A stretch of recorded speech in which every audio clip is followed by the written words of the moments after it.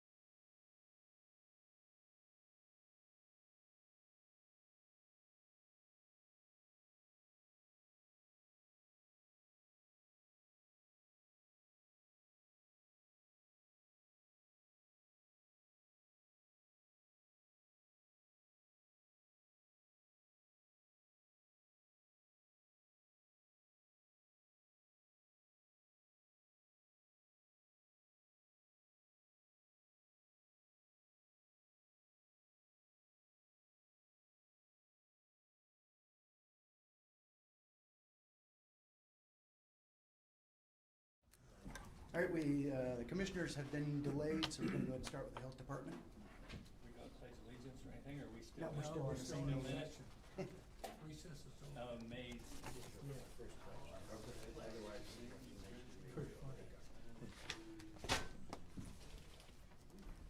Good morning. Morning. I just want to say, Judy, you're the good penny that keeps coming back. The good I think this penny. is The my, good penny. Wow, okay. The good penny. this is my second time back, so. Whether you like it or not. Second time, wow. Dr. Conway, our health officer, had wanted to be here, but because the meeting got changed, he's not available. And Tommy had wanted to be here, but I couldn't get hold of Tommy, so she may show up at 10, so. So because we bumped you early, we're missing our health officer and our Yes. board member? Yes. That's kind of a, Yeah, I mean, we can go through what they've got, and if we got questions when they get here. so, And hopefully you'll relay, Oh, take some notes, absolutely. yeah. Absolutely. okay. And I wanted to take a minute and introduce Tiffany Petit. She's been with us about a year and a half. She's environmentalist. So she came to give me some backup. Environmentalist on the help us tell. She's an environmental health specialist, so she does, we are now having to inspect pools and spas this year for the first time, so you can imagine all the pools and spas, especially spas at the tourist homes and stuff. So that's primarily her job. She's learning septic from Ernie and also food from Jen. Did I So- explain that right? Trifecta, huh? Yeah. That's a lot. And I Yeah, did it a is. bed bug inspection earlier this week, so. Yeah. Cool. Yeah. So- yeah. I really don't wanna know where that's at. So when did your septic training start? You know, I think the first day I was at the health department in December of '24, I went out with Ernie, and then, How many times have you been out? a lot.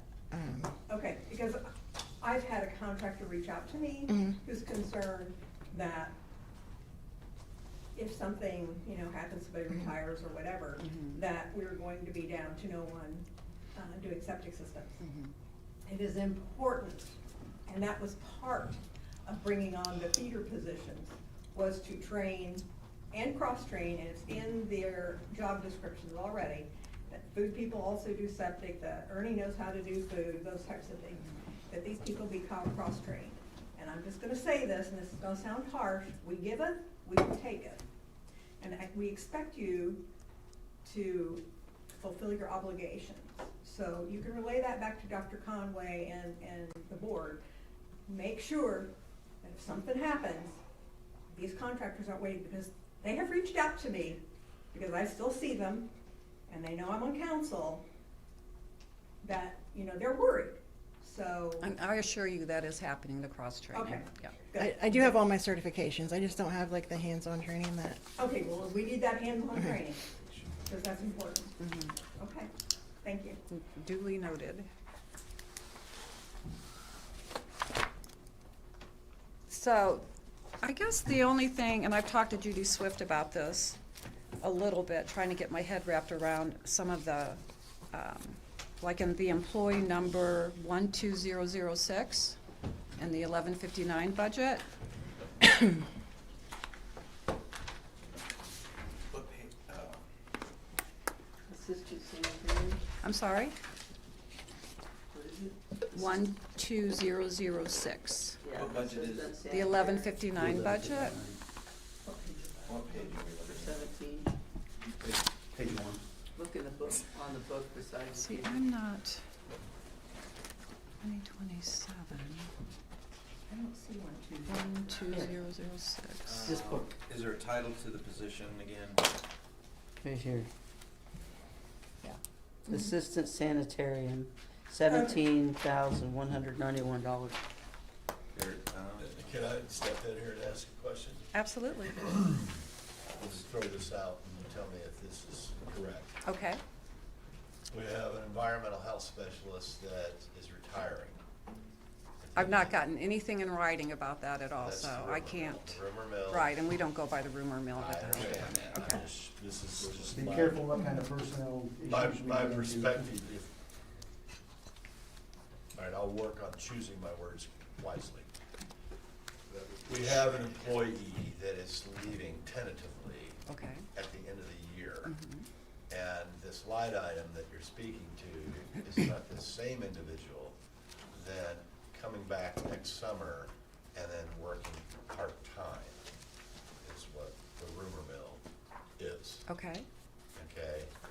And, you know, it almost appears as if we have an employee who has been a good employee that wants to retire, but at the same time, he also wants his cake and eat it too. So, hey, I'm gonna retire, but let me come back when the weather clears up next summer and give myself something to do, and I'll go out here and, you know. See, I don't look at it as this employee wants to get his cake and eat it too. I think he's offering to come back and help if we need him. Yeah, well, my issue is, you know, how many environmental health specialists do we need to have full-time in order to be able to stay on top of the workload? Right. I think, and we've been interviewing for environmental health. We've been interviewing for Corey's position too. So there's a lot of interviews going on. We've got a couple of the environmentalists that in their counties, they've racked up cop hours and they've offered to come in and use their comp time, maybe 1 day, 2 days a week, and learn Brown County. Right. So, but I guess my issue is that I know he's part-time in the 1159 budget for 17,000, and then in the 1160 budget, the HFI, he's also been allocated $17,000. So that's $34,000 a year. Yeah. But it's not, I'm not looking at this as a part-time. He's a full-time employee. Correct. And his position will be filled coming January as a full-time EHS. So that only totals 34,000. So where is the extra 10,000? Well, there's usually 10,094, 10,000 something in what used to be the tobacco money, but it's in the HFI money. Because that position always got paid out of Right. two portions. It got paid out of health, the majority. Right. And then it got paid out of what used to be the tobacco money, but also HFI. And the two combined made the full. Right. The tobacco dollars in previous years had always been $10,971. And I think it was the same from what I remember seeing in the HFI. It's 17, it's exact same It's amount. exactly 17? 191. And you're at a loss because you're not the one that did the budget. So I Right. understand that, so Right. we're not holding you. So I just want Not to, holding you but I guess my concern is I want to make sure this stays a full-time position, and if there's 10,000 out there in the legacy tobacco dollars, I'm not seeing it anywhere. Yeah. So I know that you've always had a full-time environmental health specialist doing primarily septic, and a full-time food service doing primarily food service. I think we definitely need to have those positions, and I think you're probably gonna have to come back, and we're gonna have to look at the salary ordinance of what we paid the environmental health specialists and put those together. Again, because you're at a loss, and because you're not the one that prepared the budget, I understand that. So who prepared the budget? Melissa? Oh, okay. So we have the 3 environmentalists, and they're all getting cross-trained, have been cross-trained. We've got one that specializes in food.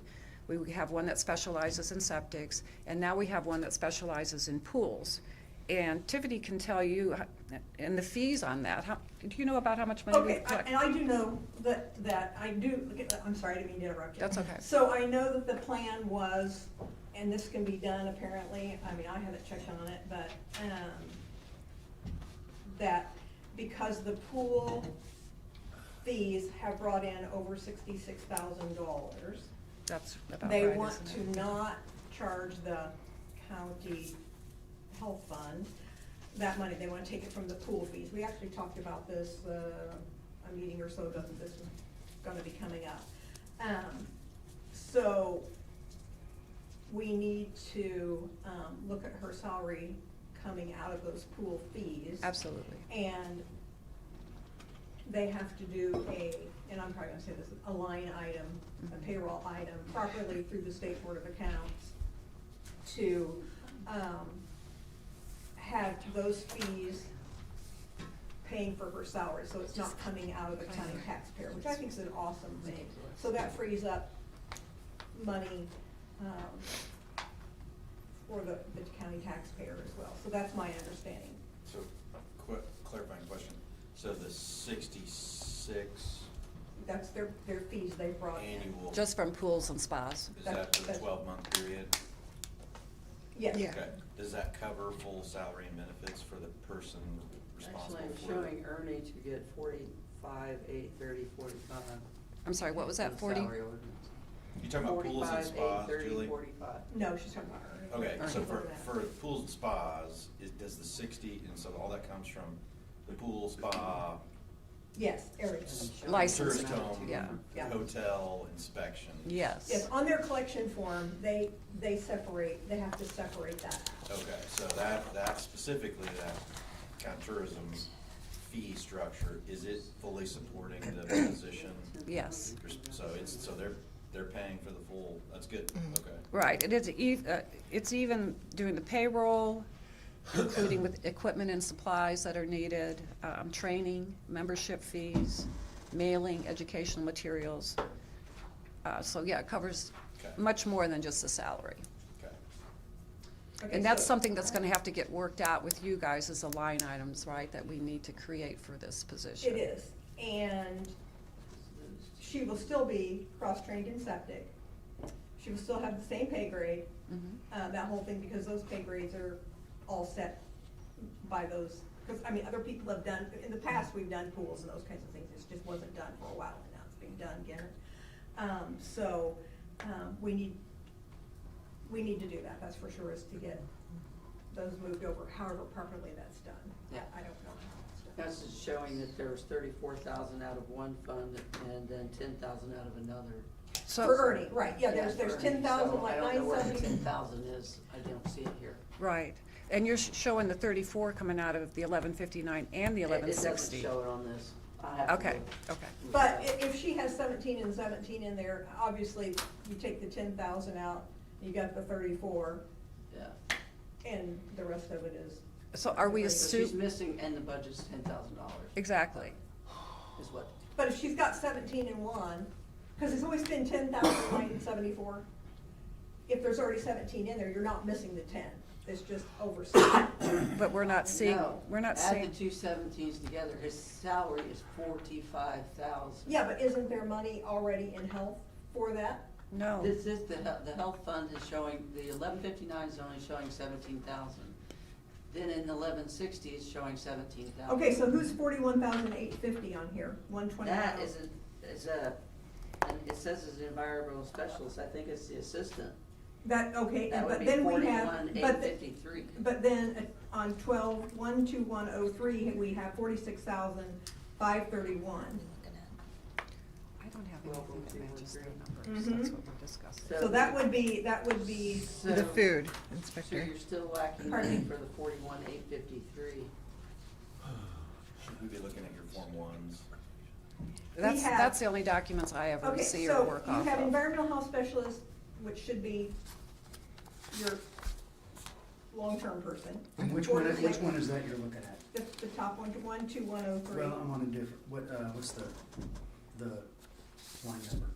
I'm not in the same book you're in. I know, but you, We're talking. It's environmental health. That's 1115? the problem, I don't know. 11,615 as a part-time health specialist. 11,650. So that's That's not already enough. reads part-time 17,000. He's missing. Then we have an environment, but he should Ernie be Reed's getting, not So where did the it go? part-time. he's That's not what they're part-time, talking he Yeah, is but about. it's full-time. listed here, second. I know, but he's That's not what they're part-time, trying to he is figure out. full-time currently. Because I'm not Yeah. leaving early until they can. Permanent find a part-time. full-time position.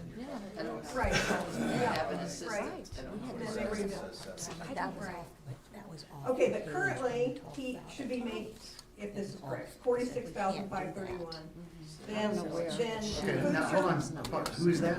Put it right That out would be there. I Ernie. don't know where these We numbers want came them to from. follow those two, To right? make that Environmental health Whenever- specialist. Okay, are Okay. you, look at this book. Oh, okay. Yeah. Okay. What- Are you And on Form 1? it's, What page it's are we? toward the back, So we Judy. have- When you say towards the back, do you have a Yeah, page it's toward the number? back, well, there's 1, 2, and 3, sorry. they're It's not- under, fine. if you look at the very top of the page, it It'll says say 1159. 1159 Yeah. page, the very top. Right, I see that. Okay. Okay, so, Are Page you looking 2 at your on 1159? 1159, So that would be Ernie at 46,531. Which Yeah. one, to show her? The top one. Top one. 12103. Ernie is the 12006 it says here. He's 12006. And then 12006, where's that? I don't even see that on this. On the Form 1, he's 12006. Do you have the, okay, she's got the Form 1. Thank you. Are you into? There's a Oh, Form right 1. here. supposed to be the account number, That's not Ernie. Who's that? Got 10 employees. 12006. He's 1206. Yeah, so there's 1206. So 12103. 12201. See, 12103, excuse me?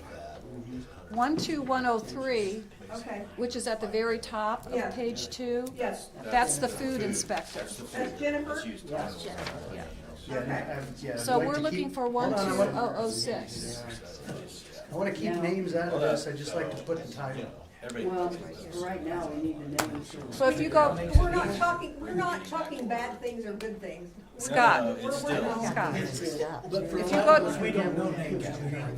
We can do food and septic. that's why I'm giving you numbers. Scott, if you go to page 1 at the very bottom, Hold on just a minute. You got- Judy, can I get you to Swift over here real quick? Or, Judy has. what? The way I see this, I'm gonna jump in and say what I gotta say. Okay, Your total budget between the two funds, 763,590, right? At the core, I'm showing you guys got 10 employees. right, Is that what you need to fully staff that department for you guys to be able to do what you gotta do? yes, Okay. So of the 763,590 budget, 61% is labor cost. Okay, oh, No. Judy Swift, I'm in the middle of Sorry, the sorry. Okay? Okay. Let me start over again, okay? This is top-down approach, big picture, all right? We can play in the weeds all day until we're blue in the face. All right, yeah, you said. $763,590 is all in. Are you talking about both budgets? That's both Form 1s. Okay. So everything, all right? Sure, You testified, I just asked, you need 10 people to fully staff the health department in order for you to stay on top of the workflow, right, correct? Okay. So 61% of that budget is $468,618.52. right, okay, 25% of your budget, which I appreciate y'all doing, is you've got 103 grand in there for group health. Right. And you have social security, FICA tax, Medicare, blah, blah, blah, blah, blah. Right. That's 25% of the budget. So 86% of your budget, 86% right, is simply labor costs to pay for the 10 people that work there, plus the group medical, blah, blah, blah. yeah, So, exactly. to me, your budget looks good, you've done a good job, and, you know, if we Well, can keep it there, that's great. We've gotta work on labor cost. And what you have to figure too, and after the labor costs is what's left over. Which A isn't bi- much. A big chunk is $43,000 in attorney fees and $7,000 in malpractice insurance. So what does that leave us with? Yeah, well, here, Nothing. let's just do the math. Let me do it, I'll do it. Hang on. Yeah, so what you're looking at is, you know, other services and charges, which is $47,300. That's another big chunk, right? So if I take 47,300, divide that by the 763,590, that's another 6%, all right? So if you add those up, that's 61 plus 25 plus 6, that's 92% of your budget. Just those three separate categories, which does not leave you much left over. It's only 8% Right, to cover the copier paper. okay. So I guess bottom line, what is your point in presenting You that? guys have done a good job. I like the budget. It's fine. You know, the main issue is you have to have, my only question is to fully staff and to stay on top of the workflow on a 12-month cycle, you have to have 10 people, right? Exactly, Because because to me, when I think of the health department, I think of the health department every time I go eat food in Brown County. Okay, that's what I value the most about the health department, right? Is I wanna make sure I'm not eating, you know, I wanna make sure my Bad food- lettuce. Thank you, yeah, Right, so then you got the pools, then we get the septic, and then Exactly. you got all the other stuff. And you the guys pools do. is something brand new, that's all. Well, but that sounds like the pool thing is cash flow in itself. It's actually, Exactly. that's a moneymaker. Yeah, it's great. That's a good thing, It yeah, is. so that's not even factoring this, that's, because the revenue that the pool thing generates, is that money get deposited back into the 1159? Yes. Does it, Julie? It I'm will, sorry, what? When the miscellaneous revenue comes in from the health department, does all miscellaneous revenue coming in from the health It department? goes back into their funds. In 1159? Yeah, okay. Yeah. Yeah, so you get, so actually, you know, your numbers are actually better because you guys are generating some a income. lot of fees, yeah. That's right. So I'm, When that goes back into their fund, does that have to be reappropriated, or does it go? She's gonna have to find out how to do that properly through the state code of We have accounts. to To move it appropriate from all the of it. health fund collection area into a payroll area. Used to, you couldn't even do that, but I've been since been told that you can legally do that now. yeah, the only But it's thing still the health department's gonna have to be, has to be the only thing on the health department, you guys are gonna have to keep a close eye on, and this is based off of, you know, you've got it, on 1159, it's showing a projected revenue of 600K for 2027, right? And so it looks like your projected cash balance could end up somewhere in 185, so obviously we wanna protect those cash reserve balances. You know, in a perfect world, you'd be able to watch that grow a little bit every year, right? So to me, based on your budget, your cash flowing, you know, there's, and then what I don't know on the revenue, Julie, is whether or not, you know, Reedy is including this, you know, what their forecast is on miscellaneous revenues. Because if they get the forecast wrong on how much actual miscellaneous revenues are coming in from the health department, then that will fudge the They numbers. should if be you- aware of the pool thing, because it's not just here. it's- Well, Yeah. they have to do what their projected revenues are from, you know, January 1 to June, and then June Yeah, the 18 fall. month, they do an 18-month So, I mean, look back. absolutely, the fall's gonna be a little more, Right. usually a little less, because of most of their fees come in January and February, those kinds of things. But what I don't know is on the revenue coming in from the pool inspection thing, how long's that revenue been flowing in? About a year and a Yeah, half. so we don't Since January. have. Since we don't January. have It's three- annual, it's gonna be an We annual. don't have a long historical track record yet on that until we That's kind of get. spas too, isn't it? Yeah. Yeah. pool. Yeah, Close yeah, as well. and then the only other thing, my only question would be is, you know, the other fund, the 1160, what's the probability the Indiana Department of Health is gonna continue that? Because they came out with that, what, 2 or 3 years ago? Right, we've been assured that to expect the same amount we received this year for 2027. And, you know, it's every year, it's just wait to Right, see. yeah, but yeah. where you guys could get in trouble is if Indiana comes back and says, oh, no, 1160's gone, you're not gonna get any more money. And then now, all of a sudden, that 1169 or 1160 expense is gonna have to move over to 1159, which is, right.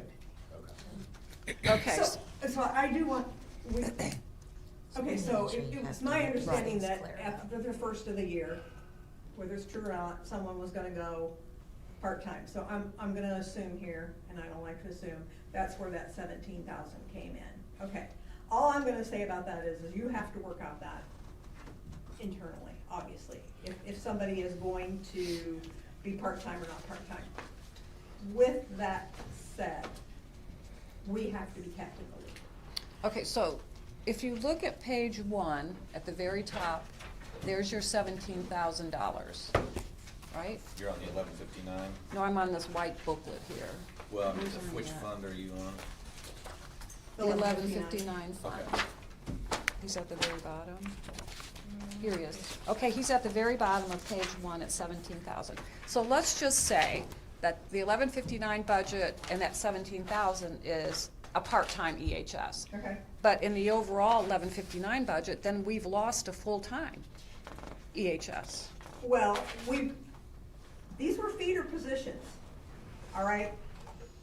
I mean, I can go and pull the minutes if I need to. These were feeder positions. When people left, these people were trained to take those positions. We were not here, and it was very well stated, we were not here to grow government. They were here, being trained to take over those positions as people aged out, retired, quit, whatever. We are not going to be growing government. Right, I understand that. Okay, so, and technically, I mean, we're not losing people. we always had environmental health specialists. We had 2 septic ones and 1 food service. Okay, so we've had 2 feeders and we had 2 others, we had 4. So I don't think county's looking at growing 4. 3. Okay, so if that's the case, which I appreciate, then that $17,000 is not correct. And I'm not getting any assurance from anybody at county council that this is still a full-time position. Can we pause for a second? Because we've added a pool person. No. Is that No. separate or no? No, we have, the That's a food new service, no, responsibility. It's a- no. Yeah, I'm just The asking food the question. yeah, the food Trying to catch person, up. yeah, the food person used to do pools and food, Okay. okay. Before the new responsibility. We've always had 3 No, we had environmentalists. food and pool No, forever, but I and then there guess- was a time when they just, for whatever reason, decided they weren't gonna do No, pool. no, pause. Isn't there a new chunk of time for pool and spa inspections that was not there previously? No, they always did pools Well, I know they before. did it, But but not to isn't the the- workload more? Not to the extent of what it's They doing do. now. And isn't the new workload, I mean, how much workload is it? expensive. So that's what I'm trying to get at is, Yes, yeah, they've always done very pools, I expensive. get that, but not like this. How many do you have? I think 160, 170. All right, we used to have about 110, 120, And so so you had what's increased the- it about 40 to 50. They didn't inspect all of those, did they? No. Well, they had to have, if there was a problem, they did, but they Okay. had the pool, water was brought in and tested, and if there was an issue, retesting was done, and if we had to go out, we went out. Now I realize you go out once a year, is that correct? You don't go out and check every pool every month? No. You're doing it once a Right, year, so right. let's just be clear, it's Uh-huh, once a year, right. they're not doing it weekly But that's on a or rotating whatever. basis, you don't do 160 pools at one time a year, you've got those on a rotating basis. Right. You do, Mhm. break it down to 10%, you'll do 16 at one time, 16 on a rotating basis. And they don't Ideally. always pass. Right, Right, so then there's retesting and remediation and all that stuff. I guess I'm just trying to get at the new workload, right? It is, And I don't know how much that is for the I pool, can tell you. because there's new state law, more inspections, more testing. Tests are being brought in, but you're also having to do on-site inspections that you weren't before, so trying to get at your point, which is, okay, we've always had 3, now there's this much more workload for pool inspections, I don't know how much that is, and if Okay, the real same quick question, 3 what- people are doing that work, is that, I mean, is that part of this rub that we're hearing? well, here, it's or- just that it was presented to us that these were the feeder positions and to take over the possible people we were gonna lose through attrition. Okay, let's take a step back real quick. What changed in the pool inspection? State What- codes. Yeah, the state code, what did they change? You had to do hot tubs, right? Right, in tourist homes, yeah. Okay. But they've always had a portion of that. But they didn't But- do it but they didn't- seriously. Right, Well, no, no, they hold on, did it hold on, seriously. hold on, let it clarify. What, before the law changed, what were you inspecting? To my knowledge, when I Hey, got go here, ahead. they weren't inspecting anything, but I don't know that they ever inspected or mandated that the hot tubs had their water tested, which that is actually a lot more work than I realized, like, monitoring those tests as they come in and then providing guidance That when was they fail. always there. It was always there. But that It was only then- addressed if there was a problem. It was mandated, but they weren't, I don't think they were doing it. I don't have any records of any, Well, there should be records there because they used to have to do So you're that. saying it wasn't proactive, it was just if you discovered a problem? Right. Now it's proactive, you Yes. gotta go do it. Now the state Once a year. mandates that you do every one, One time a year. one time a year. So that's where the bump in the load has taken. And that's taken place. 160 new 160. inspections on site. So 160 Right. inspections every year that So- have to happen proactively every year. you're doing, how many site visits, doing quick math, you're 106, so it's just every other day you're doing at one. we're trying to figure that out. We promised people we wouldn't disturb their guests, so, some days there might be a lot of inspections and some days not, so. And that's paying for a full-time position. Yeah. The new fees, based on the new law, Mm-hmm. and the 160 new inspections are paying for a full-time position that was previously not being paid for. Yeah, we tried to make the program self-sustaining, so, we allotted a part of that money to go to the legal fees and, And I'm not against that position. It is paying for itself. But the Mm-hmm. thing is, It's just that my discussion here also is that I'm just reminding you of how it was presented to us. And we need to look at, you all need to look at, you know, if somebody, we lose them through attrition and you bring them in part-time, are they gonna be temporary? Are they gonna be under that 29-hour threshold so that they're not getting benefits? Those types of things. We want to know, those things need to be brought to us because it costs us money, and that's not a position that is being paid for by your pool Right. or whatever. But yet, we do want these septics inspected and that kind of thing. So, with that said. Okay, so I've still not got a clear answer on whether the 17,000 out of the 1159, the 17,000 out of the 1160, I need assurances from you that this is a full-time position. And where's the $10,000 Well, I think coming Julie from? has some paperwork now that The actual amount is not correct, it does need to be fixed. So when you say what's not correct? Just curious. Well, if you're adding the 17,000, you're only getting 34,000. Right. So I think there's $10,000 short for the pay. Okay, let me intervene here for a moment. What classification is this position? What is it? I don't have She's that. she's It's a got pad it. 8? Yeah, I've got it right here. Okay. and there's longevity. So let's look at pad 8, all right? And whatever that pad 8 number, let's set that at 2,080 and add the longevity back in. 44,930.45 is what the actual base pay should be. But then that doesn't include longevity, right? No. Okay, so how many years we got longevity there? 10. 10, so another $1,000. So what was that number again? The whole thing, or Just that number you just. 44,930.45? Okay, so 45 grand, 46,000 is Sure. what we need in those two line items. So take 46,000, that'd be $23,000 each line item, and go in and change those two line items to 23 grand, bada bing. That That would fix it. solves Okay, it. now, which two line items are those? It's the same But line item. before we go to, I wanna know which line item it is, so I can make a note of it. 12,006. Okay, hold on. 12,006, and that is, what's the title? This one says assistant sanitarian. I know, but that's Is not the there title money in everybody's the throwing It's in around. there. To cover the extra? 12,006 They get these is titles. I'm the, sorry. Is there money in the 1160 to Judy? cover the extra? 12,006, isn't it? Is this Yes. without mentioning the employee's He name? should be the environmental specialist. Yeah. Okay. And then, so it's 12. Hold on, Jim. Let me, Hold on. I'm going to give you the answer, because I have the information in front of me, okay? It's 12,006, all right, which currently is 17,191, and that's out of Fund 1159. So line 12,006, which is currently 17,191.20 out of the 1159, needs to be increased to 23K. That's for Fund 1159. I'm on that page and I'm making that note. I need to know what is the title of that job position. Environmental specialist. It's environmental health Okay. specialist. Environmental specialist, thank you. Okay, here's the problem with that. Okay, hang on, let's just finish this conversation real quick. And what does that position do? We got another The septic. It's- environmental Septic- health. They do septics, I'm sorry, he's asking you questions. They do septics, pools, and food, but primarily septic. Okay, thank you. All right, in Fund 1160, Right. environmental health specialist. It's Fund 11,615, Fund 11,615. That number is 17,191.20. Oh, I've got That this. number needs to be increased to $23,000. Okay, That would give you enough to be able to make sure that that individual, that position, can be compensated based off their Sorry. current job classification. There's issues, yes. Okay.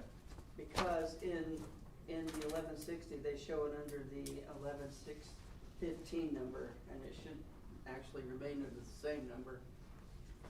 So I've got 12,006 for this position. On the 1160, Yeah. Budget, it's different. 1159, I'm showing Yeah, 12. it is, that's what the problem is. What do you mean? In 1159, it's under 12,006, and in 1160, it's under, 11,615? yeah, So both those line items, one of the line items needs to change. yeah. So do 11 we need to change, you're the auditor, So- do we change, just keep it at 12006 and make it 12006 and 1160? Yes. Okay. Everybody, Judy, you clear on that? Yeah, But- And maybe I missed this, but 11910, it says Assistant Environmental Health Specialist, 39,805 in this book. Yeah, I don't even see a 11910. Page 2 in the I'm 1160. looking at the actual Form 1s. Where are you again? Oh, assistant environmental, assistant environmental Yeah, no, there specialist. is, It's on the like- Form 1, there is no. Page Looks like two, they switched the position, because actually Ernie should have been 11,612, and the assistant should have been 12,006. Yeah, it's nothing in this year, but in the past it's been, Yes. yes, okay. Okay, 11612 then is who? Without a Which is name, the- job position? Huh? 11,612 would be the assistant environment, sanitarian. Okay, 11612 is the assistant environmental specialist? EHS, environmental health specialist.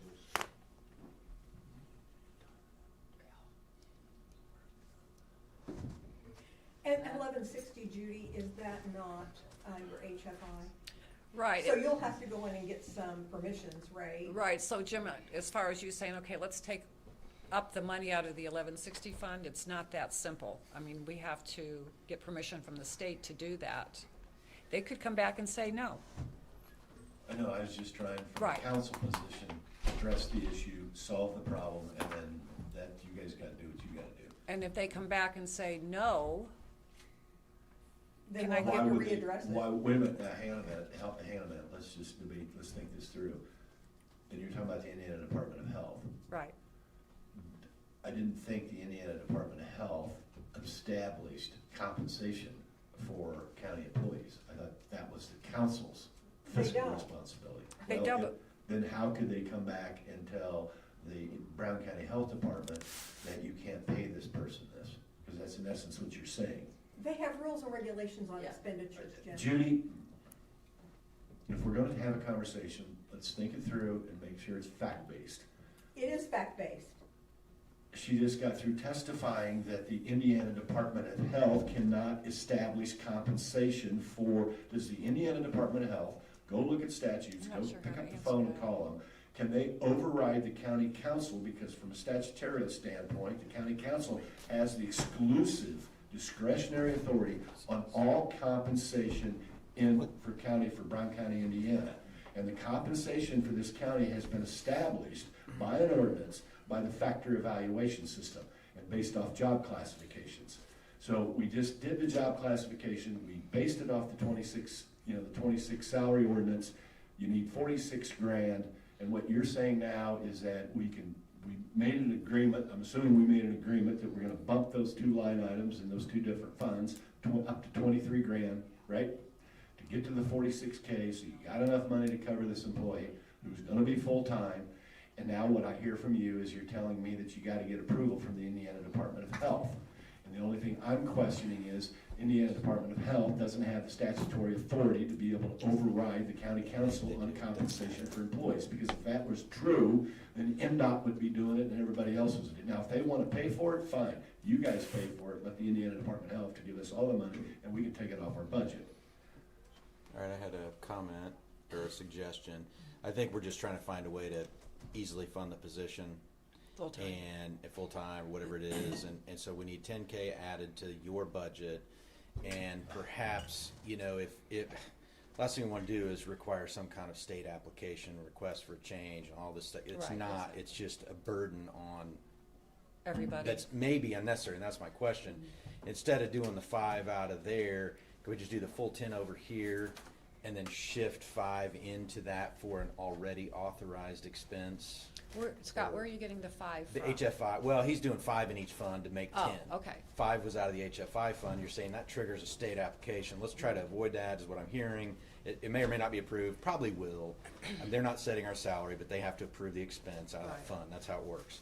And so to avoid it triggering a state application, whole deal, for everybody, could we just do 10 out of the other fund?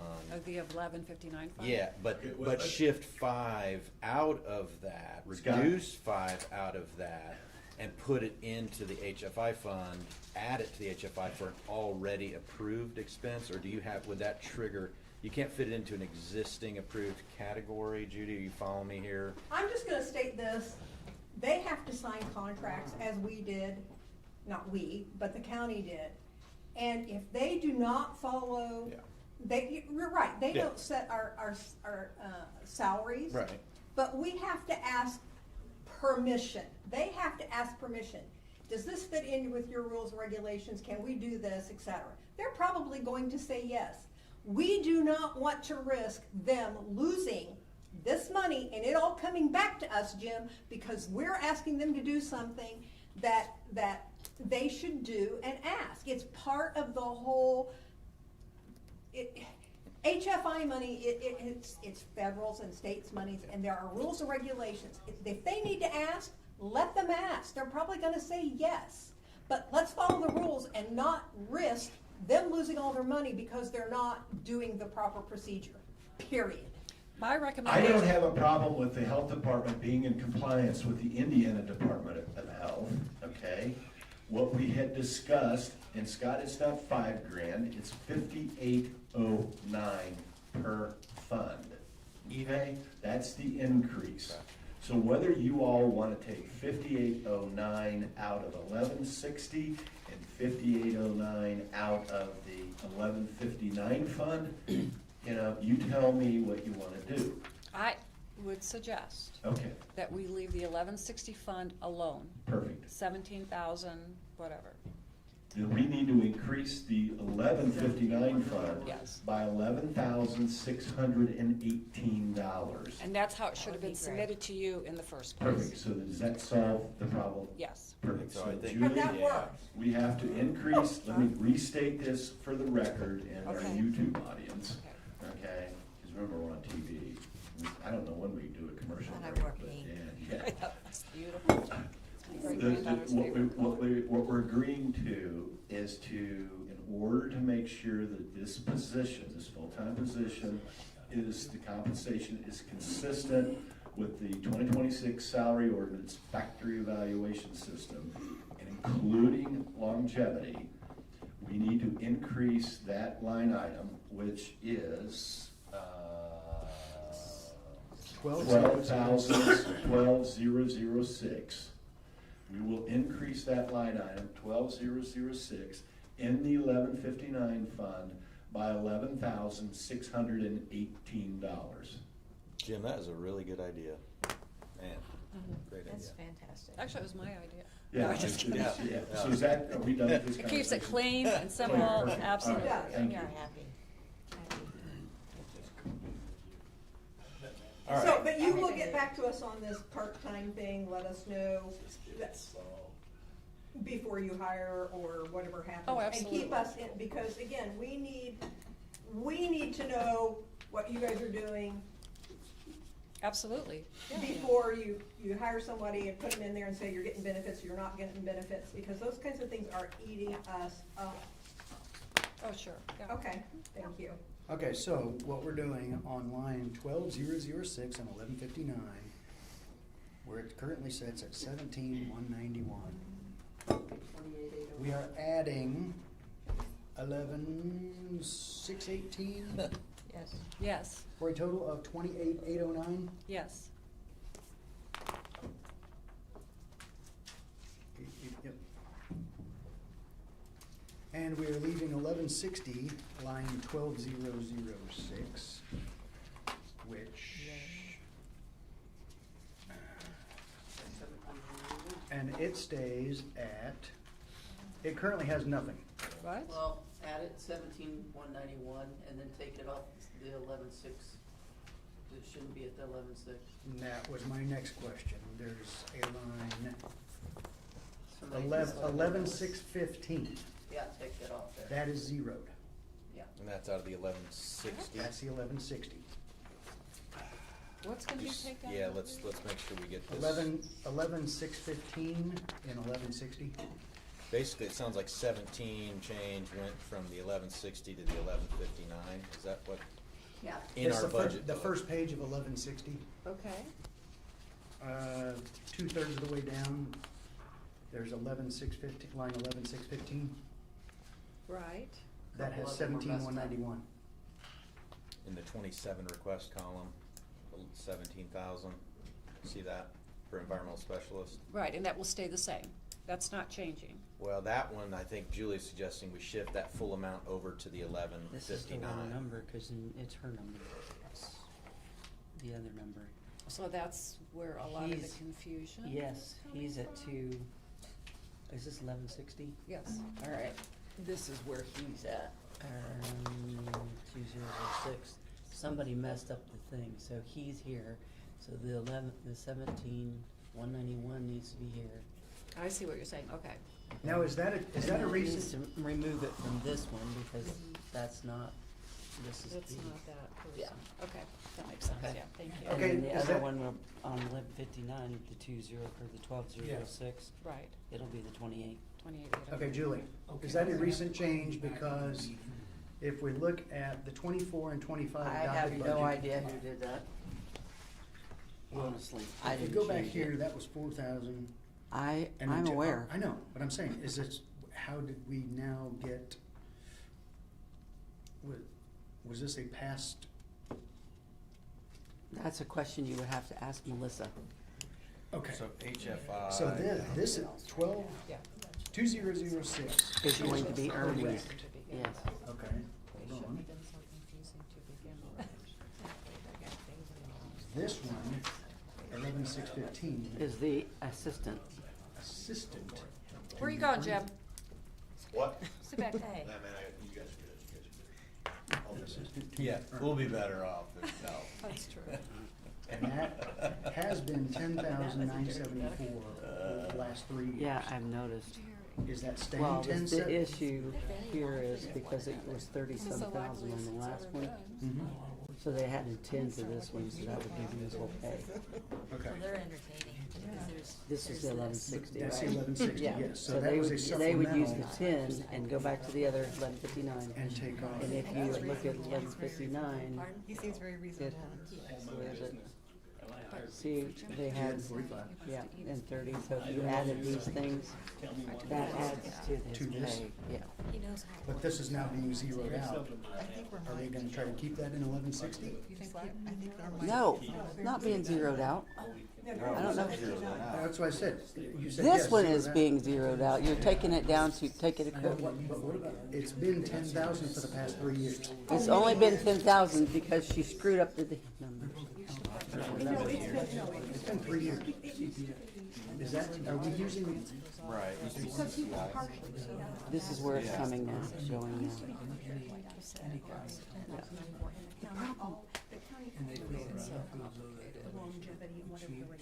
but that's not available anymore. We exhausted that. Yeah. Okay, okay. So that's when it's changed. Yes. I think the numbers had So it got needed to be adjusted or, switched around. You know what I'm saying? Right. But what I'm saying is, I know what you're saying. I don't wanna zero something in 1160 if we still need You it. don't have it, no. But it's There's no not money in there. there. Okay, okay. okay, so it has to, okay. Thank you. We're just shifting it from tobacco to HFI, essentially. Yeah, that's fair enough. Yeah, makes sense. 'Cause- Right. So it's emergency health. Okay, but the 1206, okay, the 1206 at 28,809, we add, we're still getting, we're still getting out of the, Get them and Julie to get. now, if we can get this resolved, I don't wanna create an extra step. This is the step to resolve. So if we take the 17,191 out of 1160, add it to the 28,809, Into the 1159. we end up with 46,000. That's it. That's it, okay. So they don't need to resubmit Make sure anything, we can. they're okay with yeah. that. We explain to them what you're talking about. Make Yep. sure they- All right, you guys. All right, summarize what we're doing.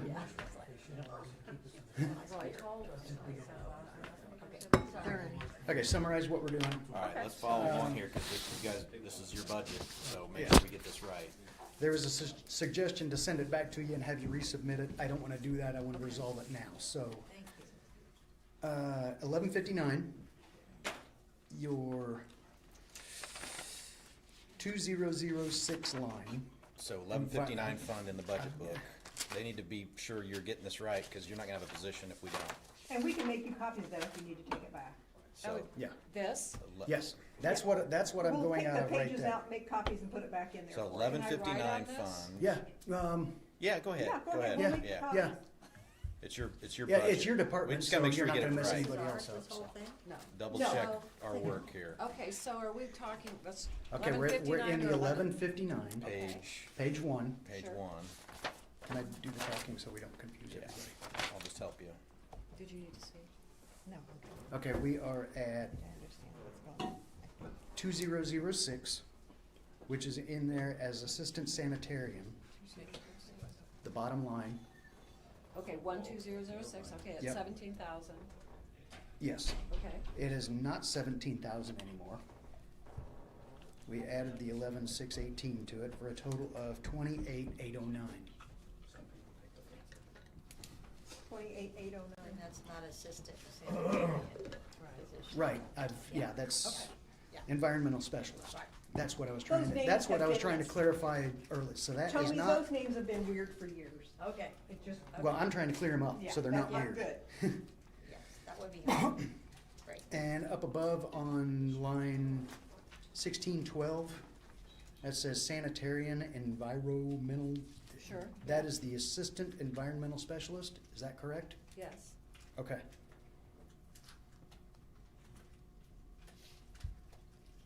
So those are the two changes I have on that Was there, page. what was the change there? Just the title? The title. Just the It's title, not okay. sanitarian environmental, it's Yeah. assistant Yeah. environmental specialist.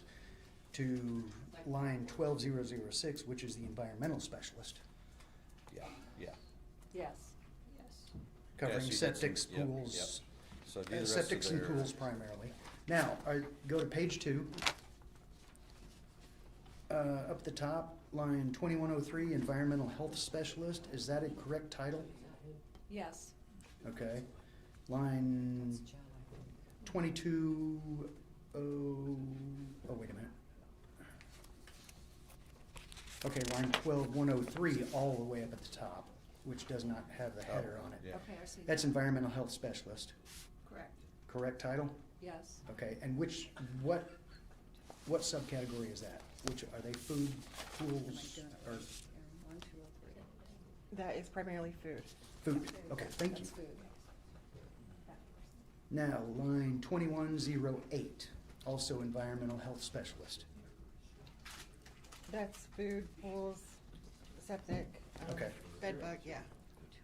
Food, pool, That's your new number. septic, Okay. Okay.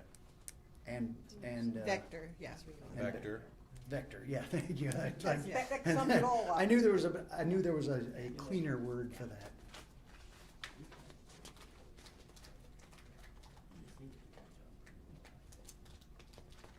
Um, 2201, emergency preparedness, is that correct? Okay. Page 3. I don't think there was any questions on that. I do have a question on emergency preparedness. Okay. So, I showed that there's 26,455 requested. Okay, Is there a reason why that's so low? well, because that position will get, anywhere between $20,000 and $25,000 from the state grant. Okay, thank you. It's part- I knew there was it's something partially else. Okay. funded. And while we're on that, I was gonna wait until we got to 1160. That has paid a couple $1,000s out of that Mhm. previously, and that has been zeroed out. Is that because that fund is no longer paying that Where are you? on 1160? Well, Sorry. some of that, pardon me, I'll do, breakfast, sorry, some of that went with Corey, right, because it was, Yes, thank you, I don't know what the term is, some of it had to go. Is that right? right, we get, with that fund, we get reimbursed from the state. We have to send in an invoice for that $25,000 payroll. they reimburse us, and then that money, it depends on how things are done in a particular year, but sometimes that money gets deposited into the 1159 fund to offset that salary. Sometimes it's put in its own fund, and at the end of the year, it's all moved over into the 1159 fund, but that's where it should all end up, is the 1159 fund. Okay, Okay. thank you. Page 3, there were no, anybody have any questions about anything on page 3 while we're on it? I don't. I don't see anything out of. Nothing out of ordinary. Page 4 of the 1159 health fund. I don't see anything out of line there. Everything stayed the same. Page 5 of the 1159 fund, I don't see any changes. Nothing is out of line there. Page 6, also everything's. Okay, now to the 1160 fund. Right. Page 1 of the 1160 fund. We come down to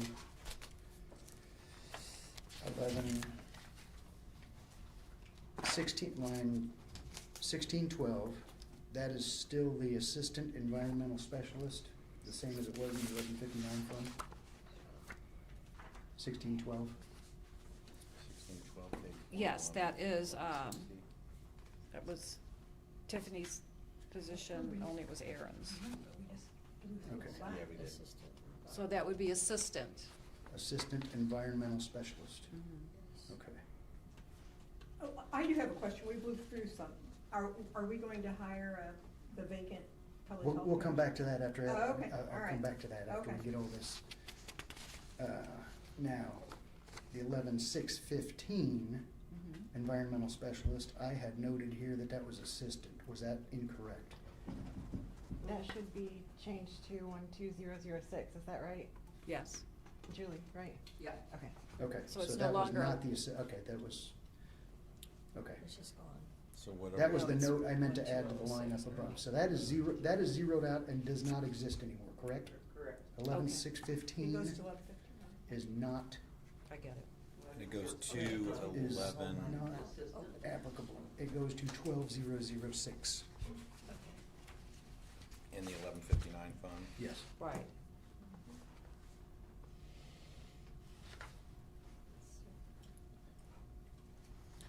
Okay, and then we go to page 2 of the 1160 fund. Going back Hold to on. that, what's the title of that one? Did you get that? That's 11615 is a line that's gonna disappear, correct? Oh, it Yeah, disappears, it right, disappears, yeah. okay, It- gotcha, It's not applicable. gotcha. It is a Yeah. non-existent line. Okay, so then we go to page 2 of the 1160 fund. 12006. That is the environmental specialist, Right. pools and spas primarily. No. Septic Or primarily, septic, yeah. septics. Primarily septics, or pool spas and septics. Primarily septic, but yeah. Okay. And that's got 0 requested, Right, we have added 17191. added 17191. And that is, this line disappeared and moved to Went. 12006. To the 1160, okay. No, next page. No, yeah, sorry. Yeah. next page. Yeah, that's. That went well, away that's to because that- 1160. No, 1160. Because that was put in the wrong line item. 12006, yeah, gotcha, okay. So that's where that becomes. Okay. Okay.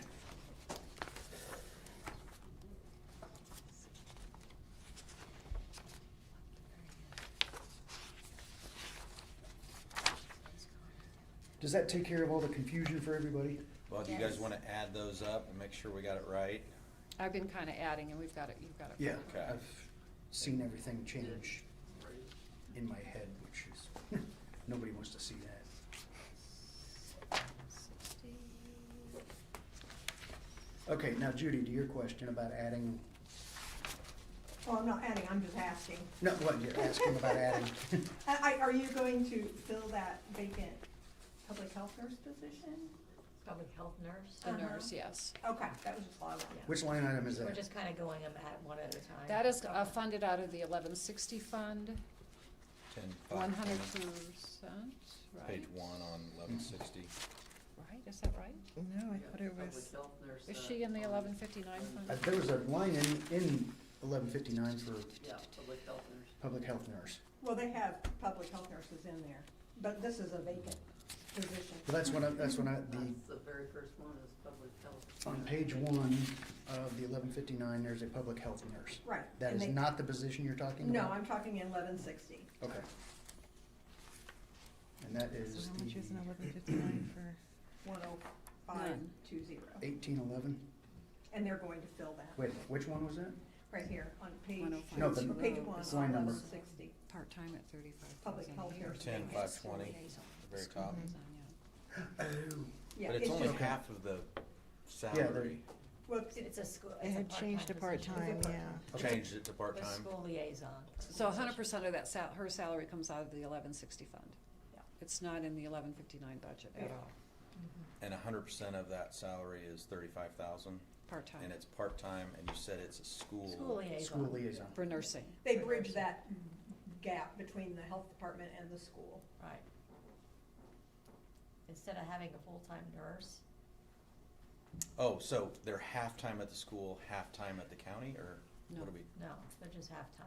They're part-time at They're the a school, county At the school. strictly at the school. employee, but they Reporting go back to to the the health school, department. yeah, they go to the school and do like vape education, hand washing education. They're doing health department things, but Yeah. it's a liaison kind of position. Right, yeah, they don't need to be there 8 hours a day. Okay.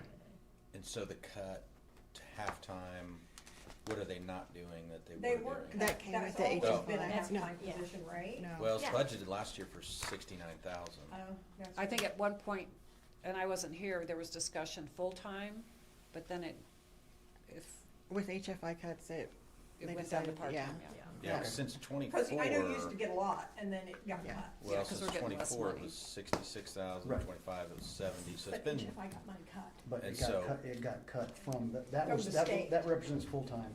It got cut down to half-time or part-time. Yeah, they So- used to get a lot of money, and then now they don't. so it wasn't our decision, it was mainly a financial. state. it was an Okay. HFI position, like mandated by HFI, I'm pretty sure, right? Yeah. Okay, all right. And, Okay. and then they used to get X amount of dollars, and then the state came in and said, no, not just our department, everybody got cut, so then they had to cut. Okay. All right. But I was just gonna say, you are gonna try to fill it, and you said yes, you're just taking it one at a time, okay.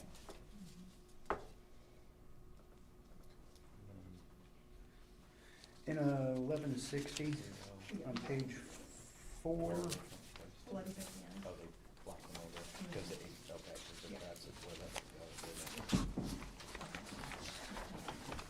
the vaccine refrigeration fee has gone up to in '25 it was 15,000. '26 it was 4,100. This year it's 6,000. What's the fluctuation? Is I think from '25 didn't you change the refrigerator? Didn't something change? Well, I just wanna bring this up, I still get notices from Helmer, cause I think you probably still have the Helmer, Right. right? So the warranty is out, and I meant to forward that to you. Okay. I mean, I've told them I don't work there anymore, but I still get it, so I don't, I don't know if they got a new refrigerator, I don't know anything about that, but think we I'm paid just for letting one, you didn't we? know, I think that's what that was. I'm just letting you know that the Helmer warranty is out. Okay, I'll talk to Celia, I'm pretty sure that she's been in contact with him. I'm sure she probably has, but Yeah, she's pretty up. I'm sure she is, but I'm still getting it, and I just wanna make sure you knew that. I know it's sometimes really hard to change those emails, go to a different person. Okay.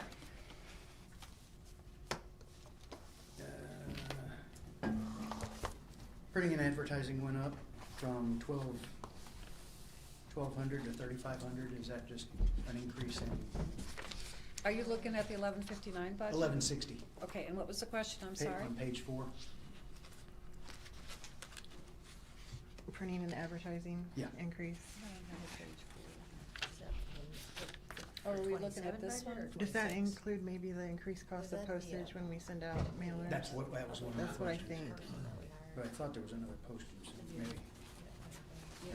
What was the category, I'm sorry? Printing and advertising. We're also, 4,100. We're also paying a part-time person to be more out there on social media. like Jen will do a live feed on how to wash your hands. Contractual, right? Yeah, That it's a contractual Yes. issue. Okay, And that's Yeah. part of that, coming Okay. out of the HFI fund. okay. That's all the questions I had. Did we pass, Jim? I was done a long time. You're ready to let us go. We have to argue through it. That's okay. I apologize for We the don't have arguing to through argue it. through it, we can stay above the line and discuss through it. Act like I adults. felt that discussion. Selfish, we don't wanna feel the discussion, we wanna have the discussion. We want to we enjoy felt the it, discussion. And we had it. And if you have questions, just come back to us. So, just to kind of give you a heads up, we're still interviewing for the school nurse liaison, for Corey's old position, for environmentalist if we get that person to retire. And so my position, this position has been replaced. She starts Monday. And then Addie, who was the front person, is coming back. She was on maternity leave and she starts Monday. Yes, Jim? Who replaced your position?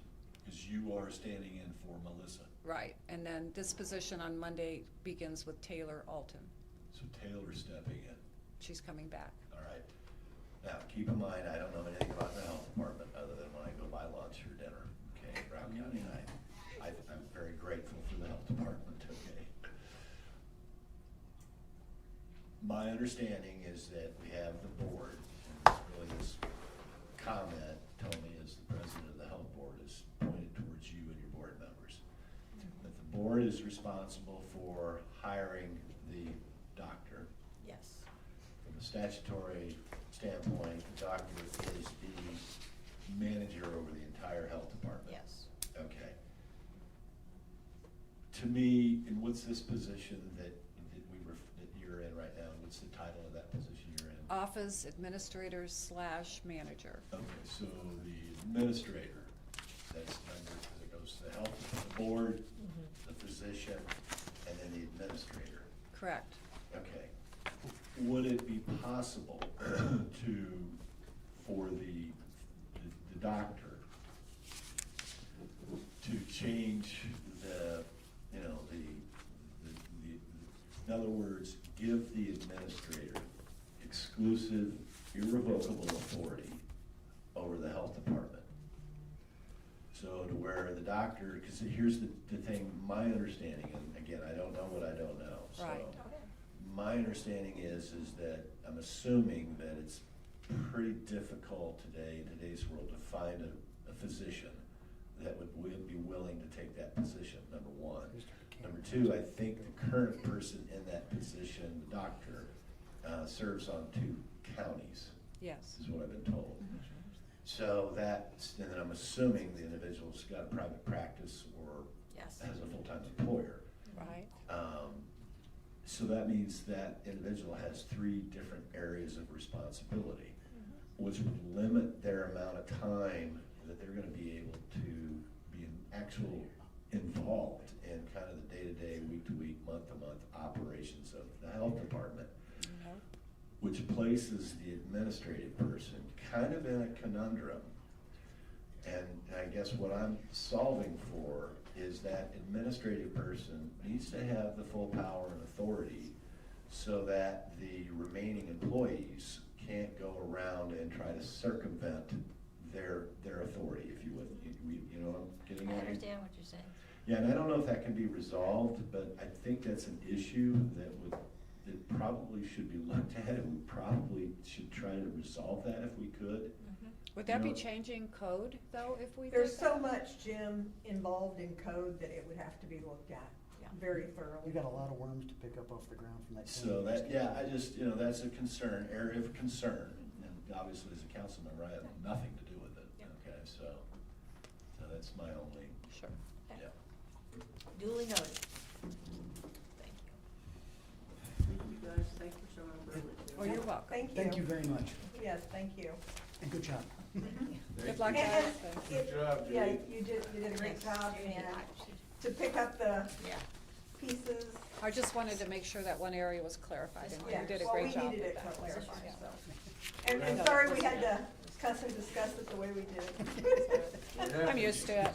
What happened, Judy? You used to be afraid of us, now you're smacking us down. That's right. We need it. You think I was afraid of you? I don't think Judy's ever been afraid. Maybe a little nervous. I remember when we met at the music center during COVID, you guys were sitting up on Yeah, the right. stage and we were like down looking up at you. That was structured that way. I figured, yeah. We're gonna raise this pedestal here a few feet too. I thought it was a little. No, bit. we're not. Maybe it's just them floating out. Hey, Thank you. Thank you. very much. Y'all come back now, you're here. Okay. Not me. Oh, you never know, Judy. You're gonna miss all this Judy fun. Swift come back. I can't, I'm on county council. Thank you. So what changed with the commissioner's schedule? When are they gonna try to come in? At one, At 1? Okay. So. Ready for me? Yeah, Oh. so we can bring the recorder up. I mean, this should only be like a minute. Yeah. long, right? 12 minutes. 12 minutes? I get 12 And you didn't minutes. bring my package up? Oh, well, I thought about it, but here's some swim trucks. I'll try to remember to get them. So we're gonna pay everything out of your perpetuation fund? Yeah, I turned Okay. in the exact same thing except for salaries. Well, AJ and myself. Right. But yeah, Amy comes out of salary or out of perpetuation, and I left everything the same as last year. And yeah, And you're still signing your document that says you, I think you have to, because, Oh, right? That yeah. says you have enough money in there Yeah. to fulfill the obligations of the Yes. office. Sworn blah, blah. statement. The sworn Yeah. statement, Mhm. yes. yep. I turned that in. I probably every year. Yeah. Mm-hmm. Do you know how many transactions you guys go through, like on the average of a day or a week? I mean, Public. Well, their CSI can print that out Yeah. and tell them. You just ask for some. overall, Roughly any idea? like overall for the year, we do probably less than 5,000. Less than 5,000? Yeah, I mean, because one day we could have 5, 20. and then one day, yeah, we could have 20 to 30, so it just kind of depends. We're doing a lot of, our documents are now electronic, which has been really nice. So Yeah. people can do remotely rather than Yes. come to the office? Yeah, they have to 'Cause do you it have through a those, title what, 2 or company. 3 computers you got for the people? Yeah, we still have a few searchers that come in, but the searching in person is way less than I'm sure it So was. the like county is even when getting you- literate, computer literate out there and doing it that way? Oh, yeah, I mean, Well, yeah. through the years, the office has had everything digitized and brought up Mhm. over a period of time Mhm. through them entering documents, companies coming in and doing it, that kind of Mhm. thing. So Yeah. it's just evolved. Yeah, I mean, we're still doing back indexing. I think when Judy was recorder, you guys got to the 50-year mark for back indexing, which Mhm. was a huge milestone because most of the searches that happen through title companies, they do a 50-year search for, home sale transactions. So, but yeah, we're still back indexing. Out of the old books. It's just very, you want to go to sleep. So does that change the demands for the structure of employees, since you don't have to have face-to-face time or anything like that? No, no. Why? How come? Digital Um, doesn't change any of that? It just Make it more doesn't, efficient? yeah, I mean, because there still has to be an employee to do the electronic work, and it splits it up enough to where each of us have, Well, and they still You're have, pretty she much at the still has to minimum have a right first now, so deputy you We're by can't go, you code. can't yeah, go below that. yeah, I have my first deputy, and then And if they, Amy. yeah, and if they go on vacation or they have to Yeah. go to conferences, which they're required to do, they Yeah. have so many things they have to do, somebody has to be in that office, so you've gotta have that half-time or three-quarter time, whatever it is, Yeah. to fill in Yeah. when they're doing their mandatory stuff. Yeah, Amy's there Monday through Thursday. I mean, there are counties that have 2 employees, and it's awful for them.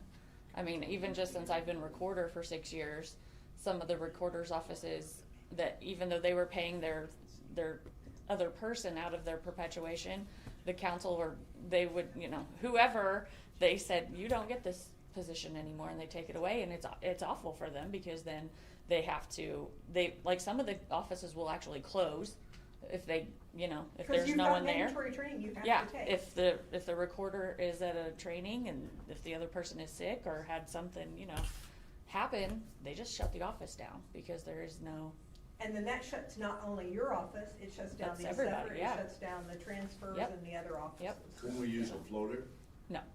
It's highly trained, it is. I know, just so. I am very anti-floater. I'm sorry. I am because Anti-floater. I'm anti-floater. It's too much responsibility for one person to have in every single office. It's a learning curve. It's not a matter of just Yeah. entering information into Yeah.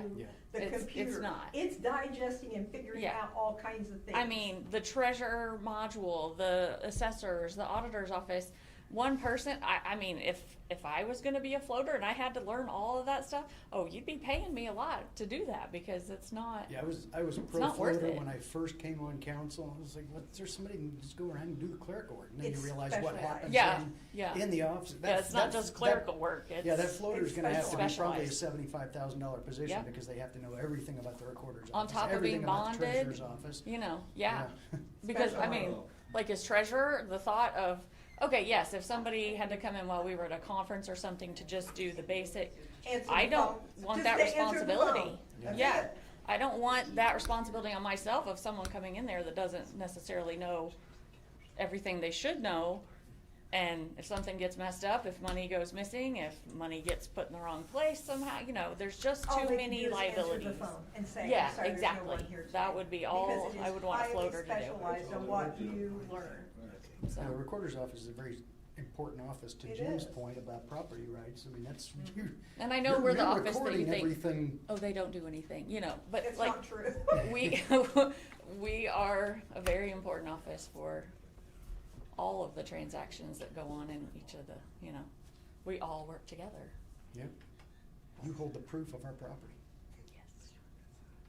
All right. And by the way, you can sign up to be alerted if your property is like being, what is that called? Oh, yeah, through DocsPop, you can do yeah. a property alert, that if there is a change to your property, deed, it alerts you. It'll also alert you if neighboring properties are changed also, because we see a lot of that where someone will call in and say, hey, I got this alert, but that means it's working, because the technology isn't as fine-tuned to, you know, go right down to every single parcel. But it does work, because when people's neighbors change something, then we have phone calls or someone comes in and says, hey, I got this alert that something changed with my property, and usually it's just, Because there are the people out neighbors. there stealing people's property. Oh, yeah. oh yeah, it's, I mean, we've had people in southern Brown County, they have property and they don't live here, and their neighbor just happened to call them and say, hey, I didn't know you were selling your property. Well, we're not. And so somebody had contacted a realtor, pretended to be these people, and said, we want to sell our property, and it was all fraudulent, because they all did it over the phone, over the internet, and yeah, they had to. They pulled it off? They could have, yeah, they could have had It the neighbor happens. not called, yeah, because it does happen. We haven't had it happen here, where everything has gone through officially, but it does happen in other counties. But for those people listening, you should get the alerts on your. Yeah, docspop.com. Yeah, Or do, yeah, can it's you do free. that in the office? Not through our office. You have to do it through your own computer, phone, however, because you have to sign up Yeah. through email. Say that slowly. Oh, DocsPop, DocsPop.com. And it'll say property alert, I think, or property fraud alert. I'm not sure which, but It's a definitely. free service. Yeah, it's free, and you have to sign up through email. The irony is you have to give them your information, which Right. is stored on Yeah. another database somewhere But that somebody else got company, access. that company has been around for Right. a long time, and they're they're a locally, Yeah. Indiana company Yeah, too. DocsPop is a great company Mhm. that lots of Do counties work Funkhauser with. still own it? Who? Nick Funkhauser? No, I'm not sure. Okay. We work with a girl named Julie, so Oh, yeah, I'm not Julie. sure. Oh, got it. Well, it's like the story, what's the the credit alert company that got hacked. Oh, yeah, like Experian For or millions, something. yeah, they're there to protect your Yeah. credit record, and then Yeah. they get hacked. But we got hacked, yeah, that's not good. All right, anybody else have any questions? I know there was discussion about the end of this year, Andy going to the auditor's office and potential for, well, someone's going to have to fill in. For us? Rumors, yeah, no, well, it's more than rumors. You know, someone has to go finish Andy's term in the treasurer's office, and I mean, yes, in reality, I'm probably the most qualified candidate to do that. I don't get to choose that. That's the party has to choose who they want to fill that, the rest of her term. But you're interested? I'm interested. Yeah, I mean, it's going to be strange to. I'm interested as long as the party can see that AJ, my chief deputy, is the best person to finish. Oh, he is. My term as recorder, because I don't want to leave my term in my office as recorder currently to someone who has zero experience.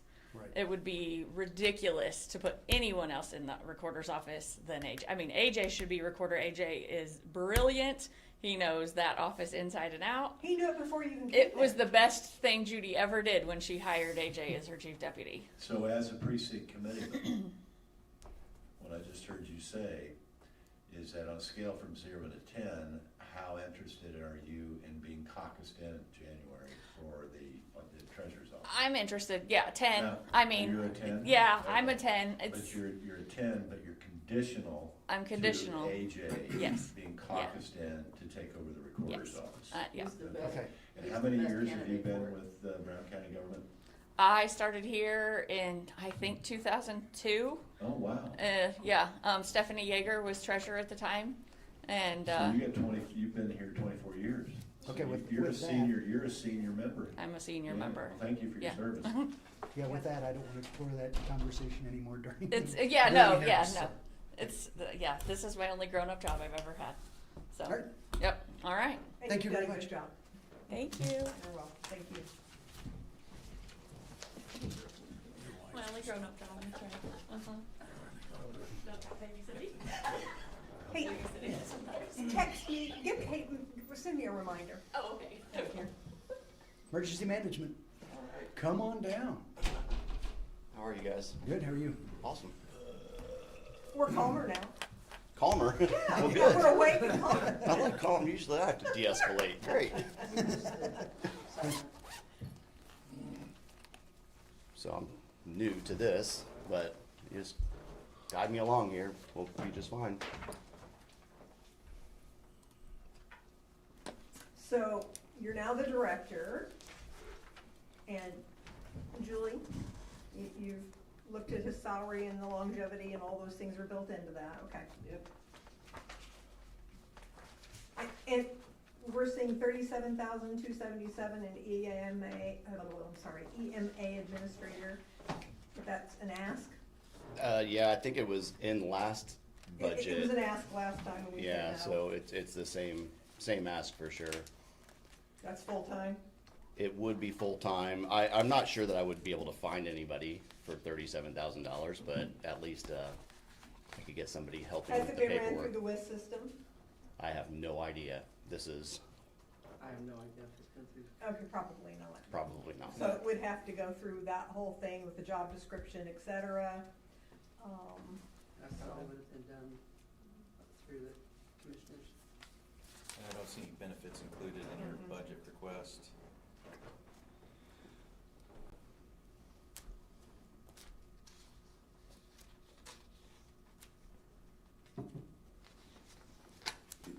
And there are some of those that are picked up in the commissioner's budget. And I Okay. believe EMA is one of those.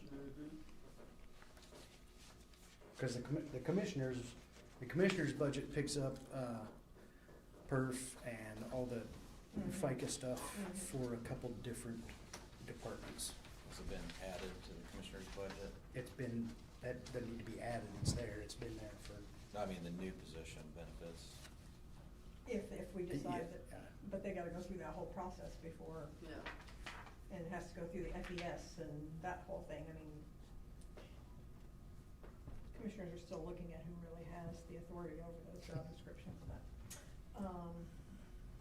we're over the salary anyway. Make a note of that question and ask the commissioners when they get up here. What's your question? If that new position, if the employee benefits are covered or accounted for. And has it been through the? Just so that you all know, because I have it here printed out. When it comes to health insurance, HSA, FICA, PERF, Sheriff's Department, pension, wellness,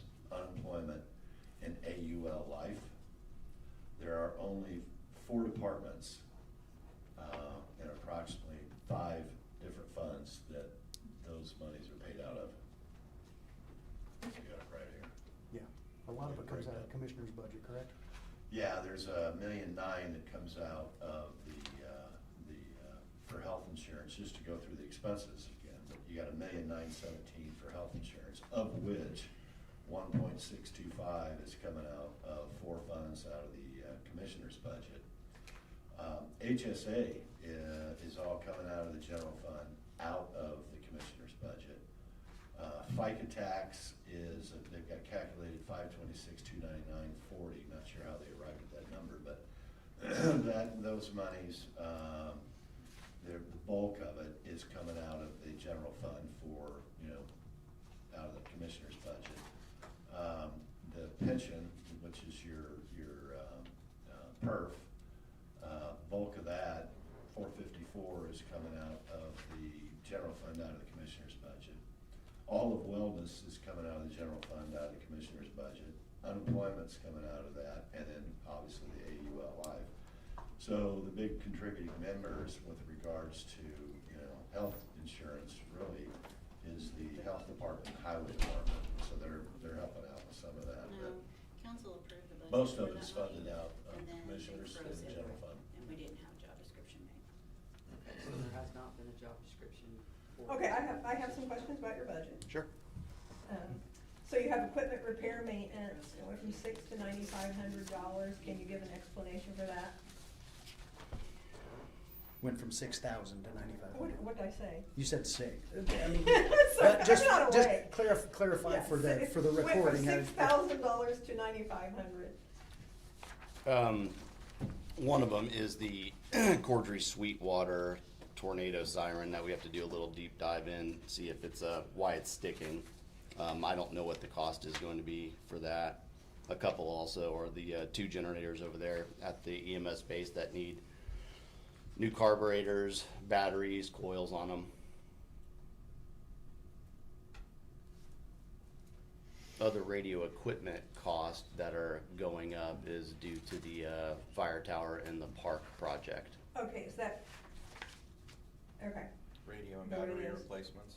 Well, they're taking the fire tower down and refurbishing it, but they're taking all our communication assets off of it, and they're not allowed to go back on it. So we're currently building a tower in the state park at the service center. We have a 40-foot container in place right now. We're building it out to house all this radio equipment, but there's some radio equipment that's gonna have to be purchased to go back there. So you're Updated. gonna take Okay. the fire, Updated. you're gonna take the fire tower out, take everything off of it, put it back up there to not be used for what it is intended for. Right, so it's historical and Yeah, just gonna yeah. go back renovated as it, So the historical Used to be. configuration will not allow that. correct. Wow. And so you have generator and equipment, 1,000, is that just, that doesn't include the carburetors and those kind No, of things, that's something else? that's something completely This is different. just for what, general maintenance? That would be to purchase two inverters, so they could be used for stuff like, you know how we had the power go out for the election? Uh-huh, Stuff like that, it could use okay, so to be used. purchase like inverters then, okay, I'm just making notes here, just trying to justify. And continuing education went from 1,000 to 3,500. Yep, and that's to continue the professional development series through emergency management, and then also to get my instructor for what's known as incident command 300 and 400 level, so I can teach that. When you say levels 3 and 400, is that NIMS? Yes. And you'll teach that? Mhm. So you can teach that to county employees, anybody that it would, that would need it? Yes. And who would need those? Fire chiefs, fire departments, anybody that's gonna be in a command in the emergency operations center, coordinating a emergency response, really 'Cause should have. I think I've had the 300-400 myself, but I was just I'm pretty curious. sure you do. Yeah, yeah, okay, I'm just, Plan director, Yeah.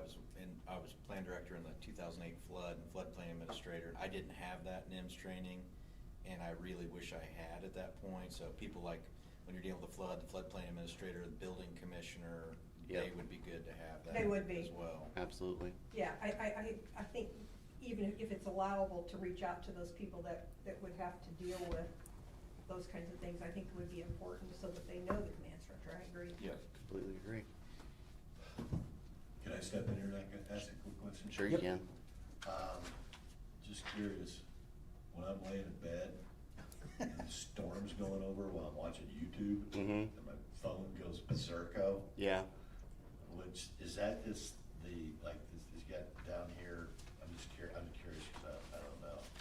It says Services Everbridge Warning, ARCGIS. Yes. So Is that the system that it is. tells me that I gotta get out of bed, otherwise I'm gonna get sucked out of my house by the tornado? It's the one that delivers information. Yes. Okay, so I gotta ask you, because there's been times I'm like, nah, I ain't getting out of bed, I'm just gonna sit here and wait. And I've done it. Your Sure. choice. Yeah. I know, but, you know. It can't get you out of bed for you, but it can I tell know, you but, should. It scares me, because it sucked the roof off, and I'm going out, and, you know, then now you gotta call, I guess, the or coroner and have them come pick me up, but so that's what we're paying for then? That's it. Yeah, okay, and then, I don't know what I know now, so we got, that to me, when I think of emergency services, $137,000 to, keep people from dying, Mhm. that's pretty good ROI, right? Yeah, I'd say. Yeah, so you just keep one person from getting killed in the storm, that's well worth the 137, right? Oh, absolutely. Yeah. Okay, right, so then what would be, because I just think of, tornadoes and that type of thing, right? Mhm. So what would be number two, the emergency type stuff that I'm not aware of? As far as our hazard vulnerability, Yeah, you like you say your top three. Oh, so wildfire's a big one down here. Okay. We also have flooding. We have quite a Yeah, bit what more of that, yeah. quite a bit of flooding. So there's your top three right there. Is that the Severe top storms. Yeah, severe storms, winter weather now, and sub-zero temperatures. True, You know, okay, that's true. flooding. Right. Other things that are kind of under the radar, is cyber, attacks. That Really? can have an impact. That's really high up there. I couldn't even imagine how much Eric is dealing with all the time. Yeah, the cyber stuff. Yeah. Okay. So, but as far as natural disasters, yeah. Yeah, natural be, don't be a moron, drive through flood waters, right? I do have And a you- question, this was way before your time, way before your time. There was a discussion made about,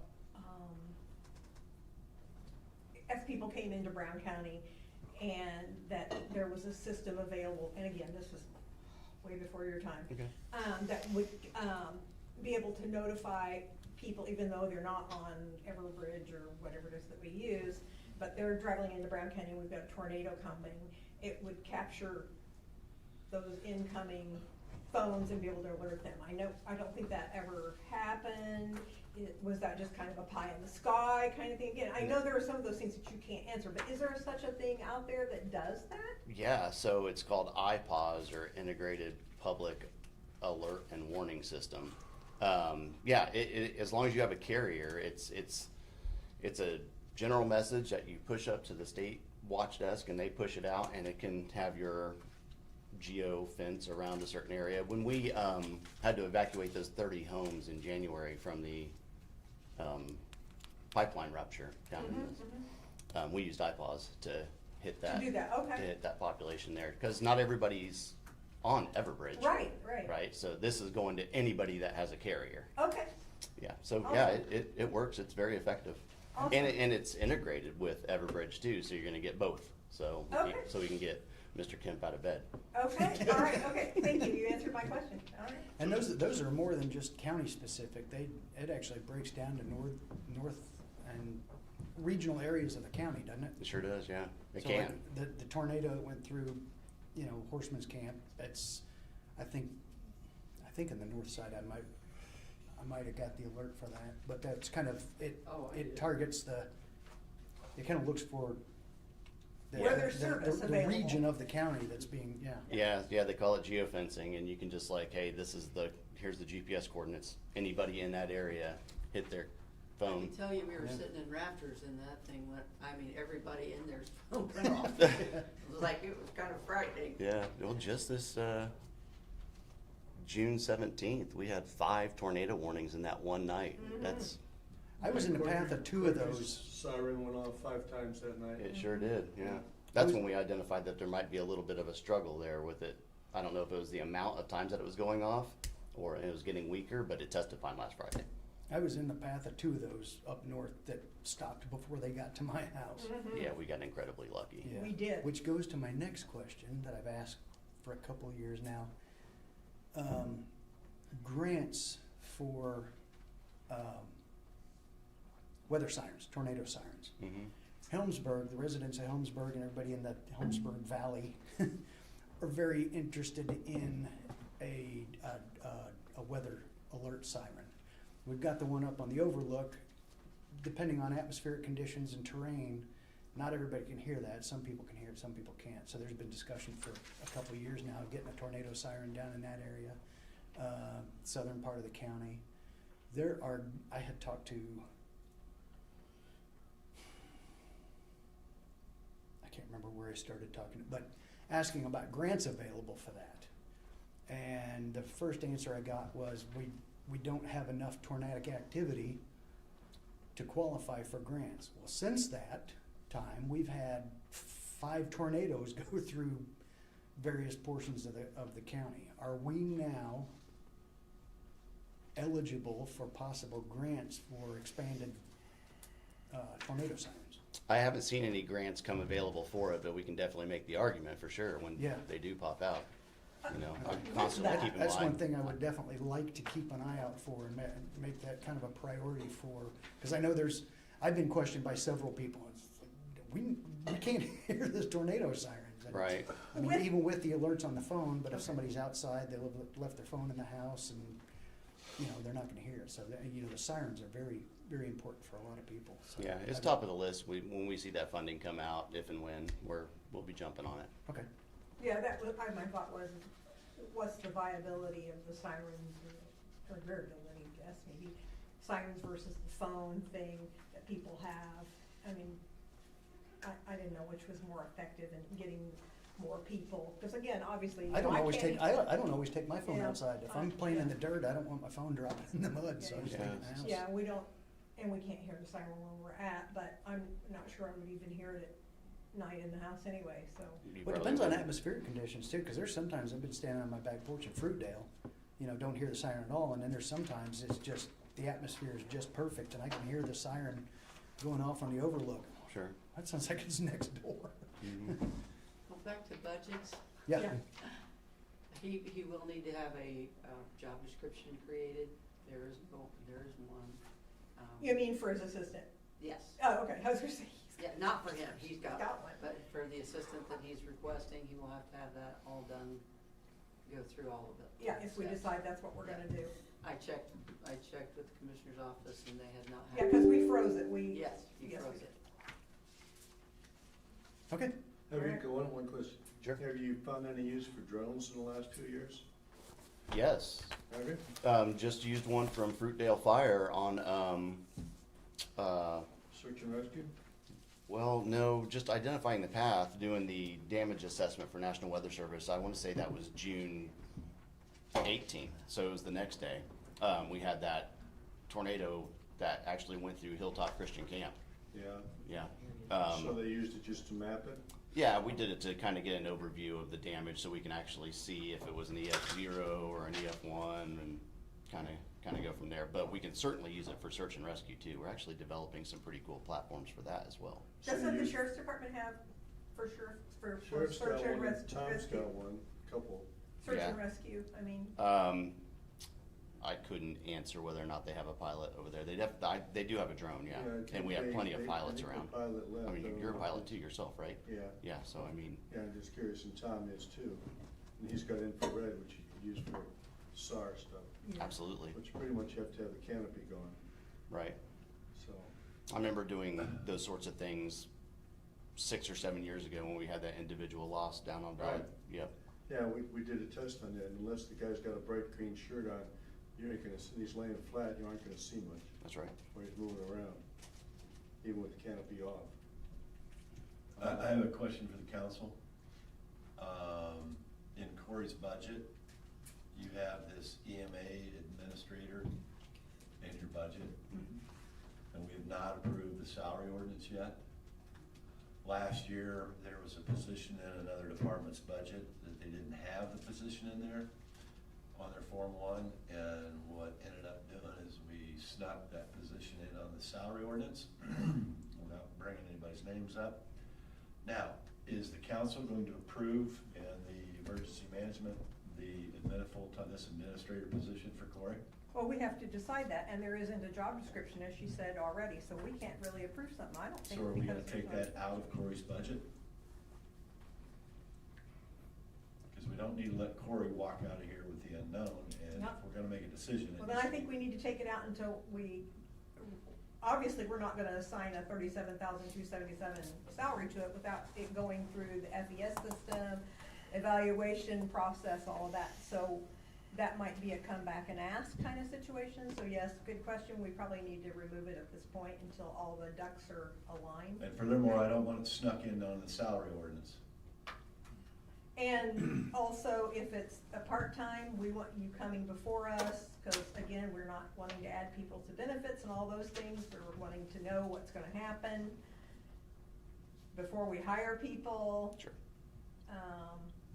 We want things to be straightforward. Yeah, because let me just remind Makes sense to me. everyone, as far as I'm concerned, what we're, the whole purpose of this is that his budget, your budget comes out of the general fund.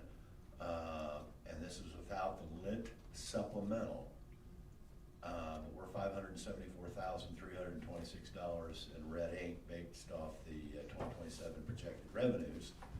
And that does not include any sort of increase, with us making changes to the factor evaluation system. So, that's where we are right now, so. Well, and then I suggest that we take it out, and then we'll have to revisit it and. Consensus of everybody? I'd lean that way. Take it out? Yeah, take it out. Zero it out for now? Yeah. Gary? Yeah. Okay.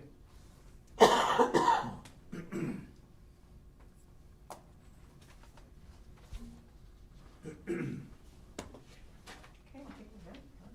Thank you, Corey. Yep. No problem. Thank Appreciate for you what guys. do. Been a busy start to the year. Yeah, well, we need some rain now. Yeah. Had some come over the house a couple days ago, I was glad to see it. Yeah, we didn't get much at the house, but we're constantly hauling water over to the garden every evening now. Yeah. That's okay, but I don't have to mow as much. That's right. That's So right. Goodness gracious. there's the bright side. That's the bright side.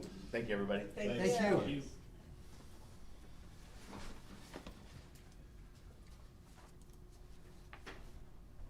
Coroner should be showing up shortly. Is he on his way? We wanna take a break? Yeah. Yeah, that's Yeah. probably good. Let's take a break. Commercial break. Yes, sir. Now be a good time to introduce myself as far as for Parks and Rec Board, just the interim. That's kind of why I just stopped in real quick for you guys. Oh, awesome, yeah, 'cause we were just wondering who you were. Well, yeah, yeah. This is Who are you? Brandon Harris. He's been actively involved on the RDC in the past and would like to be appointed to the Parks and Rec Yeah. Board. Brandon Harris, nice to meet everybody. I know most of you. So yeah, I kind of haven't been on a board for 6 years or so, but been busy with coaching, raising my kids, that sort of thing. Important The jobs. end of yeah, not as important as anyway. Raising kids is the most important. job. Raising kids is the most important. That's absolutely right. And I think why I have a desire to do the Parks and Rec is, it's something that I don't think everybody in the county realizes that it is a potential viable income source for us. The lights, if we could get the lights, so many more games could be played, right? So if you just think from a local tourism standpoint, how many parents bring their kids here to play?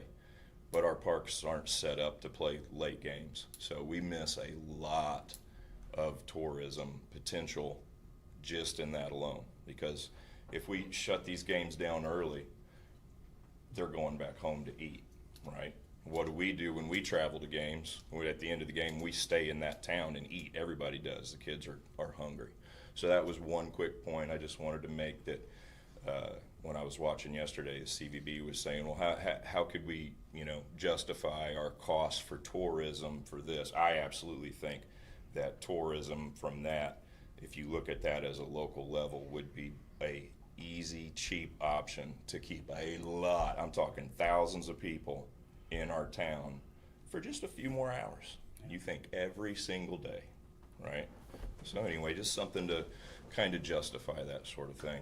Well, that's why when we met with some of the folks the other day on the CDCs, they talked about being able to capture to be, on registrations, the QR codes, all those things where people have to fill out stuff where they're actually coming from, so that there is proof that it is tourism and what those numbers are. So in justifying that for tourism dollars, that's what we have to have is proof. And so I know that you're getting those things and have some of those things in place already. So Yeah. that's really good.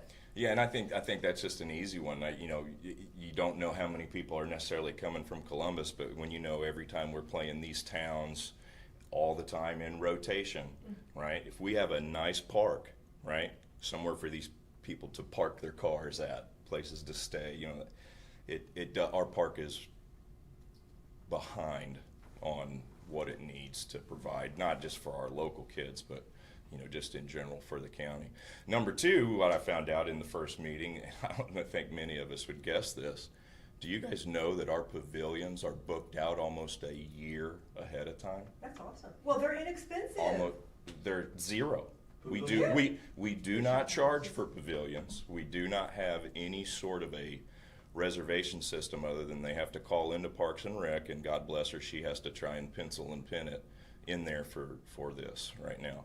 And then we also have the new pavilion that we just built, right? So we now have two pavilions, right, that are getting ready to come into this fall.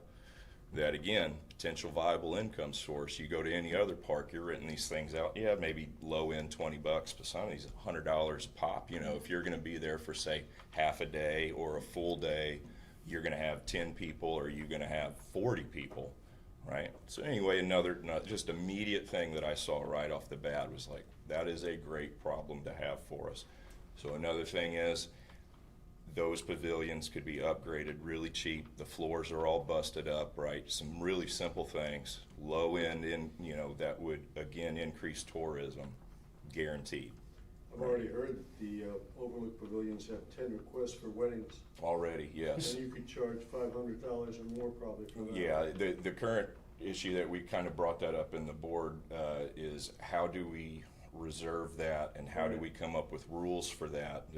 The issue is if we would, there's just a little bit of black tape through there that we could do, but so far we're telling them, if you can get there, first come first serve. But if we did have a actual reservation system, then again, it could justify sending an employee out there to clean one up every now and then or something, you know what I mean? So yeah, that was another quick thing that I saw pretty quickly. So yeah, Parks and Rec, I think that's something I can jump into and help. I don't want to do all the serious stuff you guys are up here doing anymore. So we have a regular meeting coming up in August, 5th or 6th, yeah. correct? Yeah. Which is the third Monday Well, the regular. at 5:30. Mm. Third Monday, so 17th. next, is it the 17th? I believe so. So the 17th, and so, Darren, you need to be on the agenda. Okay, yeah, that's kind of what I was thinking, because I just, So, instead can we of, put him on the agenda for August the 17th? Scott and Darren? Yeah. For our regular meeting in August? It was Do in we need the, to, are we advertising for that position currently? yeah, it was in the paper It this has been in the week. paper. Yeah. Okay. So we've Okay. asked for all the applicants to Yeah. submit. Have you Yeah, submitted a letter yet? No, but I can. Yeah, you I need mean, to. I Yeah, can you need to. officially Yeah, fill you one need out to for have you all that guys, sure. process, so. Yeah, As soon as possible. yeah, I'll do Does that. that need to go to Julie, would be the best place? I think that's probably where it usually goes. Yeah, because when I was Mark and I've coached his son for years and years, and kind of at the end of the season when the past board member passed away, he was kind of in my ear saying, hey, Brandon, it'd be a good idea for you. So yeah, he asked, and I was thinking about it, and I was like, why not? I can definitely step in and help here. So do you have any other thoughts on enhancing the park for tourism, Oh yeah, such as? Well, and to build on that. Are we on the record?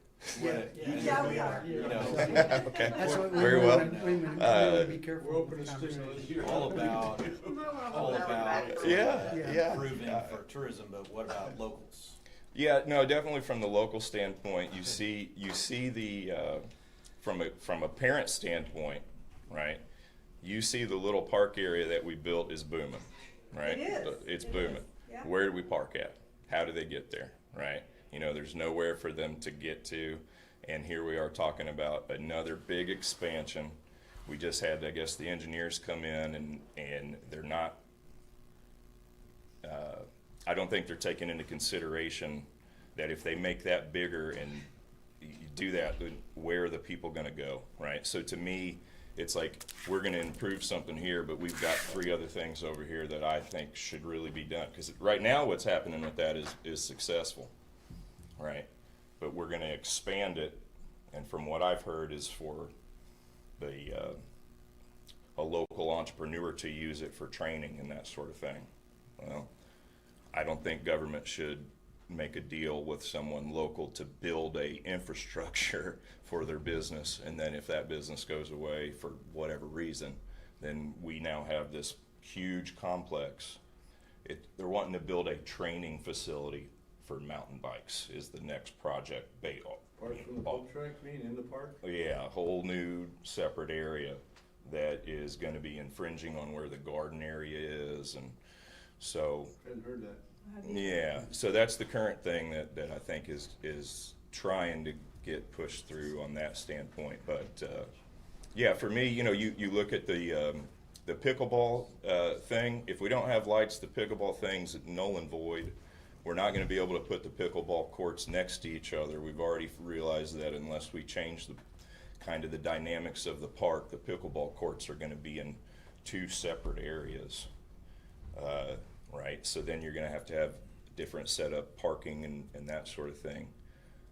I don't think we're thinking about baseball tournaments. You know, if we've had 2 baseball diamonds now for the last couple of years, guys, that we can't even play on because the soil is horrible.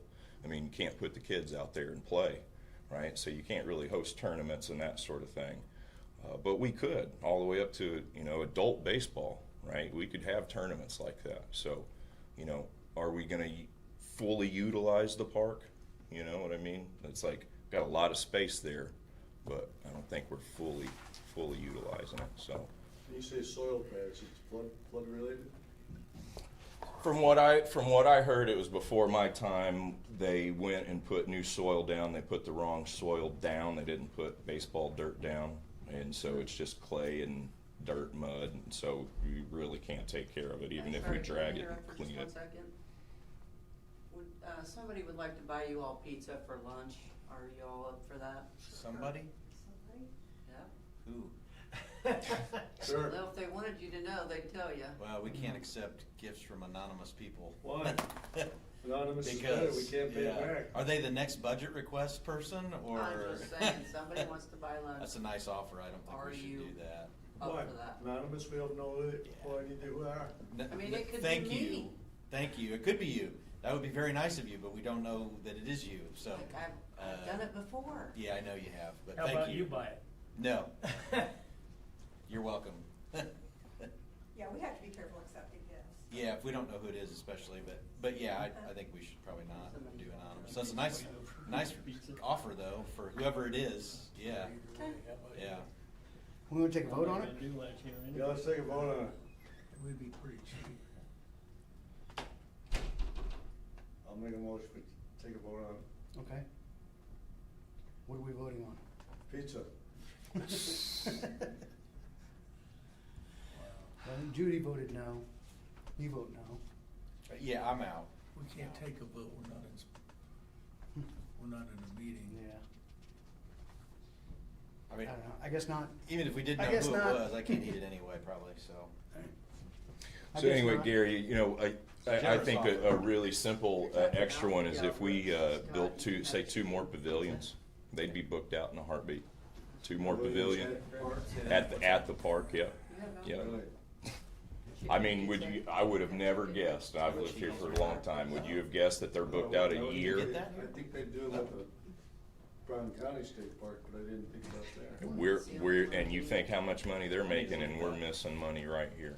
From, I mean, and she was saying that, you know, people, they have their family reunions there, as soon as they're done, they book again, you know, so, it's like, That's wow, good to know. that's, Good to know. you know, That's you, kind of stimulus we wanna promote. that's a good viable income source, you know. Yeah. The coroner's here for his, So what? the coroner is here for his time. Thank you, Brandon. August 17th, I'll be here. Yep, 5:30. All right, guys, enjoy the rest of your week. Thank you. Thank you, sir.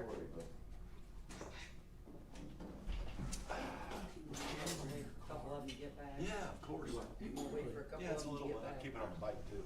Gotta freeze a bottle of water, Yeah. and that's Hey, Mike. nice. Hey, how's it going? Good. Yeah, it's been a week.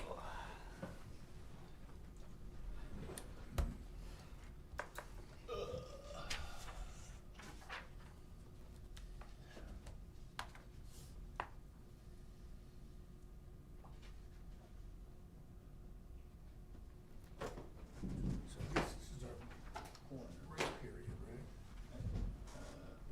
It is now. It is now. We don't communicate even on bathroom things here, you know what I mean? Where you wanna go eat? Anywhere, I'm always open. All right. I don't wanna do Subway. He's your last one before lunch. I know, so. Everybody left. I I know. had to go to the bathroom. Yeah. Hey, everybody didn't leave. No, I didn't leave. Hey, Mike, Told while him we're I'm sitting here, Somebody. what do you and, the other guy? Dave, What do you guys want for a vehicle? Who's Myron? whatever's No. good enough. You want a Suburban, you want a Caravan, you want a Durango, what do you want? An all-wheel drive You want all-wheel drive, or four-wheel drive four-wheel drive, with decent ground clearance Okay. or acceptable ground clearance. got it, We don't want a Porsche. right. You know, You I don't? mean, it just needs to be, What about pickup truck? Here we they go. tried that once before, a few years back, and there was an outcry, I don't know by how many people, Right, but that wound up going to the sheriff's department. because it's a dignity issue, is it not? Well, but what's the difference between a pickup with a camper shell and a cargo van? I'm just, that's my opinion. Fair question. So, a pickup, single cab pickup or an extended cab pickup with an 8-foot bed and a cap on it would be usable, but will people in the community feel slighted? That's, you know, Usually not. a Suburban fits all the bills, but it's also expensive, Right. so. Usually enough with- And I understand, I also understand that it's going to be sitting a lot of the time, and it would probably be a vehicle that would be in service for 20 years because of the cost and the low mileage put on it. Is it true that you have the room that if we had a Suburban, you could keep it inside? Yes, So this vehicle could be inside? Mhm. Well, that's a big deal. right, That's but. a huge deal. But, and again, people think about the coroner coming out and picking up a body like it's a funeral home going to a funeral. That's not the case. We're removing a body from a location it can't be to a location it can be for temporary, you know. Right. And then the body, whenever the investigation's done, whether there's an autopsy or not, it's released to a funeral home, they come and pick it up, and they take it away. Okay, thank you. So, And the vehicle primarily would be at the coroner's office. Yeah, it Most is- of the time. We're yeah, not driving 'cause- it to get yeah, it's- groceries, we're not driving it home. yeah, we're it's not a dri- personal vehicle, it's, Yeah. it's a department vehicle for picking up and transporting bodies and the equipment that the coroner's office would need to have on a scene. Because there's been times that we've had a deceased person that is no more than bones, and we've had to set up an awning or something over it to protect it while the collection of the bones is going on in a forensic manner. So, I mean, there's equipment that is hauled in it and stored in it that we would need at the scene, and also the transport. We've So- done, Kevin Patrick and Dwayne Parsons and I have met with you and Dave, and we've done some little research, and probably needs to do a little more, but Dwayne said he went up to Johnson County and they use pickups, which is surprising Well, because they've got Greenwood. They're going to get a pickup. They don't have one now. They're operating, they don't haul their own bodies. I know they use service. They use a service, and the reason why they're going to get a pickup is so that they can haul their equipment normally to scenes. And in the event that it's going to be an extended time lapse before the body's picked up, they could transport a body, but they won't be normally transporting a body. It's just, that's the way they're going to operate their system. As far as a new vehicle, if you did get a pickup, we priced it out too at Skillman. You get one for $41,000, 4-wheel drive, the whole shot, 8-foot bed. Get a nice cab on it, could look nice. The benefit of pickup in that respect is you've got a very good barrier between the cab and the subject. A pickup. And you can clean it out very Yeah. easily. A pickup, you don't have to have the tray because the bed's the tray.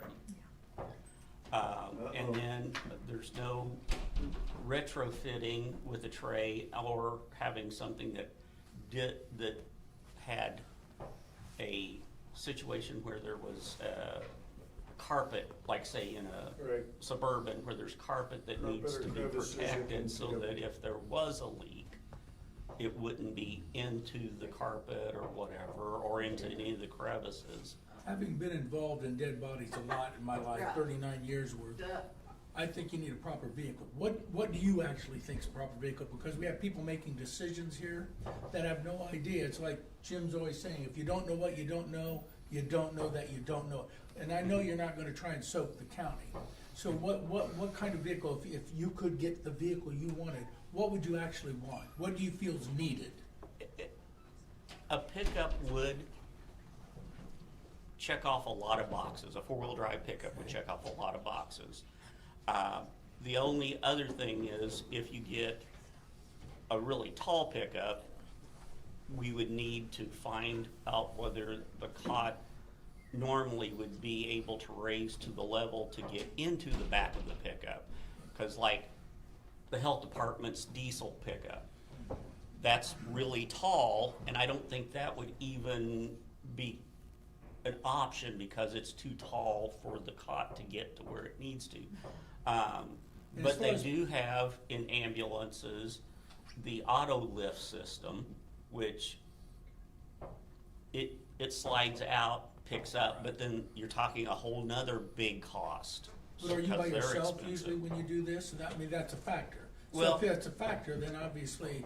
There you would have been need some- times that I was the only one there, which, you know, but then there's a lot of times that law enforcement or fire department or EMS will stand by until, Before when that time to is help. it? I mean, literally, we're talking dead weight, and I know, I'm familiar with body bags and how they slush around and all those wonderful things. And also, as far as I know, that would never be used for personal use, because no one would want their groceries or their personal items in a vehicle Yeah. that smelled that badly after a period of time. And even with the van that we're using now, I try and keep it where it doesn't, I mean, I keep it. Sure. Other than some like the tires on the cot, if I get a little bit of dirt or mud on them, sometimes that's in the back, you know, where you take and in and out. But I try and keep it clean, and then I also try and disinfect, especially if there is a particularly So bad. have you looked into the cost, what it would cost us to get what you need versus, I mean, there's gonna be a decision made by all of us, obviously. So have you researched this yourself so that would give us a better understanding of what you need and what cost might be incurred to get the job done at the best price?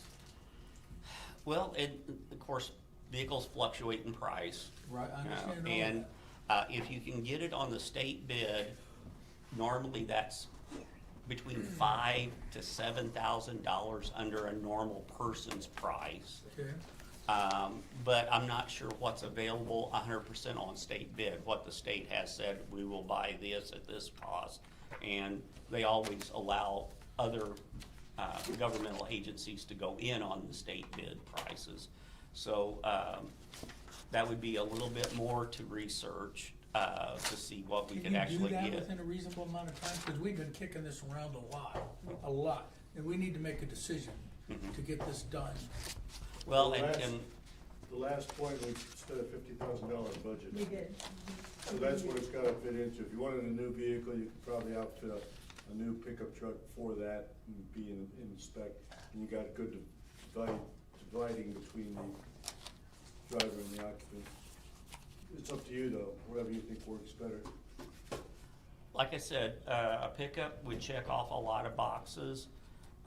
It's just what the community is willing to accept, but if you have a loved one that's deceased at your home and you're wanting them removed, I'm not sure what's the difference between a nice four-wheel drive pickup with a cap on it and a cargo van. Well, in my opinion, Well, I'm not and sure, but. to that point, not every, as we have discussed numerous times, not every person that dies is a coroner's case. Right. So, I mean, many times, we know that physician's gonna, that's gonna sign Well- off, and they're not gonna call you necessarily, Jamie's gonna come and pick it up in the nice vehicle. Right. If I fall over dead out in the state park, hiking or whatever, Mhm. we know that four-wheel drive's not gonna get there. Somebody's gonna come out with an ATV or they're gonna be carried out on stretchers or whatever. It's not always pretty. Right. Where these things happen, and it's not always, I mean, to me, I personally, that's just me, I don't care if I'm carried out in a truck, as long as my remains are treated with dignity. With respect. Dignity at the scene, the people around me are, whether it's sheriff's department, EMS or whatever, are making sure that that's, done well and that kind of thing. That's all that matters to me. I can't speak obviously for the public, but I would hope that most people Well, would feel that. and I think a lot of times people think about, well, not a lot of time. I think what the issue was in the past, when the coroner's office had the pickup and there was an outcry, and I'm not sure how big an outcry it was, but there was, you can have one person that yells loudly and a lot of people that are silent, and don't have a problem with something, but you hear the one person that yells loudly. So The one outcry that if we're talking about the same pickup truck, that it was being used for personal use, that was the outcry that I knew about.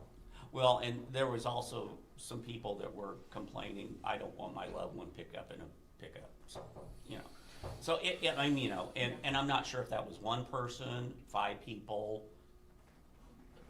Yeah. or just a rumor that started, I Sure. don't know, so. And what is the standard statewide? What is the standard that most, especially in rural counties, what is the standard most use? What's reasonable and prudent in most counties? A lot of times it's a cargo van. I know Bartholomew County, which is semi-rural for the most part, they use a high-top cargo van that's outfitted for, and I can't remember if it's a front-wheel drive or a rear-wheel drive, but most of their roads are paved. Right. They don't have the hills that we have, but they do have some places that are kind of like in Brown County, in parts of Bartholomew County. A lot of places use like Pacificas or smaller vans, but a lot of them use cargo vans. So Marion County uses cargo vans. So it's just all over the place on what different. So how many bodies on average are you picking up a year, that you're picking up? That I'm picking up? Yes, just an average, just a guess.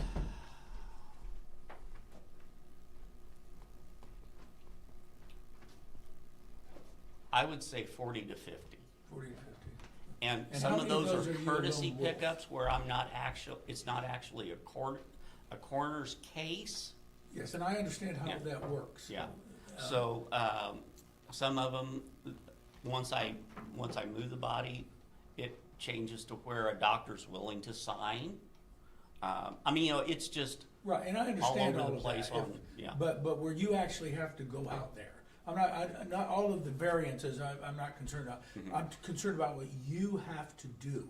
So how many times are you stuck getting a body, because that could be offensive to a family, if you're struggling and the body's falling off the truck, and we don't want that. Right. Versus, whatever is reasonable and prudent and meets the community standard would be considered acceptable to the people in the county.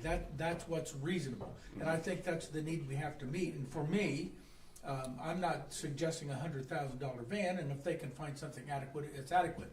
I guess my offense is this: when we have different areas that we spend $50,000 for lights, for holiday lights, versus that we don't have $50,000 available or more to fit our need. That's an offense to me. Because it should be treated with what's reasonable and prudent. Even if you go to court, that's what's going to be based on what's reasonable, prudent, and what is past practice. And that's all we're asking. So we're just looking for the best possible price, and maybe Gary can find it or whoever can find that. But that is the need, and the fact that people who aren't involved in this don't know the difficulties in all of this, nor would they want to. Because I've had to do all the dead body stuff and go in the houses, so I understand what you're up against. So with that, I guess I'm done with my story. Yeah, I want to jump in here. Is the number one, Kevin, because it's commissioners that have to buy this vehicle. So if you all can buy a 4-wheel drive pickup truck to where you can get the cart in it, and if we can do it tastefully to where the cap is painted the same color as the truck, we have nice graphics on it, so it has a nice presentation, number one. And it's Number two, dedicated to the coroner, not. it's the coroner's vehicle. Exactly right. Okay, so number two, I want you all to make sure that that this vehicle is equipped with everything you need, with all the storage, all the stuff that you need to make sure that this vehicle has that, all right?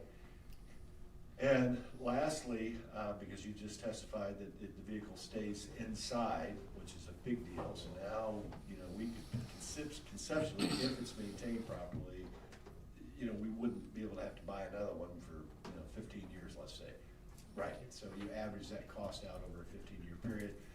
Lastly would be, can we get this done before the end of the year of 2026 and get this resolved? Because then we can allocate the money back into your budget so the commissioners you guys can get this vehicle bought, get it done, get it behind us. That way, then we can take this money you've got pegged for 27 out of the budget, because there won't be any need for it, because we can resolve it in 26. Is that a doable deal, you think? I believe that it's a doable deal, because I know that we've had a constituent that's been helping us and giving us information and researchers. They've actually been visiting coroners' offices. And I just want to make a declarative statement with what was said with regards to earlier on as to where Johnson County is moving themselves to. Johnson County had their own service that had body pickup for all of their coroner activities. And in the conversation with that happened is their recommendation and their approach, given where they were at, they were actually moving towards this the proposed solution as being the reasonable solution. Because again, other than the question of, respect and, that attribute of it, again, and I know this is a very uncomfortable conversation with everyone, because this man right here has to look at it as, this is my responsibility, I have to be respectful, but there's still things that have to be done. And then you have the family engaged with that as it's a loved one, and it's not simply just something that has to be done. So that is a very, very difficult balance between the activities.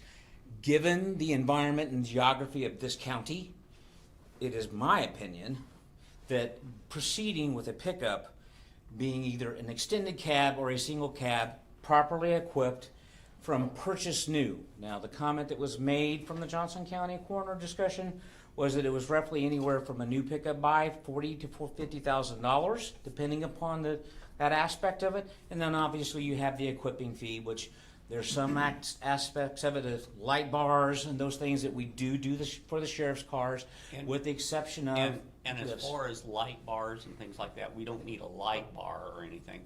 However, the sheriff's department might have some used lights that they've removed from, because that's a cost saving right there. If the county already owns some lights, and it's not like we're going to run lights to a scene. It's just like if we're sitting alongside the highway for a serious accident, the vehicle is seen so that nobody runs into it, type thing. Emergency flashing lights for on. Yeah. for on Okay, scene. I just researched some of, they say some of the dedicated needs are mortuary cotter stretcher, body pouch storage, cot locking system, PPE, I don't know what that is, and biohazard supplies, evidence collection kits, scene lighting, which is what you're possibly talking about. If you're out of the country, you need to light up something to get them in there. Camera and documentation equipment, those are the options they talk about. Mm-hmm. And a lot of the equipment, like I said, we've already got, like in the van that we're using now, we use some tote tubs that we keep the equipment in that we carry. Now, we don't carry everything because we don't have everything, but at the same time, like if we need to set up an awning to protect a body, the sheriff's department does have some of that stuff with their evidence equipment. And if it's like a found body, and they might bring their awning, so we wouldn't have to have an awning. So, I mean, it's just things like that that we work together, so that the county's not duplicating equipment and just having extra equipment that nobody's using, so. So again, is it possible, Kevin, because this is the commissioners, you're the one that has to make this decision. We don't need too many Indians and not enough chiefs.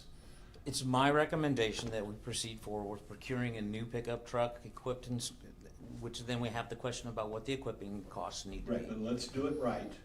Correct. Let's do it right. Make it look professional. It needs to look professional. Let's make sure the coroner's office is set, everything's in place. And is it possible that we can get this done before, we got 5 months left? Again, if it's going through the buying program, I don't know the inventory. Per what I had understand, it is available. Okay. So that would be the only contingency. Could it be done by the end of the year? I believe we could make that John happen. Jones, I had a conversation because Brad's buying all the police cars and everything down in Salem, out of John Jones. And the nice thing about John Jones is, and they may be a little bit higher in price for something, right? But on the flip side, they are also equipped to be able to do everything that you guys need to make sure this thing is fully equipped and we're done with it and we don't have to talk about it for a long time. And I just want to make sure we do it, we're smart, we do it right the first time. And so to me, it's the two of you need to be making a decision, plus the new guy, Dave Fentzmeister, I think that's how it's pronounced, I think. Friendsmeyer, yeah. So it's the three of you, ultimately, Kevin, it's your decision that you guys need to make. And I'd like to see us get it done, because if we can get it done by the end of the year, then we could just go ahead and take this $100,000 out of the budget for 27, because then you all need to come back here and say, hey, we need $75K to get it all done, turnkey, blah, blah, Correct. blah. And we can be done with it, put it behind us. Okay. When we checked out the pickup, you could get new for 41,000 basically. Correct. But that's not equipped. It's not equipped. Nope. Now, as far as oh, go ahead. So let me just make a comment from like an extremity standpoint. If I'm not mistaken, it's right at $12,000 or more to equip a patrol car. Yeah. $12,000 to $15,000. I don't foresee that being the need here, unless we feel like there's a need in order to put a lift system in that. We don't need, like a lot of the stuff is a console, we don't need a console. Correct. We don't need, we usually operate off of walkies anyway, so we don't need an in-car radio, we don't need a computer stand, there's lots of things that a police car has that we don't need. And if you're taking out the cost of a tray, to put into an SUV and the divider to divide the driver's compartment area from the the passengers area. Those are costs that are going to be, Neutral. Do you guys neutral have to have and repeaters in zeroed your- out. Do you have to have a repeater in your vehicle? No. No.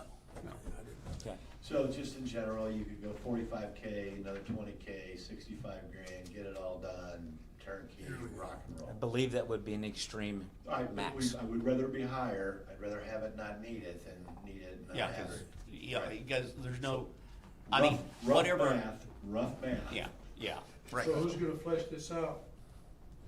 Kevin and. My comment is I think that the work has been done with Dwayne Parsons doing the research and the conversations that have happened. Yeah.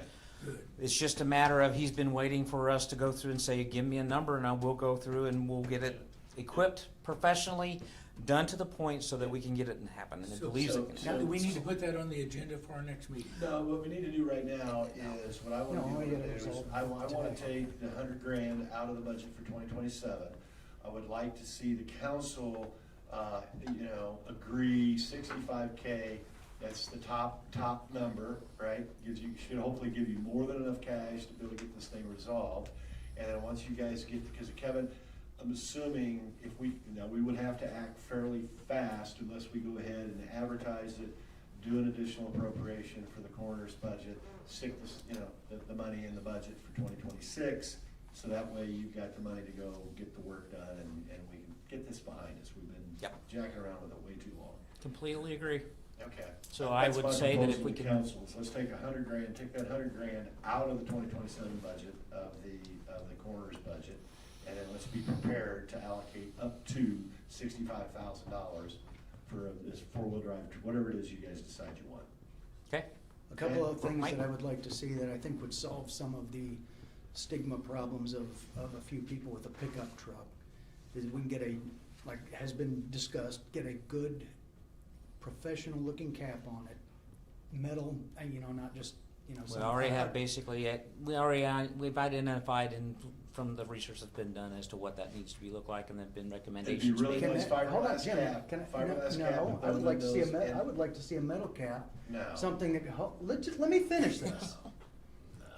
Remove the tailgate, there's a back end closure where you can remove the tailgate, replace that with two doors where it's more like an That is SUV, correct.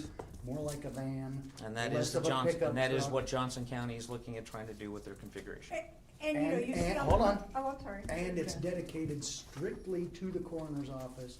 It's not going to be used ever for the highway department, so this is a dedicated, a dedicated vehicle for proper treatment of. The deceased. Of the deceased. What Jim said. It will, I know, I'm reiterating some of the points, Right. some of Jim's points and saying that's some important stuff. It has to be This is a- tastefully this is a done and good look extremely professional. Correct. Yes. Blacked out windows or curtains or something. say no windows. Yeah, no Yeah, no windows. windows. Yeah, and right now what we're using has windows in it, but, it's, No you know, windows. it's, The only thing you might do is do some NASCAR graphics on the front of it, okay? Well, and the thing is, even if we would have to have one with windows, you can put graphics over the windows that completely, Black it out. Black it out. yeah, Right. so. Without windows would be ideal. That way you don't have to worry about windows. Yeah, You don't have to right, worry but- about windows breaking, yeah. leaking, You're right. what have you. Anything else? No, because I do have a question for Mike though, because the things in the conversations that we did have, are you secured with regards to your cooler space in the coroner's office? Right now, I'm not having any problems with a three-person cooler. The only thing that I do need to look at some point is that one person trying to move a body from the top or the bottom shelves of the cooler, because it's up, middle, bottom, is relatively unacceptable. I can use the middle shelf without any problem with your cot, with the cot. The problem is if I have to go down or up, I don't have any way of doing that unless I can get help to help me move it, and then it's all manhandled. And I put in for a lift for, in my budget the last couple of years, and that was cut out. And I'm not saying we have to have it, it's just, Sounds like If you need it. as at you're some saying, if point, you need it needs to be And I think you addressed. explaining that in Yeah. that way makes us understand that maybe some way, we missed that part of it. Yeah, I think so. Yeah. How much, what was that amount, Mike? I can't remember off the top of my head now. If you all determine you need a lift, shouldn't the lift be incorporated into the cost of this vehicle? No, it's We're it's talking different about an use. actual it's- lift it's- on site in the coroner's office. For the the refrigeration cooler. system. Yeah. Misunderstood.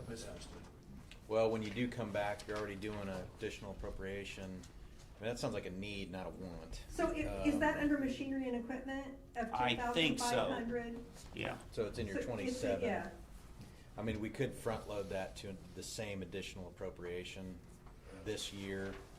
I mean, otherwise, Mike, you say it's not acceptable. I assume that means there's a dignity issue there in Yeah. some way.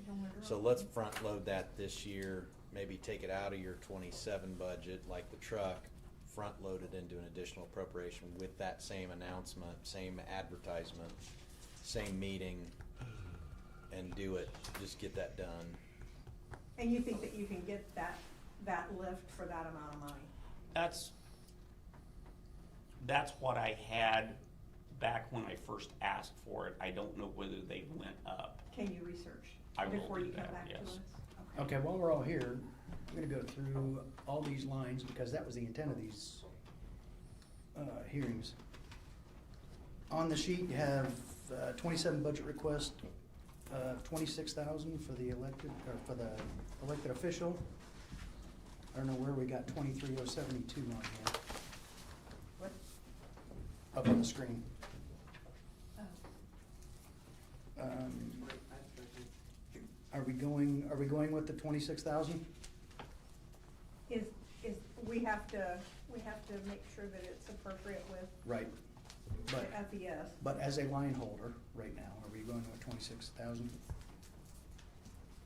Well, what did he make last year? 23,000, 26. We had 26,000 in the 26 budget. Okay, so yeah, I guess we're gonna go with that. Salary ordinance says 23,072. Okay, so we'd wanna leave it at that. Where did we get 26,000 on the adopted budget? That's a request.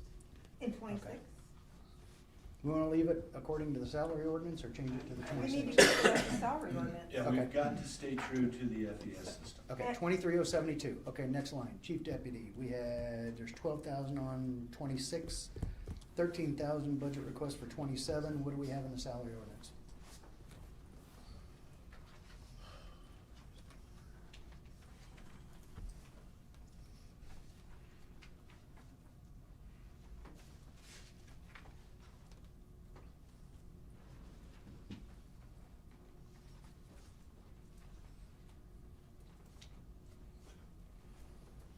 Are we waiting on somebody?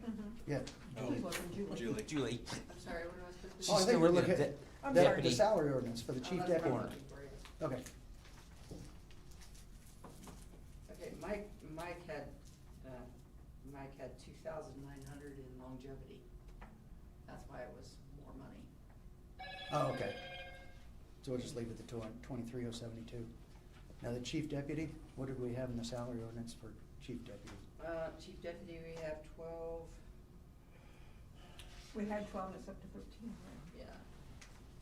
And again, this is all Okay. gotta go through the FES Right, system. the 27 request was 13, so we're gonna leave it at 12 until we get the FES.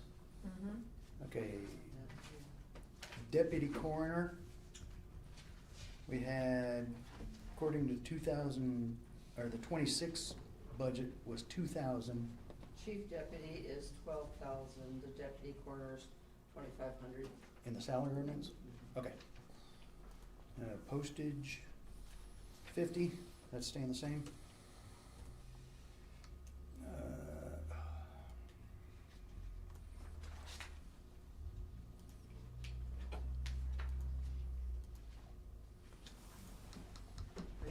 Are you going to be the chief, Mike, or the chief deputy? I don't know exactly what days thought is, it would either be me or it would be, Tim True. Office supplies. It's the same, 500 is the same as 26. Evidence collection supplies, I don't know why we have a 0. 350, is that good for that? Evidence collection supplies? Hold on, just let me.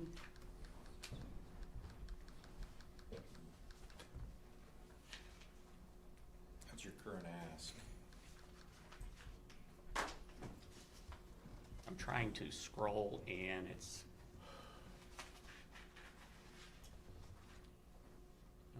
Evidence collection, 350, yes. Okay. Blood draw equipment of 250, is that? Yes. Batteries, 300. Yes. I think all of those are exactly the same as last year's budget. Right. Yes. Yeah, they okay. are. Yeah, Right. I'm just making sure as we, Yeah. because we're actually doing the data entry. Mhm. Just carry those over. Yeah, it's with 1,200 for body bags. Is that still good, that cover you? Travel expenses of 250.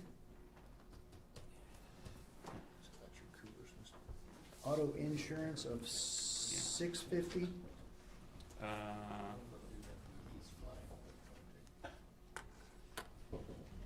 Depending on the vehicle, that may. Yeah, that's probably gonna go up, maybe. Probably.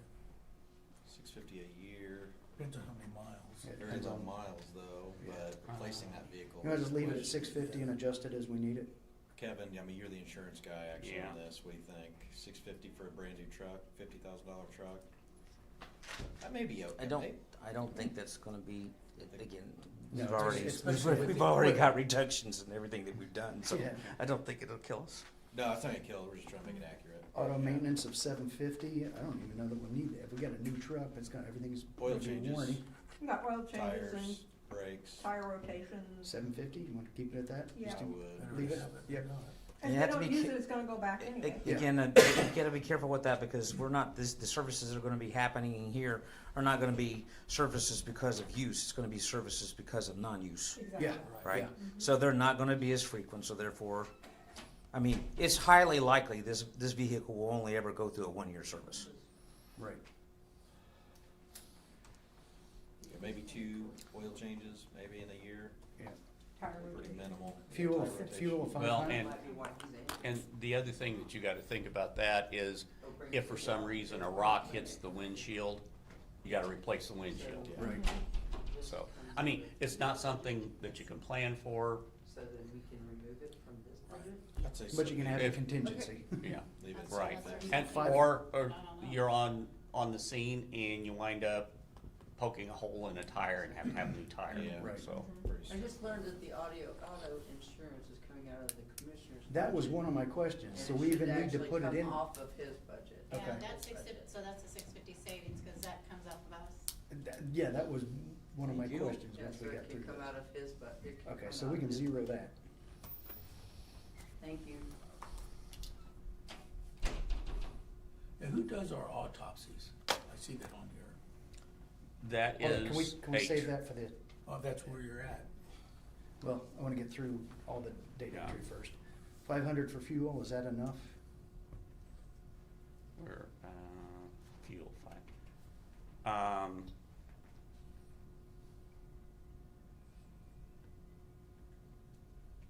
It's not very much. Big truck, what's that gonna get, 20 miles a gallon? But if I think 40 runs, Be a lot heavier than 10 a regular truck. miles per run, 20 Seems miles per light. run.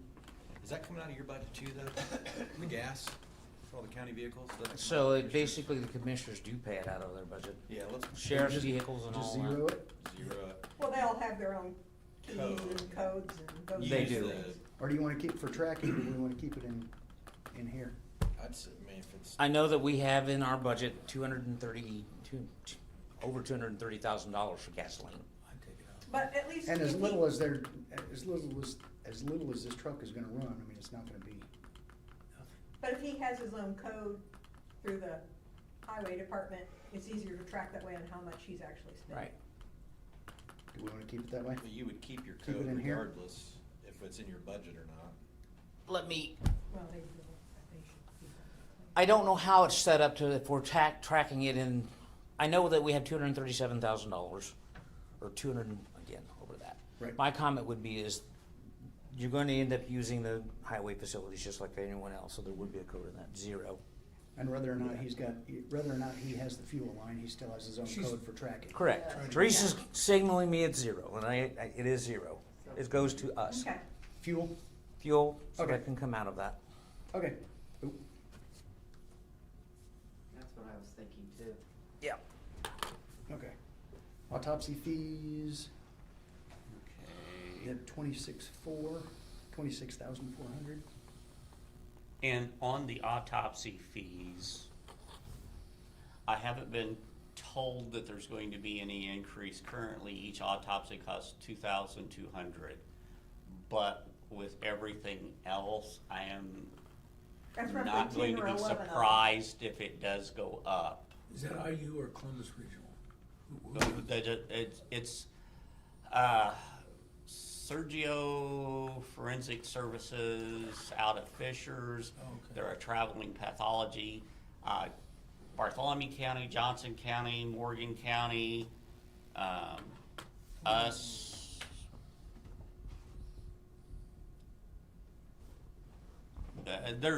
They're basically central Indiana, any place that doesn't have their own pathology department, like Monroe County does their own, over there, but everybody else uses them. And so roughly you have basically. 10 or 11 a year. Yeah, not every case requires an autopsy. Well, and not every case does, but if I don't have a good reason why somebody's deceased, I have to do one. Yeah. Okay. And I have budgeted for, I think 11, 12 autopsies a year, but I have had to come back and have had to ask for more money. Depends on the because- year, depends on yeah. what happens. Well, Yeah. at 2,000 apiece, 26,000 will get you 13 of them. Yeah. So is that a good number to hold? That's a good placeholder. Okay. And basically the way I understand the statute is, it's not if the council will approve a request, it is they will approve a request because they have to be done. Right, if they right. have to be Yeah, if it done. has to be done, we're not gonna Kind argue. of like We're not a gonna murder argue paying for- trial yeah. has to be done, so, Yeah. Yeah. So the Right. thing about that is if you need more autopsy money because we exceed, then you need to come back to us. Right, and that's what I've had to do in the Yeah. past Yeah. before, Yeah. so. Hazardous waste of 500, does that cover everything? It should. Okay. Body transport, 500. What is How is body that- transport? Yeah. How is that different than gas and vehicle? That is, Maybe to Bloomington? Is that you having to take them to the autopsy? yeah, because Place? there has been times that we've had to transport bodies, for autopsies and, Instead of because, them coming and picking it up Yeah. and getting it? yeah, Or you pay others to do it, maybe Yeah. it sounds like even. So you keep it in there just in case? right. Okay. Special forensic services, 500, good on that? That's the Yes. ask, it's been consistent, okay. Because,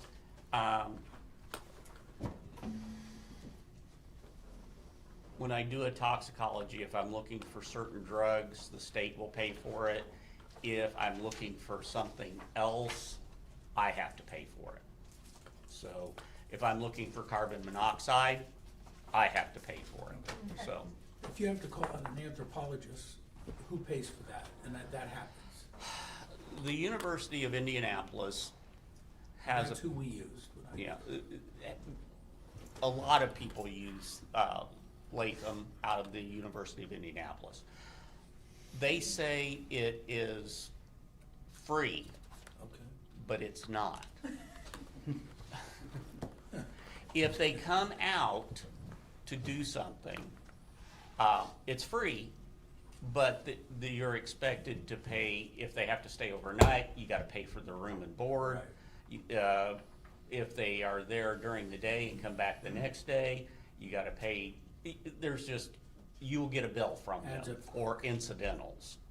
But the service is free, it's the incidentals that, you know, Okay. Alarm system of 450, is that for? it has the not building? went up since it was installed. So it's 105 every quarter, I think. Okay. Printing and advertising, 50, then you don't really have to advertise your services. Choose the Brown County Coroner. Education and training, no, public service, no, yep, that's not it. Education and training, 600 cover all that, or are we gonna have some more expense with a new coroner coming in? You know, I mention this every year, it fries me that the local counties, not just us, that our local counties have to pay for education training to the coroners. When they get, and I'm probably off maybe by a quarter or 50 cents for every death certificate of a person that dies, whether you ask for 1 or 10, multiple times a year, 10 years from now, whatever, goes to the state coroner their fund for state training, and yet we still have to pay training at the local level. It just fries me. The way it works is your initial death investigator training is paid for by the state. And that's good. Yes, because that would be pretty expensive. As a matter of fact, they're instituting a program that if a coroner goes through, that if a deputy or whatever goes through the training and then they don't fulfill their obligation to be, they're looking at making it where the person signs a contract that they're going to pay back. That's good. So. But it just, you know, I mean, that's a lot of money because it's the same amount throughout And, the. and part of that is, like, say if you can't, if you're a certified death investigator, you have to have so much in-service training, and that, if you can't go to the training, that is provided for free, you're still expected to get that training, and that's the reason it's in there, is I'm in not case we questioning have that. to send somebody. Yeah, I'm not, I know you have to have your training, but it just, they take in a lot of money, a lot of money. So, to me, they should be providing all kinds of training free. Well, and that's part of how they pay for the coroner's initial trainings and, you know, the certifications and stuff, is out of that money. I know, So, but, you know, it's a lot of money for Yeah. 92 or 93 or 95 you know, coroners that are out there. Is 600 enough to cover a new coroner? I believe so. Okay. Repair equipment stays the same at 300, is that still good?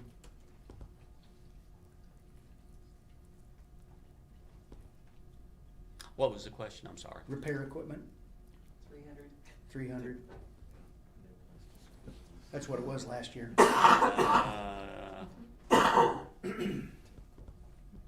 No, because the cooler wound up being $2,500, I believe, altogether. We made it. So, I mean. That was a one-time repair though. Yeah. correct? We did an additional appropriation for that. Yeah.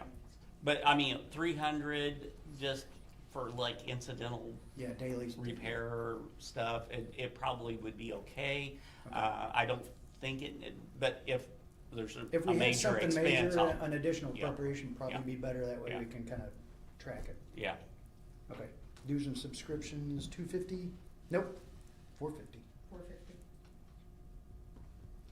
Does that cover everything? Hold on just a second, I have to keep jumping back and forth. Oh, sorry. Dues, subscriptions, yes. Okay. Because the Coroner's Association fees, deputies are $75 a year, and the coroner is $150 a year. So, if you have 150, that's 3, so, yeah. That should cover unless that goes up at some point, so. Okay. And now Julie, question for you. If you look up at the spreadsheet, I'm missing some lines from the book. You want me to add those now, or are you gonna take care of those? Am I I'm gonna? gonna take care of them once we're done. So you're gonna just leave them for you then? Okay. But we'll go through, furnitures and fixtures. We have 2,200 request for this year. Yes. And what are those? I still need not a conference table, but a table where I can meet with people and they can sign documents, and some chairs for that. And, I mean, I'm still just, I have a couple of end tables that I purchased out of my pocket and some hand-me-down chairs that, and a hand-me-down desk is all I have in my office. Okay. So, Just something to look a little more professional. yeah. Vehicle purchase of 100,000, we are striking that, correct? And we're doing an That's what I additional think makes appropriation most this sense. year? Just get it done by the end of the year. Agree. Gary? 65. No, we're gonna eliminate it from 27, and we'll do an additional appropriation for 26 Yeah. when they find something. Get it done, Okay. Kevin. Machinery and equipment of 10,500. Strike and move into the new appropriation. Is that the lift you were talking about? Yeah, that's part of the lift, and that was asking for a second or new 3-person cooler. But, what we can do is get rid of the 7. The only problem is, I don't know whether the body lift has gone up. Okay. Yeah, you're gonna check into that. Yeah, but we're gonna do an additional appropriation on that for this year instead of 27. Right. So is there anything you need in that line for 27? Or is an additional appropriation for this year gonna take care of it all? You want $1,000 in there for unknowns, equipment wise, or It probably wouldn't hurt. more? I mean, tell us. I what mean, you think. what do you see? Do you see it needed for next year, or you wanna wait and, you think we can just strike it out and do an additional appropriation I as don't needed? like doing additional appropriation, I don't either.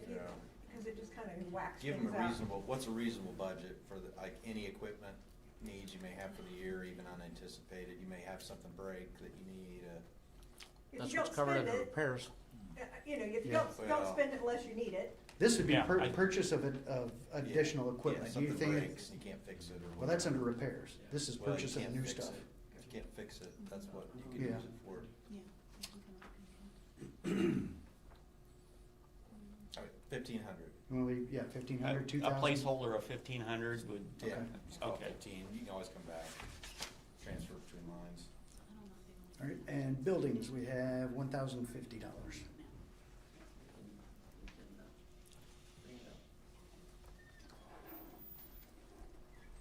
Okay, so we have several What's the- things that can go into cube cap development.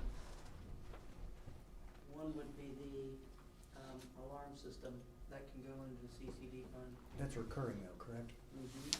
I don't wanna put recurring stuff in the cum cap, if we don't have to. You can also put the repair equipment in the CCD and the furniture and fixtures in the CCD. That I'd be okay with. Cause cum cap, by the name, is cumulative capital expenditures, so recurring expenses, in my opinion, doesn't belong there. But new purchases of equipment and stuff, sure. You wanna discuss that when commissioners come up, or you wanna take care of it now? CC, the furnitures and fixtures. Furnitures and fixtures. I assume Teresa made a recommendation? Yep, And her recommendation was? put it in there. So I'm gonna go with it. Okay, so we are going to, you wanna do that with the buildings also? The 1,050 for buildings, what was that for? Says window coverings, floors, and epoxy. Okay. And again, obviously the structures are, so we're taking care of anything and all that, repair roofs, doorways, seals, that all kind of stuff. So are you talking about internal structure that you need to change on that, Mike, or? I would Maintenance and like improvements? to eventually, whether it's this year or under Dave, there needs to be, an epoxy of the office space and the autopsy room minimum. It would be nice if the whole building could be epoxied. You're talking about The the floor. yeah. So if that's the kind of activity, I would say that that's something that would need to roll underneath the commissioner's activity, because that's, again, a large, I consider that a big part of the structure part. Yeah, and the reason being is the concrete was sealed, but it looks horrible. Yeah, it's sealed, but it's still not Yeah, sealed. and there was some blood in the autopsy room that got on the floor and it stained the floor. Okay. So, I mean, it actually needs an epoxy covering over the entire floor of the whole building. That's a 20,000-30,000 number more like than a, yeah. So, So you wanna zero that out here and then take it into the commissioner's office? Okay. Okay. Yeah. I don't know, yeah, $1,000 is a little light on that. Yeah. I just got an estimate for just polishing it, 1,000 square feet, and it was almost $12,000. Get out the rags and the Minwax. And that's not county money. I'm not. That was a different. Okay, what, there was something else that was gonna move. Furnitures and fixtures, moved to Furniture. CCD, Wait a minute, where was that at? and you didn't want to do that, that's 40200. And again, with that kind of thing, Mike, that's something that we Oh, could probably okay. fit in next year easily. okay.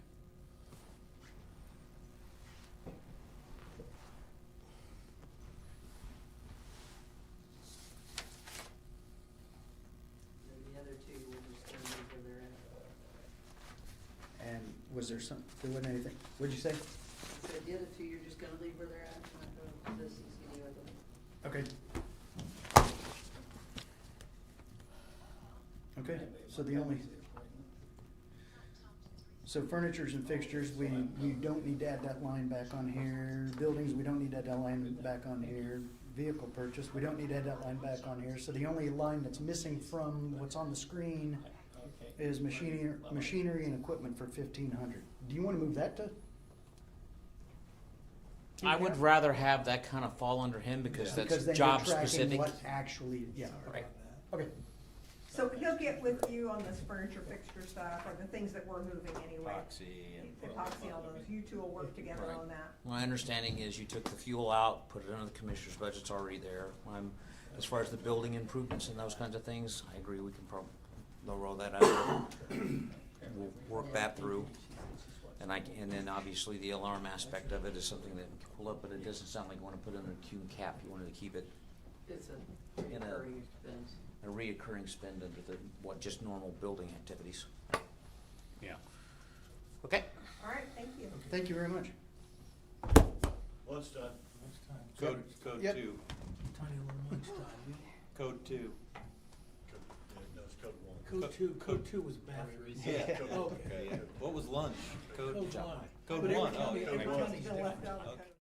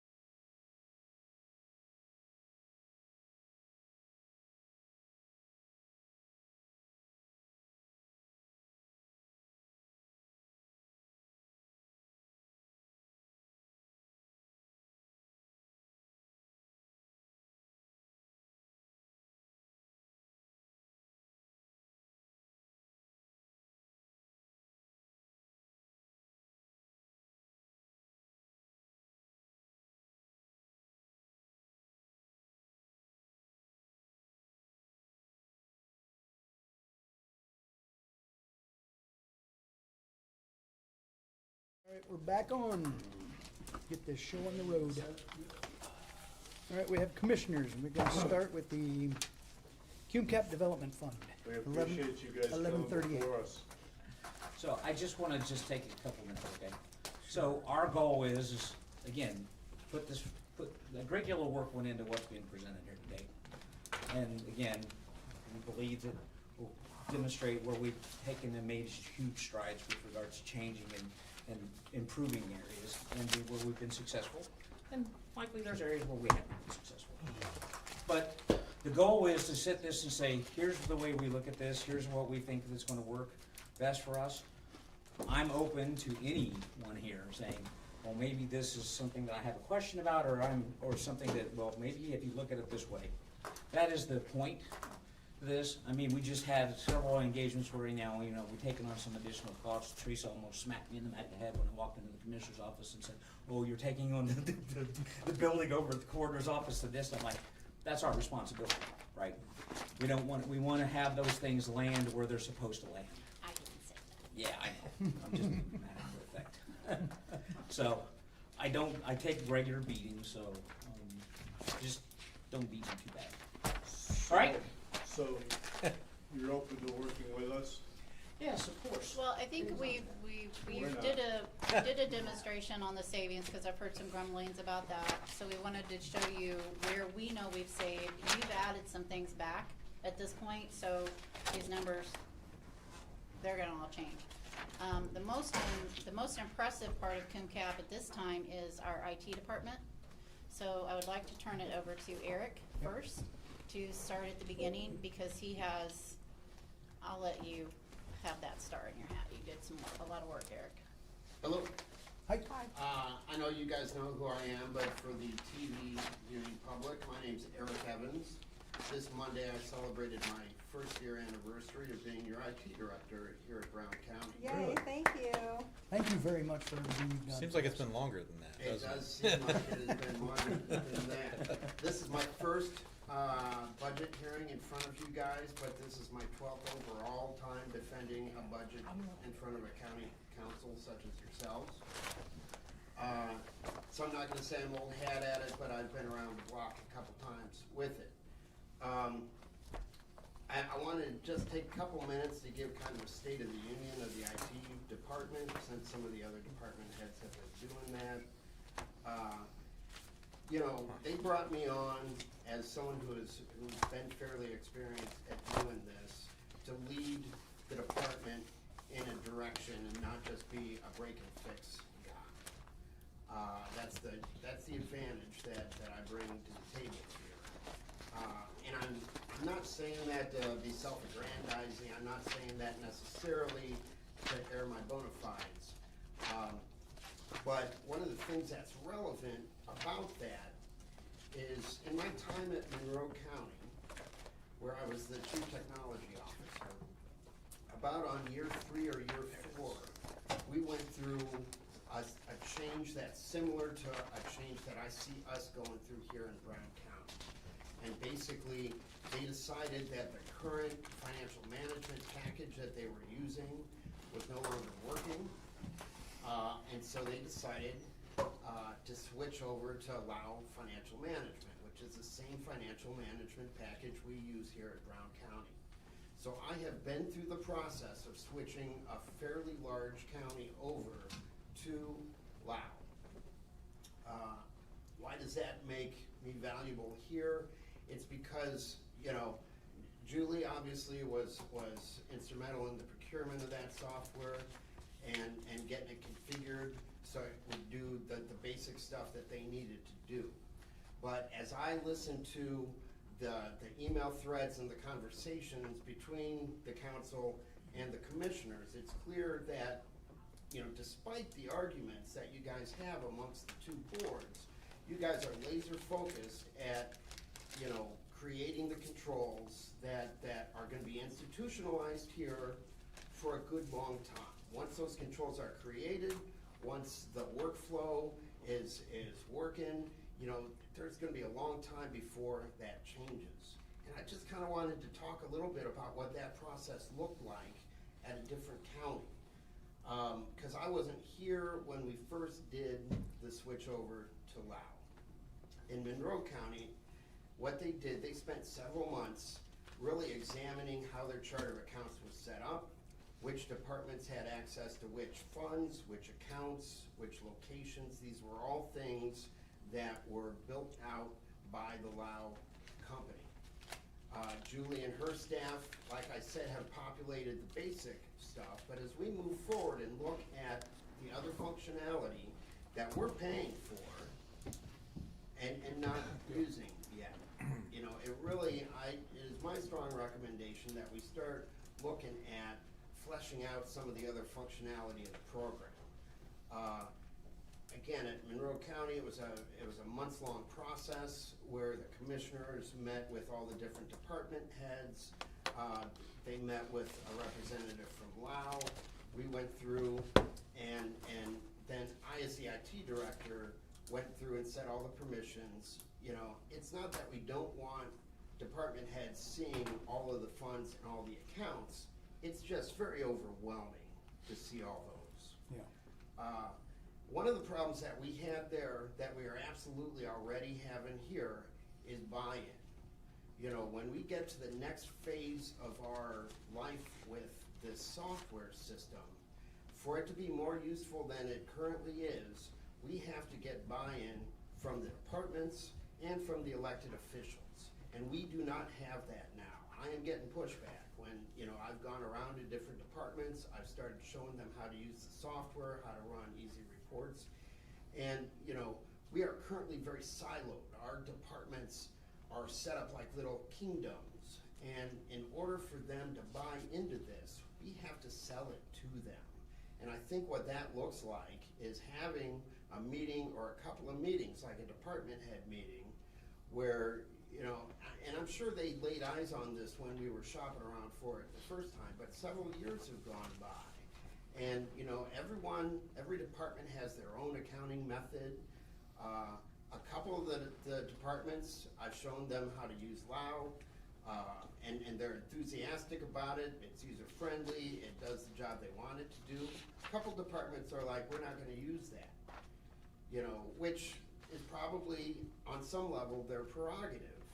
But, you know, one of the functions that we can look at doing down the road that became absolutely vital during COVID at Monroe County was the ability for the department heads to do the basic data entry for their claims. Okay, and what that process looked like was, you know, you'd have someone working in the department who was not the department head who would do the initial data entry for the claims. It would then be reviewed by the department head for mistakes and then sent to whoever in the auditor's office, you know, in this case Doug, but you know, who processes the claims.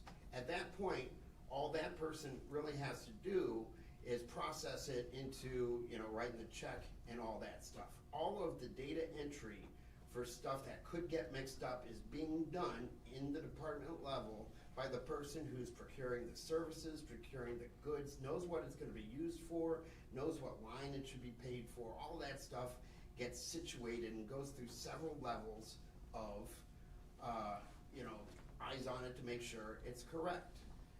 We got that implemented right as COVID hit. And you know, it was life-changing for the citizens of Monroe County because we were able to continue to process claims where, you know, we couldn't have done that if we were relying on a paper system. We're several steps away from being able to do that here at Brown County because, again, we got to get buy-in from the departments and the elected officials, and who knows, that may not even happen. But I would be remiss as your IT director to not strongly urge us to move in that direction. Again, I want to be careful with, you know, Julie has done a fine job. This is not meant to be an indictment of the auditor's office in any way. It's just look into the future. And I think, you know, we need to look at having a meeting or a series of meetings between Julie, whoever the incoming auditor is. I think Ed Wojia would be absolutely instrumental in helping out with this process. He loves getting into the weeds of the numbers, and you know, he's a kooky little dude, but he's got wisdom. He really does. He dishes out. You hear that, Ed? you know, he dishes out the wisdom, and, you know, he knows what he's doing. So that is one of the two recommendations that I'm gonna make here today, is that we strongly consider how we're gonna work with Lao moving forward. And I'd really like to get the electeds and the department heads involved in seeing what our lives could be like if we all were using this collectively. The second thing I would like to talk about is the health department. You know, we went over their budget today. One thing that you need to understand about the health department is at some point prior to my being here, and as I understand it, maybe even prior to Laura, my predecessor, there was a schism that happened with the health department where they decided they wanted to contract out their own IT services. And because they are governed by the health board, you know, they have the legal authority to do that. I think we would function a lot better by bringing them under our umbrella. We're already providing certain services for them, and we've been in talks. When Melissa was there, we were in talks to take over from their IT vendor. I've met with their IT vendor a couple times. He's ready to pass it off to us. I've talked to the doctor via email. He seems to be enthusiastic about that. Now, what does that look like? I think that there's probably some stuff. They do some IT purchasing on their own through funds and whatnot. We may be able to get better pricing because we have a slightly larger scale because, you know, we're buying for all the other departments. We should take a look at that. They have some serious infrastructure work within the office that has got to be done. And because this is going out over a public feed, that's all I'm gonna say about that. But there is some serious infrastructure work in the office that has got to be done sooner rather than later. So, you know, I'm really hoping that we can get things kind of on an even keel with the health department so we can get in and take a look at some of those things. So all that being said, I'm gonna proceed on to my elements from the commissioner's budget. I'm gonna tell you guys the same thing I've told every council I've presented before. You know, I've done everything I can in my due diligence to bring some of these numbers down, to cut where we can cut, even though, you know, my budget is pretty modest. We were able to find cuts, and I'm gonna detail some of them here. In doing so, I'm trying to establish with you guys, and this is echoing something that the Veteran Service officer said. You know, there are gonna be times when I may come before you guys needing some money. And most of the time, in that situation, there's gonna be an emergency element to it. And, you know, it's imperative, in my mind, that you guys understand that if that happens, that I have gone through every aspect of the deal to bring it in as low as possible. As an example, you had the project in the Sheriff's Department where I had direct previous experience with vendors providing the surveillance camera gear for their interview rooms and the breathalyzer room. And I was like, hey, if I take over that project, I know how to deal with these sales guys because I just did it.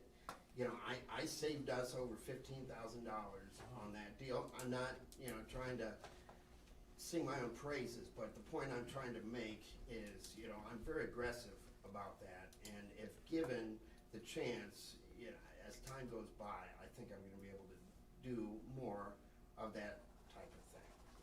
So, having said that, looking at my items in the commissioner budget, the first item, and I know we're basically talking about CUMCAC, but the first thing I wanted to highlight is actually in our general fund under the telephone services, which is general fund, so of course 1,000, then 31402.0068 is our location for this. This is our telephone services. All our phones that sit on the desks in the departments are voice over IP phones. We contract with this company to do that work. I'm presenting that at a $15,000 $15,000 reduction. We were able to audit those, and I credit Bill Moyer for being responsible for that. He audited our phone spend. We met with the company that provided it, and we were out of contract with them. And I said, hey, if we signed a 3-year contract, what kind of deal will you give us? And we were able to get that down to basically I think like around $1,300 a month less than what we're currently paying. Wow. In the grand scheme of things, all the figures you guys have been dealing with over these past 3 days, $15,000 isn't a huge amount, but it's also not nothing. Was that on IT, firewall, and security? No, this is on telephone systems and service. 31402, Scott. Cume cap or no? No, General. general fund. General, This is thank the you. one general fund one I wanted to kind of address, because, I think Bill deserves a shout out for that, it's he is a meticulous record keeper. By the way, Eric, you had another gentleman sitting beside you today. We didn't know who that was. So that is Steve Mascari. He's the contractor that I brought on to help out a little bit. Bill is semi not here because of paternity leave. Okay. And because we're a 2-man shop and, Gotcha. I gotta have Yeah, some that's sort key. of- Yeah, thank you. Steve and I go way back. Some 25 years ago, I gave him his first IT job. It's not under, yeah. Trained him on it. Yeah, good. That's a key. For the telephone. Yes, I absolutely do. You're not And 31403. we submitted it. It should be on our Form 1. Page 4. It is. Well, No, go back to- Yeah, that's that's right, all down, the commissioners. that's Yeah. the savings. there's Yes. a Next one back. Yep. Yeah, the previous budgeted amount was 62,000. Okay, so just back this way. I'm Yeah. asking for 48,000. There's That's general fund. $15,000. Yep, next page, perfect. There we go. There you go. There we go. Okay, did you hear what he just said about the savings he had on that? Yes. Okay. Moving on, now we are in Coon Cap. We were able to make a reduction in our IT services obligation. There's a number of services that we're able to do internally now. And there was a little bit of headroom on that I felt was unnecessary. So instead of asking for 16,739, I'm asking for 5,375, which is an 11,000 and change net That's- reduction. Page two of Cume Cap. Yeah, account line Page- 31001. So that's IT services services obligation. obligation. Okay, so it's how much now? I'm sorry, it took me a while to get there. 5,375. So that is it, okay. Yeah, thank that's you. what's in there. Okay, thank you. Most of the other lines are flat. There's an increase in the IT virtual solutions. That's something that I'm gonna try to work on a different way to go, as we move along on that. That's the one where they significantly raised the price. That's the one we had to cover for this year too. Yeah, the company that we had contracted with was acquired by Broadcom. Broadcom took a very aggressive approach with the entire market. And now they're getting a huge amount of blowback and are actually turning around and starting to lower their prices with certain clients. So we may be able to stay with them. If we move to a different vendor, we're gonna have to move our entire server virtual infrastructure, which will be a pretty major undertaking. We'll have some labor involved in that. Which they know is why they can raise the There price. is a certain amount of attrition, and Yeah. and they just kind of went a little hog wild on it. And, it caused what happens in the market. Other competitors popped up to try to snatch up their clients, and they didn't like that. So there is definitely some signs that they're easing up on their kind of draconian approach that they had there for a while. Real crazy stuff. Yeah. That's the long and short of it. Most of the other lines are flat. There's a small increase for copy release and maintenance on that one. We did take that out to bid and went to 2 other vendors. to look at trying to, we have a number of copiers that are at end of life, so we have to lease new copiers. We took that out to bid with 3 different vendors, including the one we currently use. And the pricing with our existing vendor originally was not great, but the other 2 vendors were like, the one vendor said, we can't service all of these existing copiers that you have, so you're gonna have to also contract out with this other company to get those serviced. So that eliminated them from consideration. The other vendor, which is an offshoot of the vendor that we use for our voice over IP service that I talked about previously. They've been trying to capture our copier business for a while. And they had pretty good pricing, but the deal that they pitched to us would have involved us replacing a significant portion of our fleet over the course of 2 days. I have been through a scenario where you have multiple departments getting new copiers on the same day, and it is not worth any amount of money saved. People get upset, they get mad at me, they get mad at you. It's a bad situation. So we went back to Gordon Flesch, our existing vendor, and said, we need you to lower that price down so we can, stay with you. And they did. They did, come down. I also credit Bill Moyer for that one as well. So I think the other thing too that Eric has stepped up from us, and that is the challenge of exactly what he's describing there. Just because something has been there doesn't mean that that is the way it's going to stay. He did exactly the same negotiation with the website software that we use. And again, got us into a contract that at the end of that contract, we will only be paying what we were paying now. So the first 2 years of that are coming to us at a discount. So we're already operating about savings in 2 years, along with only not even seeing a price increase at that 3rd year. So I commend him on the activity and the work that he's been doing with that, because I've thrown questions at him and he's walked away and come back and give us answers. And every time he's walked away and come back and give us answers, they've been well within my expectations for that.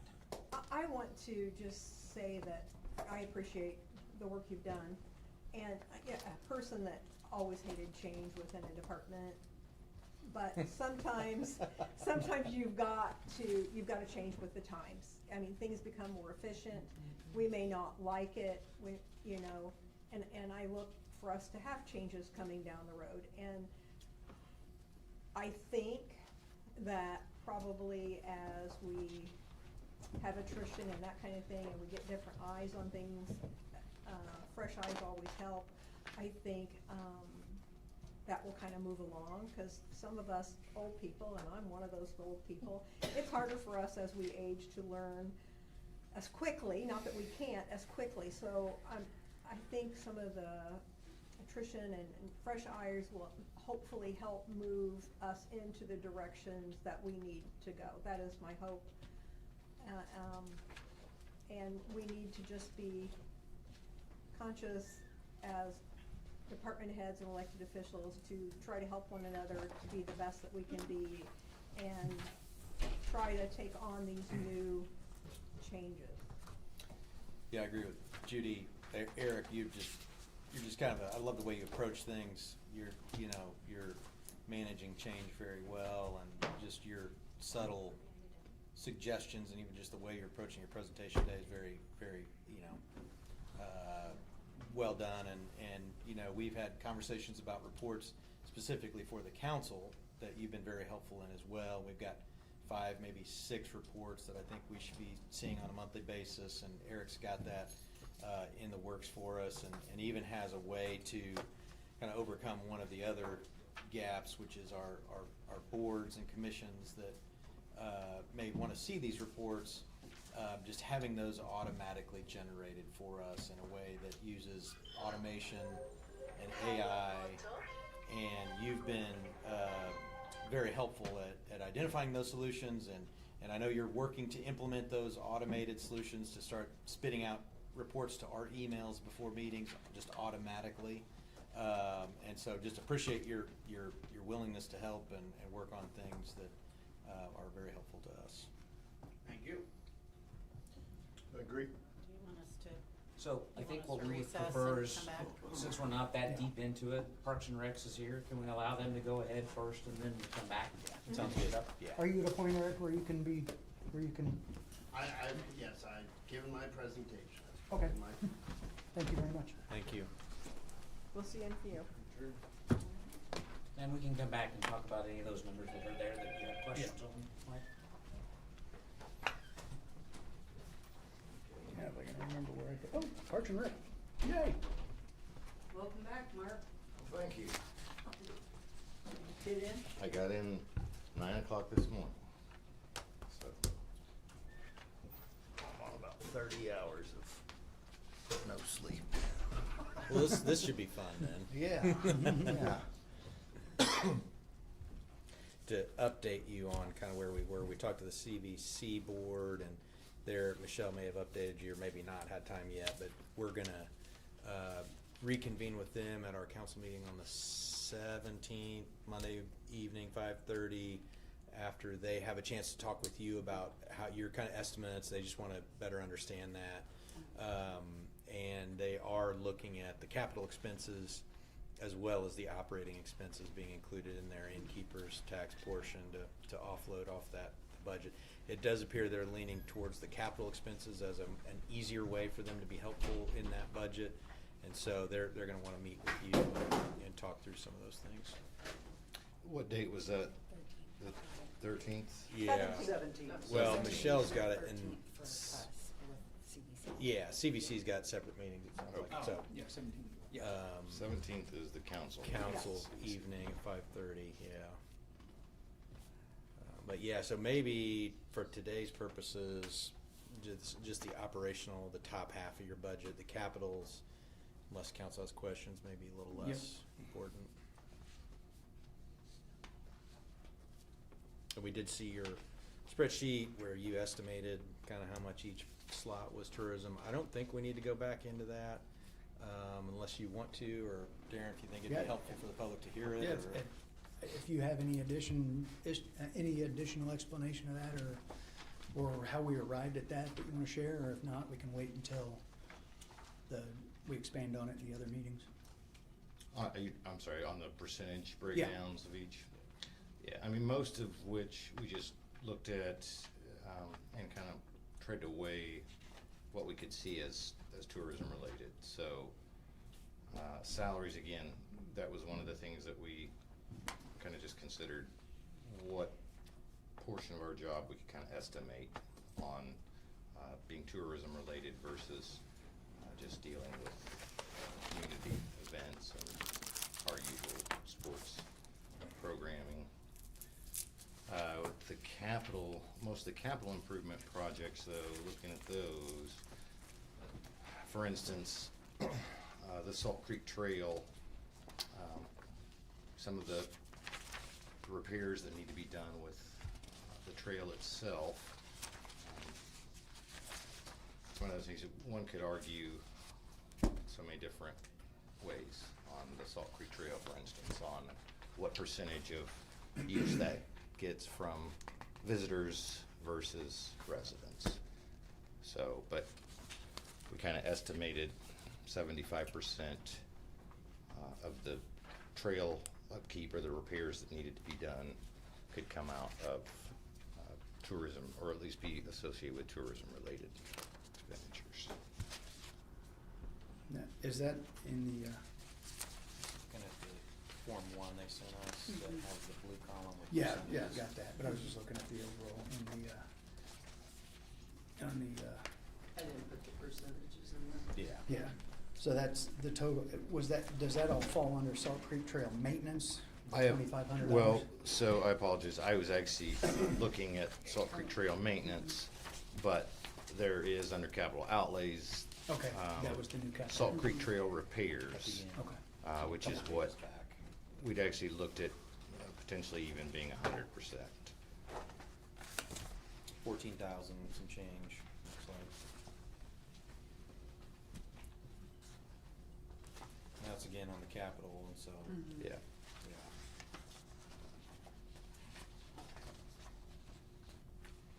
We don't even your staffing, you've estimated 20% ballpark, 25%? 25% for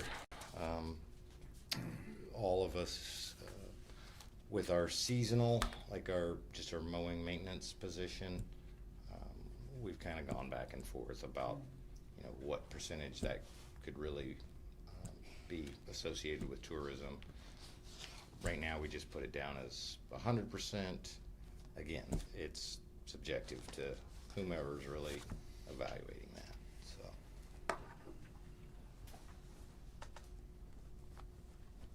We talked to them about how to capture that, as we did the other day. We reiterated all that, and we can tell you, so I'm sure Okay. we'll go over that again. 17th Okay. too, so. Yeah, and of course, whatever, we're here to help, so whatever Yeah, right. we can do. Because we want it done to be, we want it legal, we want it. Absolutely, Yeah. of course. Yeah.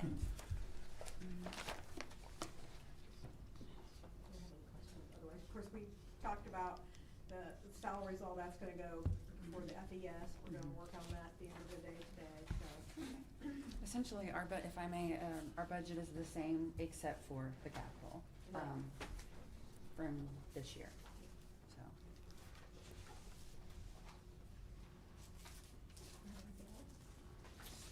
Same budget, no increases other than capital requests. Oh, I'm sorry, longevity, the $100 But per that'll year be all is taken included, in- yeah, that'll all be that taken was into the account, change, yeah. yes.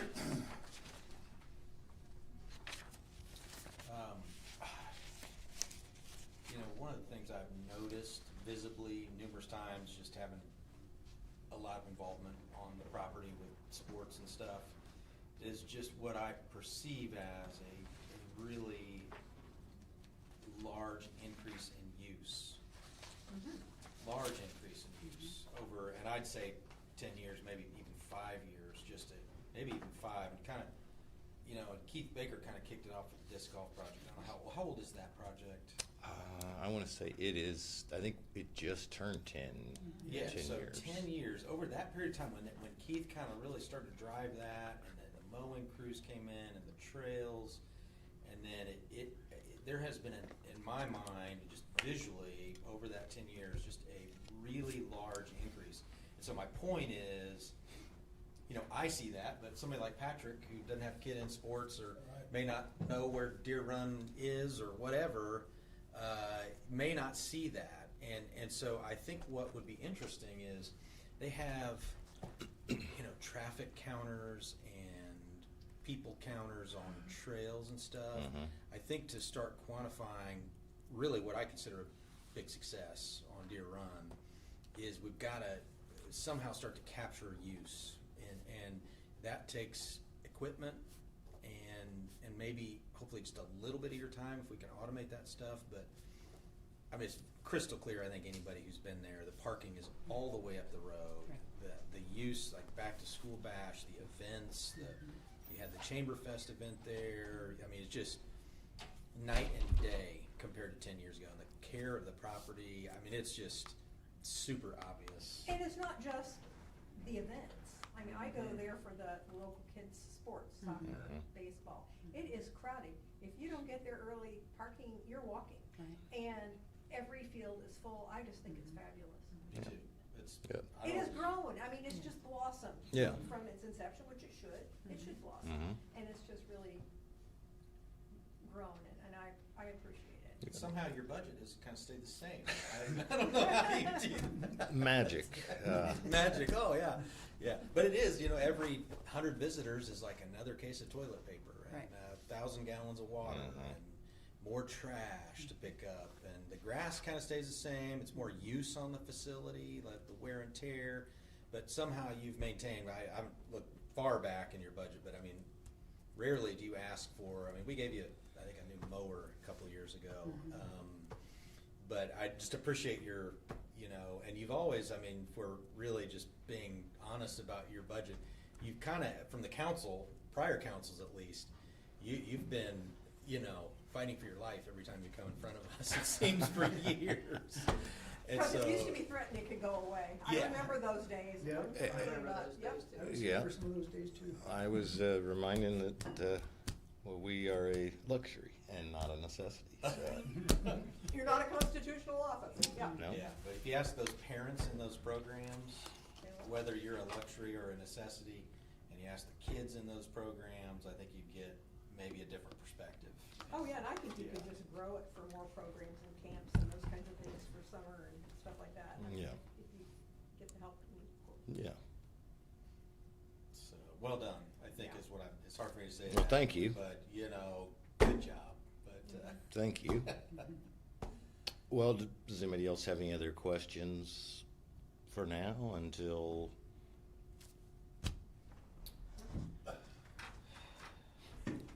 Are you guys looking to approve his budget as it stands without the CVC's contribution of the $155,000? No, I thought we No, put that that's on hold. part of the, yeah, that's part of the discussion for our August 17th meeting. Okay, just clarify. Mhm. You understand what I asked? Yes. Mark? Mhm. Okay. so yeah, I would, in those meetings with the CVC, I would just, are you gonna go to their CVC meeting? Is that how that'll work? Yeah. Okay, so that'll be Yeah. public and we Mark can- doesn't know yet, but I was gonna tell Yeah. him after this that that was what we were Okay. doing. Surprise! He likes meetings. Welcome back. All right. Welcome back. Here's your Yeah. list that I made for you while you were gone. Sorry. So, I mean, and if you Yes. do have other meetings, Judy and I and maybe other council members would probably like to sit in and make sure we're following the conversation as well, and so if Do you you would kind of. want us back here on the 17th as well with the CBC? Yes, okay. I think so. Okay. Yeah, that was the only thing I wasn't clear on, so. So, It would be That's what you guys beneficial to said. get Okay. everybody involved Okay. And on the at the same table page at the and, same yep. time. Of course, okay. Do you know what time the 5:30. 5:30 on the 17th? Yeah. Okay, you've got the list. Good. so thank you. Since this is requiring a whole lot of people coming together, I'm gonna try to get this early on the agenda and taken care of, so. Okay. All right. I don't know how much time we're gonna need, so I wanna get it early on there just so, so we don't Yeah. overrun everybody at the end of a meeting. Yeah. Okay. All right. Thank Well, you, guys. thank you. Thank you. All right. So we'll see you all on the 17th? Yeah. Go home, take a nap. I think I will.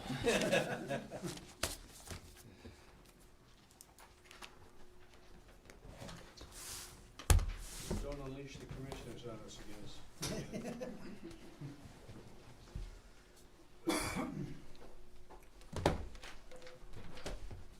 And before we get too far into anything, I've got one follow-up question for Your Eric. wallet and keys are over there. Wallet and keys. You're a little jet lagged, I think. I wouldn't have gotten very far. Wallet and keys, oh boy. Oh, Oh, yeah. boy. I'm Yeah. driving, it's fine. I think Kevin's honest. Right? Fortunately, it has some identifiable markers on it. You had a question, you said? Eric, a question for you on LAO. Okay. Something popped in my, I don't know why I didn't think about it sooner. Is there a functionality of LAO that we could use for the Form 1s? There is a- Submission of Form 1s, or is it driven simply off of the Excel spreadsheet that we would create and put it into LAO? So, I downloaded into budgets on now. But is there something in LAO that gives us the functionality to streamline the Form 1 process? the short answer is yes. There is a module where you can get the budget stuff ready. We would need to do some planning early in the year to make sure that we're ready to use that. Obviously, we want to loop in whoever ends up being the auditor, to make sure that he or she is comfortable with that. But I would definitely like to look into doing that. We had, the first budget cycle we had, after we started using LAO, it was a little rocky. But after that, we were able to get it pretty streamlined, which allowed the budget hearings to be a little more smooth, although this has been pretty decent. I mean, we have not run behind schedule as much as I thought we were going to here, so. But yeah, to answer your question, I think we should definitely take a look at that. Okay. We may not be able to get it pulled off for next summer, but certainly the summer after that, we should be able to. They have Form 1s in here as well. In the things that they every plow. Yeah, that's what I was thinking, yeah, if they could do that, something that flows smoothly with everybody, something that everybody would be comfortable with, and, Yeah. and see, is that part of the package that we're not utilizing that's available to us, or would that be an extra thing? No, I think we're already paying for that. Well, then we should definitely be using it. Yeah. Okay, thank you. All right, So, are we done with him? did you have anything else to add? Well, I'm finished. Okay, thank you very much.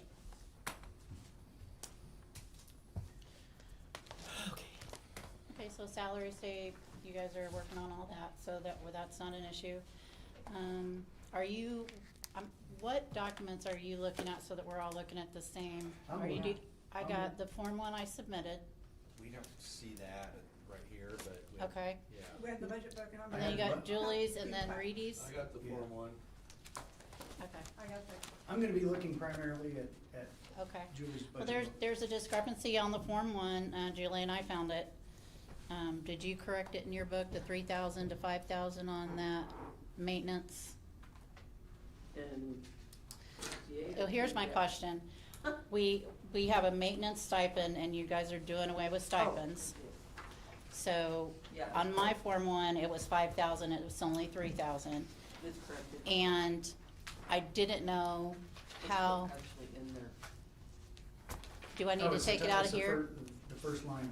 Yeah, the very first line. Do I need to take it out because you're adding it to the Where are we salary? Cum cap. Cum cap. So Teresa, one thing you may do Yes, is sir. talk in funds, like if you're, I'm Really in quick. 1138, account lines, and actually not even numbers, like the name of the fund. It's cum cap. Cum cap. Cause that's how we are gonna be searching and trying to follow you, so, Okay. yeah. Okay.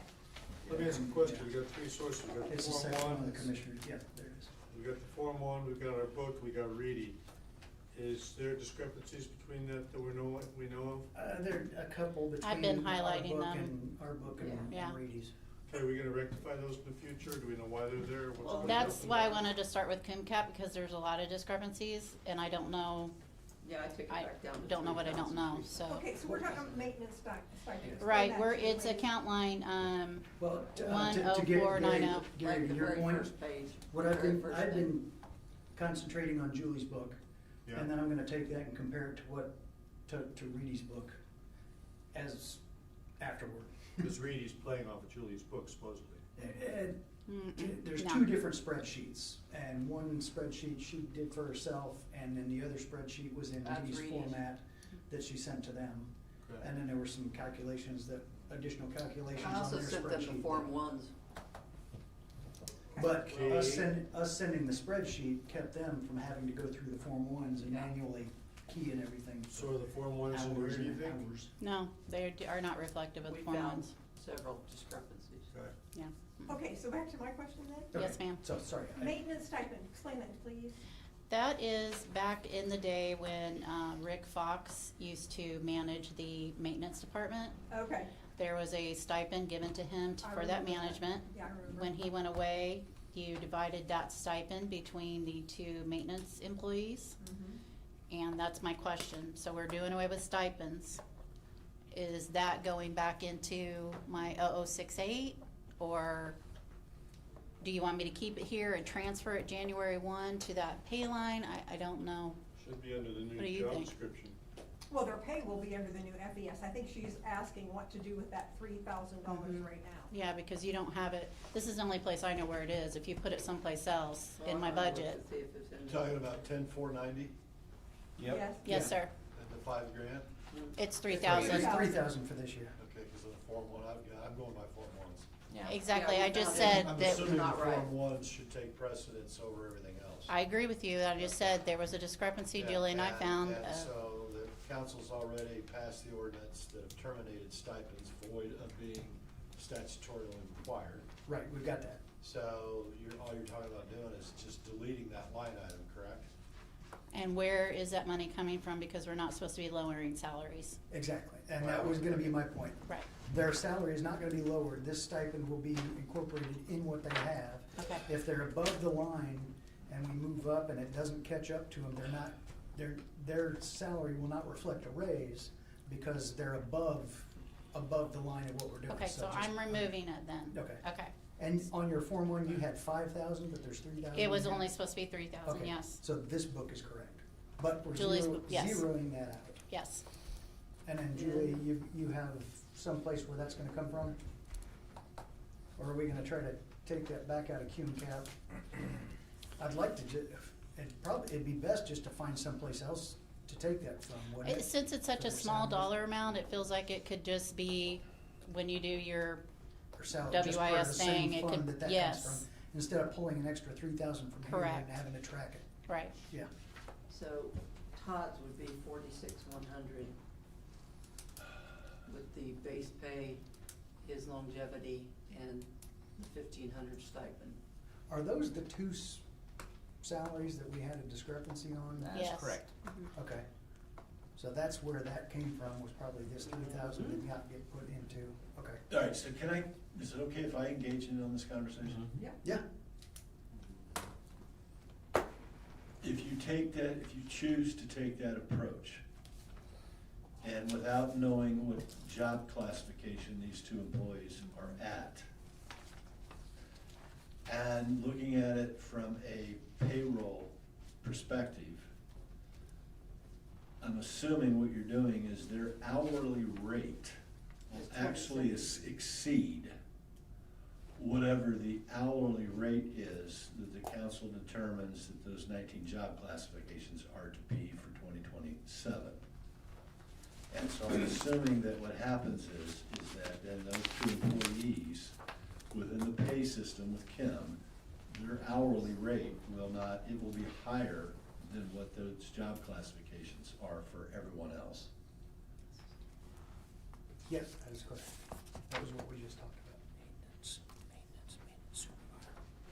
You say their classifications will be higher, or The their? entire FES system, the way I understand it, unless there's something I'm missing, there are 19 classifications. And that is the biggest distinction between the old 35 pay grade system versus the FES system. Because the big distinction between those two approaches is that rather than an employee being at a pay grade 9, comes before the council and says, I need to be a pay grade 14. Prior to the FES, the whole approach was extremely subjective, very biased, all right? Because then add insult to injury, not only did we increase, pay grades based off absolutely no objective, rational thought, all subjective, very superficial. Then we would turn right around and hand out stipends above and beyond that. And to me, that issue is, that is the primary reason why the four of us drove to Muncie back in 2024. If you all, whoever's present remembers that trip. I agree. I agree with you Remember totally. the trip to Muncie? Yeah. Okay. So my concern for this system is the system has to maintain its integrity. Correct. It has to maintain its integrity. And my concern for this, right here, it's just simply I'm voicing my concern. But at some point, when we all sit down and have to talk about these 19 classifications and what we're going to do with regards to 2027, which I've already given you my proposal, okay, and how to approach it. But then we've got to deal with the special occupations as well, right? Yeah. But that system, if you come in and you're a co-mod A or an exec A or, LAT, A, B, C, whatever your These job. guys are LTCAs. Whatever your job classification is, if we've got 15 employees within this county that maintain that classification, they should all be paid the same amount hourly rate, period. Period. Right. And if they're concerned about their income, then perhaps they'll have to look to try to find a job in a different department with a higher classification. So I'm raising the red flag with these two individuals. I appreciate what you're all saying, is that, you don't want, 2025, you were at X, and 2026, your pay goes down. Correct. Which is what you're trying to prevent. Yes. Which is Because what's happened to them this year. And that I happened to these understand two, that. and they're the only two that's But the only happened thing to. I'm voicing is that what I don't want us to do is just touch on this briefly, drop it, not circle back, and really to try to drill down to understand, how this is gonna work going forward for 28, 29, 30, et cetera. Right. Well, and just So so. if they're above what they should be getting paid, That's if fine. they're above what they should be getting paid based on their pay grade, they're gonna stay there. We're not gonna drop them down. They're gonna stay there without a raise Till everybody catches up. until everybody else in that position So catches that up would to be them. what's the saying, what is it, high tide lifts all boats Well, type thing, concept? Is we- that- And their boat was at the high tide, got Right. stuck on the rocks, so now we're waiting So for they're the gonna tide stay to catch here up. until the rest of the Hello. time. Yes. All right. So, So we're gonna have to remember that for 28, 29, 30. Yeah, it's in there, because we're gonna be able to compare. Okay, salaries so- and So with all not that, to add it. yeah, not to add any more Confusion. complexity to what's already a situation that's trying to resolve itself. But It's the not commissioners working. are sitting there talking about the maintenance activity. So as you know, we have taken on our owner's technical rep, and the commissioners had funded out of our own funds, not out of the bond, to go after capital improvements, preventative maintenance activities, and all those kinds of things. We feel there's a shortfall in managing that, okay? And the proposal, or what we're looking at, is reorganizing it so that we have a working manager that would be able to deal with preventative maintenance, tracking what their asset improvements are, what the costs are associated with that, in addition to dedicating a maintenance person to the specific area, because once the prosecutor's office is built, that complex, because it is a complex, it's EMT, it's the coroner, it's the law enforcement center, and then it will be the prosecutor's office. That complex in and of itself would keep a maintenance person busy Oh, with absolutely. any spare time that would be necessary to address the other facilities like the health department, parks and recreation, Highway. and all that. Hey, I got a question, historical question. The historical process have the different elected officials within different buildings. Did they submit a PO to the commissioner's office, a request order? And then I'm gonna think of it kind of like a PO or repair order. A ticket? Huh? A ticket, A ticket. we have a ticket system now. So if I was a circuit court judge and I've got a window that won't shut Yes. or something like that, I would submit a request to Yes. the commissioners. No, it doesn't No, go it through goes us. straight to them. Right now, it goes through, IT. It goes to IT or maintenance. So you go into the tech drive, any department head, any person here can click on it and say, I have a maintenance request. We have the option to tell them what the request is, how urgent it is. Right, but if I'm listening to you, Kevin, that you have two individuals, and these are, forget the individuals, we have two current positions. Is what we have. And these two positions are self-managing, correct? So they basically have complete autonomy. There's been more oversight Well, I understand that, but historically. now. Historically, right. Well, historically, Rick Fox And, supervised them. and so we have these two individuals that historically have behaved in a culture to where they had complete autonomy. And the only thing that really, any accountability would be if the circuit court judge says, you haven't been in there to fix my window, and I still can't get my window shut, it's raining in, right? That's been the only thing. And so what you're kind of proposing is, because I agree with you completely, but with that, what you're thinking is you take one of those people, put them in we'll call it the complex. The new LEC, complex, yep. that whole area over there, and then would they report to the sheriff?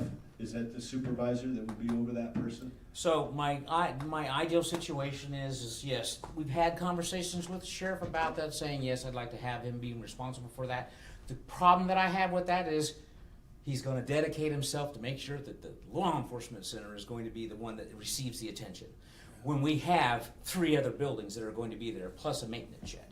Okay, so my proposal in trying to reorganize this and shuffle this around is to actually have a working managing maintenance person that is familiar with what we require for preventative maintenance, what we require for capital asset management improvements, and then person would manage the activities related to whatever the maintenance is. To create a new title, this would be a buildings facilities manager. Yes, that's a good Is statement. what this person would be. That would be their role and responsibility. Because how many different parcels, how many different buildings? 11. So there's 4, 10, 11? There's 11. So you actually know. That's interesting. I was in the courthouse. And I don't include the tower. Yeah, the tower The is. radio tower at B-Box. No, I'm talking about Well, that's buildings. physical, it's 11 We buildings. have actually have people that are working out these, so we have 11 facilities, plus grounds maintenance. Correct. That we have to take care of. And so for example, when I pulled in this week in the front of the building, you know, this building's gonna need some TLC. It's there on our list. Okay. Right. So- You don't like all those holes from the bees? Yeah, so that's, and if you look at it, that's three people Well, to take no, care of here's 11. the How many reason. square feet, I wonder, boy, that's an interesting question. Here's the reason why now would be a great time to start looking at this, to change it, is because one of those individuals is retiring. Okay, So at this point, this is a great time to restructure that whole, like you So, said, you're building does prosecutor. This buildings and facilities manager, they're gonna report directly, I hope, to the commissioners.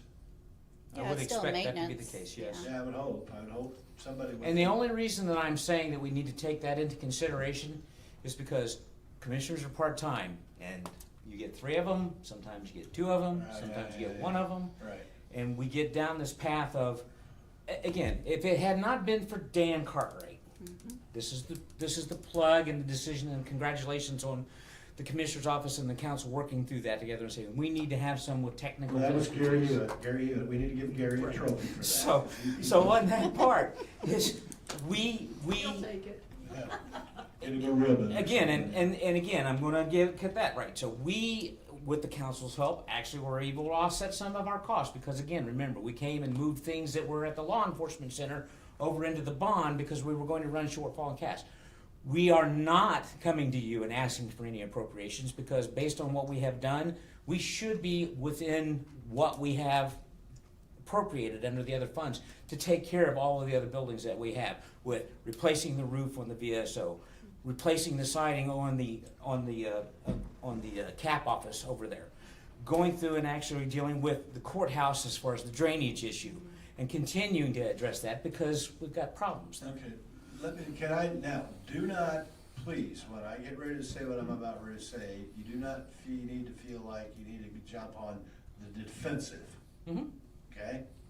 Speak nicely now. I know, I need to go take a politically correct course. Because you all know I'm not very politically correct. Matter of fact, I don't have a PC bone in my body. Use discretion then. Go ahead, Joe. All right. Last year, okay, in the Form 1 out of the general fund, the commissioner's administrative assistant was not in the Form 1. We snuck that in on the salary ordinance, okay? I'm not trying to point fingers or assign blame, but now here I said, and I guess I'm a little, and don't quite, the current commissioner's office didn't establish this precedence. This precedence was established several years back. And so I'm here and I'm asking myself the question of why do we have to have 2 commissioner's office assistants in the office? Because now I'm sitting here thinking, well, wait a minute, if you need another manager type person, so this building's facilitator manager, we're adding more labor costs in that commissioner's office. And also keep in mind, just from a councilman's perspective, because that's, I got my blinders on, the forecast for 27 is, and this is based off of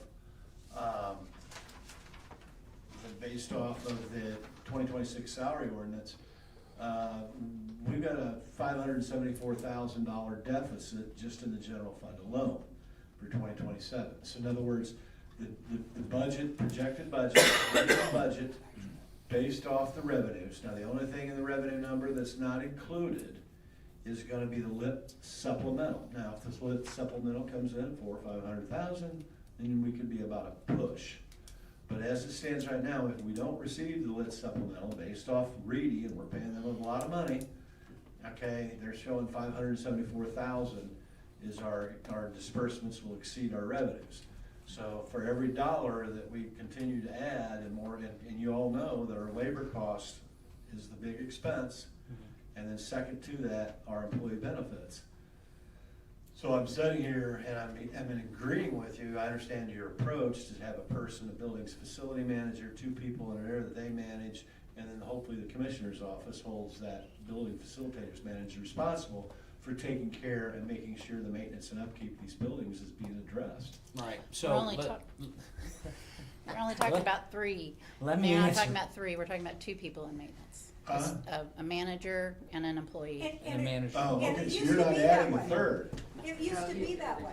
Yeah. You Oh, had I one of your missed that. employees was the manager and decided they did not want to do that anymore, they wanted to be more hands-on. Right. Yes. So is these, help educate me, if I've got a commode that breaks, or a water faucet that needs to be replaced, or squeaky door hinge, or HVAC system, I'm assuming due to the complexity of the HVAC systems, we outsource that maintenance, I'm assuming, right? So facilities is the one that deals with all of that. Those 2 maintenance men are the one that deal with that. So Okay? they'll actually make the phone call and call the HVAC people and have them Yes. come in and. And they'll actually, so the thing that's been challenging for them is the commissioner's office has been putting them through the task, like Eric has been put through the task of saying, I'm not dealing with 1 quote, I want 3. I want to go and get the exercise of saying, when can it be delivered? So we've adopted more stringent activities in our behavior than statutorily required by the Sure. state. Yeah, I Our appreciate spend that. is way down. Yeah. Because so of that. That's that activity there. So to answer your question, so with regards to with regards to the second position in the commissioner's office, I just jotted down a few things as I tracked that. So claims, again, I don't even want. Again, I relish the day that we can Can I interrupt you? Can we Sure. just stay in CUMCAP and not jump back to Yeah, general let's try right to, now, 'cause please? we got a lot to talk about. CUMCAP is very confusing. So, And that's a general fund number, good points, but Yeah, but we're not talking about money per se. Just- We're Yeah, well, we're talking about function. the maintenance, Right. because I think this is. So the question you had is, are we adding another person to maintenance? And I hear them Not. saying the no. proposal Right. would say I would like to have a manager position and 1 maintenance. Okay, but now that Which is manager what it used to position, be. I'm going to Exactly. assume that And then that you manager added a third. position is going to be reclassified, that job description will be more all-encompassing. Yes. And we're maybe. gonna, maybe, because we have, that Okay. employee's been here over 30 years, so they have quite a bit of longevity. Right. That's already in our budget. right, So we that may offset. could. Good, but Well, I that's don't what know we would why like to you look at. wouldn't do that. I'm, right now, based off what you've shared with me, I mean, that makes perfect Well, sense. here's one other option, I think you should, in the interest of like 3 bids and kind of looking at all your options. On the public safety complex position or challenge, right? You're managing or maintaining some pretty complex systems and automated doors and cameras and kind of high security type of specialty type of situations in those 4 buildings. And so I'm wondering if, well, one, if you would wanna look at like a maintenance person that would clearly contract out a boatload of that work. That cost, and look at also the cost of, and I've seen this around, like a company that contracts for the maintenance of similar types of complex facilities. I They wouldn't- also farm out some, but they've got some more specialized staff they can bring in. So we do that in a form of fashion. So for example, the generators, we have 7 generators that we now have. We contract that through and bid out, and that is now managed by Evapar. Evapar, which we just went through, and it went up this year by $901 because we added a 7th generator, right? So those kinds of activities, exactly, safety systems, for example. Corson is under contract with us or under routine with us to come out and do the safety inspection systems with regards to fire extinguishers and all those things. As far as the complexity of the intelligence and the security of the buildings, that falls on our IT director's shoulders. So that stuff is happening along. And back a gazillion years ago when that one individual did start, there is a special training that maintenance person has to take on a federal level to be the maintenance person for the jail. So the individual who is retiring is the only one that has taken that training, and it was quite a few years ago. So that is going to be an incurred cost coming up, and it is an expensive training. How much But is it? I don't remember. What he said? So, I don't- Kevin, I guess my point is, if Yeah. you look at that, it sounds like we got Couple thousand. multiple contracts on, even on the same Thousands. site, while doing multiple complex things. And so it'd be interesting to look at, some of these maintenance companies are built to oversee some of those maybe duplicative contracts. Could they incorporate maybe they have a generator person, maybe they have an automated person, and, I mean, Eric's not gonna be like doing No. some of that work, right? He's contracting out too, but you may find some efficiencies there. And here's the other thing, when you're dealing with the jail and the prosecutor's office, the coroner's office, the EMS, those are emergency safe service buildings, right? Mhm. It's a critical priority in certain cases where a safety issue may emerge. And if you have one maintenance person that has a vacation or has a sickness, or we lose them they move on, there's a risk there in that facility especially. And when you couple that with the complex issues, I think you may want to look at, just glance at, get a bid, hey, what would you charge us to oversee that operation, contract, and maybe do more of it in-house at a lower rate than a contract? You may find savings there is my point. And you get redundancy in your maintenance staff. If one guy gets sick, they got 40 deep, right? And so you kind of build in some security. Probably for the sheriff, it'd be kind of a comforting thing to have more than one person who could do any of it, right? Because when that one person gets sick, we're in trouble. You know, it's like oh boy, here we go. Like everything else gets shoved off. The other guy may not be trained on those systems. Isn't that what you just said you're doing? In essence, that is, because we don't, again, there are things that the maintenance people are not doing. The maintenance people are not doing landscaping. They do not touch grass. The only grass that they touch are weeds at the tower when we go and ask them to weed it. Well, they're probably not HVAC certified. You'd be Actually, surprised. we do have. Their Oh, are they? plumbing, their electric, Okay. they're all, we are very fortunate with the two maintenance men we have. They're They're crafts, certified right now. but again, they're crafts people, okay? They're the guys that are hands-on guys that are there fixing the problems. Our maintenance people went out here and actually removed these units when we were going and dealing with the water leaks issue. They went through the exercise of actually revamping and redoing the plumbing and reinstalling and rebuilding the pressure regulating system. They've actually gone through and actually did construction work when we changed the IT department and all those things. They did So the they are a HVAC broad downstairs. skills individual, and some of them where Chris has HVAC experience, the other picks up. So what do we need, what do you need, we need to move on. We could sit here and try to micromanage you guys all day long, right? But that's not my job, and you're the commissioners, not me, so good luck, good job. So you want the one person for the So safety complex anyway, and a I'm in manager. the middle of a That's it. subject here, so Okay. we don't need to, what you're proposing is simply, we have an individual that's gonna retire, we're gonna bring in another individual, that individual will have a different job description from the individual that retired, which may create a change in pay grade classification. And that's all you're asking for. yes, sir. Do you hope to have this done by the end of the year? Our person is leaving in August. Okay, so that would be yes. Well, if you can find somebody, good luck on that. Yeah. Well, that's Is the other question. that the So- supervisory person that's leaving, or? They're self-supervising right now.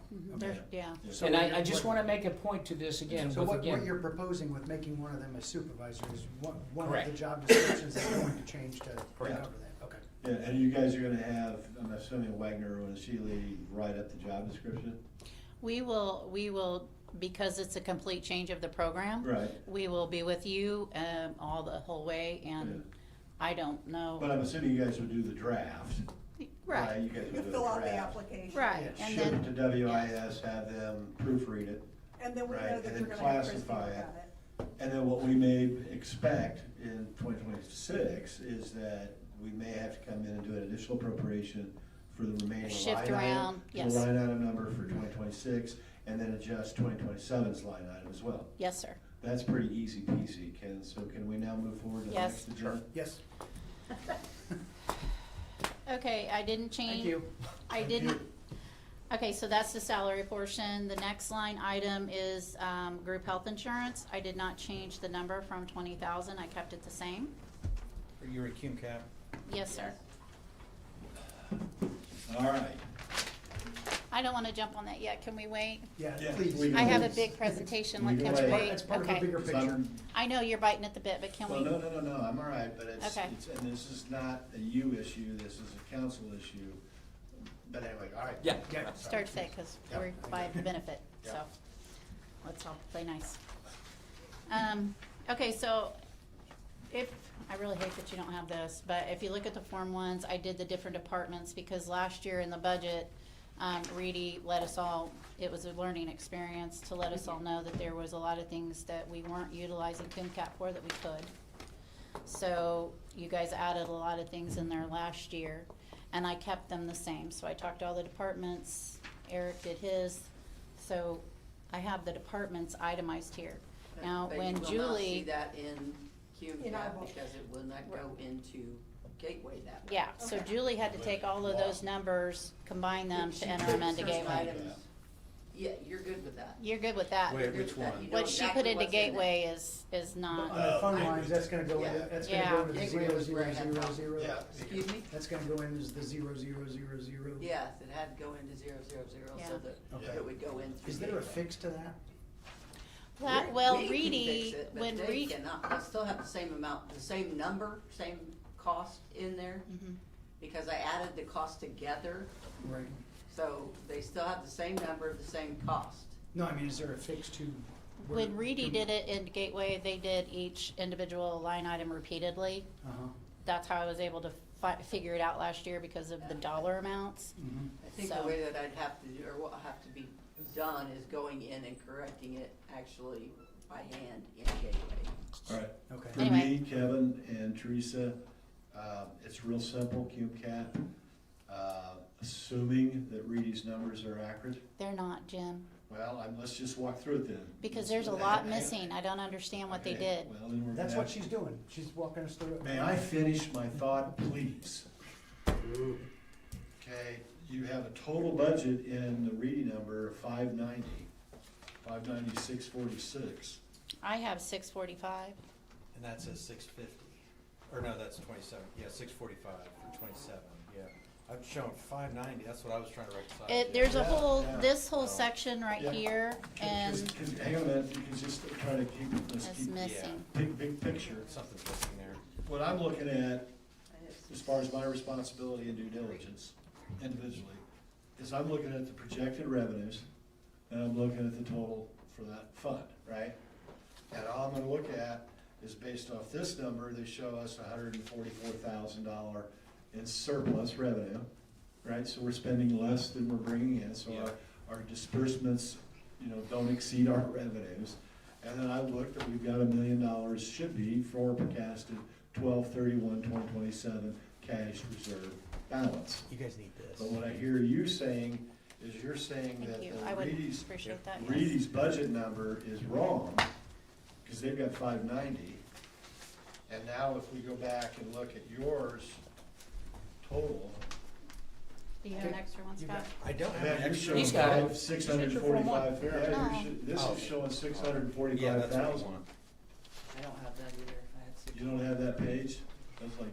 Okay, so we're at Where are you, Jim? 1138, Yeah, 1138. and So we got six Oh, I'm sorry. 45, 195, and Reedy has got, 1138, 590, 646.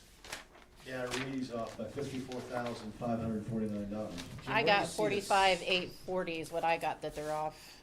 Jim, where do you see the 645? On the Form On the 1. Form 1. And then I on have the actual- Julie's. I have the actual Form 1. And then if you look at Julie's book, it says 623. That's what I've got. 623 Right. total for my KimCap. Yeah. Right. Yeah, because the challenge with this whole process is, number one, just the sheer volume Yes. of numbers, Yes. number one. And you make one little keystroke, an innocent keystroke, you can screw it all up. So Right. that's the reason I personally will look at the Form 1s, because this is what. Well, the but department those have submitted. been corrected too, like we found the other issue, and it was been corrected, and so you don't wanna look at that, you wanna look at the corrected Right, version. so you get into this issue of the integrity of That's the what I'm map. saying, because there's 3 pieces here, and Yeah. this Are is you definitely using- different. Are you using something other than what Julie or Reedy did?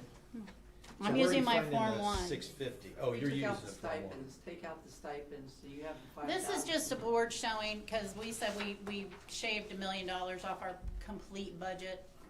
And this is just a year, this is everything that you have allocated, appropriated, additional and/or appropriation and budget through the years for these different funds. So I was just doing a, Take out the stipends. they're not in there. In here? No, on your form. what I you were did, I looking wiped at. it off. Yeah. Yeah, because this Q cap fund, everything line item in here, these are all have-to-pay expenses. Well, furniture and fixtures to me are not a have-to Yeah, pay, but that's but not a lot of that's money. not my, I'm not I you, mean, you're so. talking, what, $350, $300? What I seen is, a lot of these, Jim, if you look at your Reedy budget book on page 32, I'm not gonna look at it. there's well, if we have to add it back in, we need to add it back in, that's what my question is. Well, but hang on a minute. I see it. Even, let's say Reedy is wrong, because it doesn't really matter. Okay, and you're off 45, 50 grand. You're still running $100,000 surplus. Yes. At the end of 2027. Yes, So we can go in and try to fix the math after the meeting with Reedy. You guys can, it's, all right?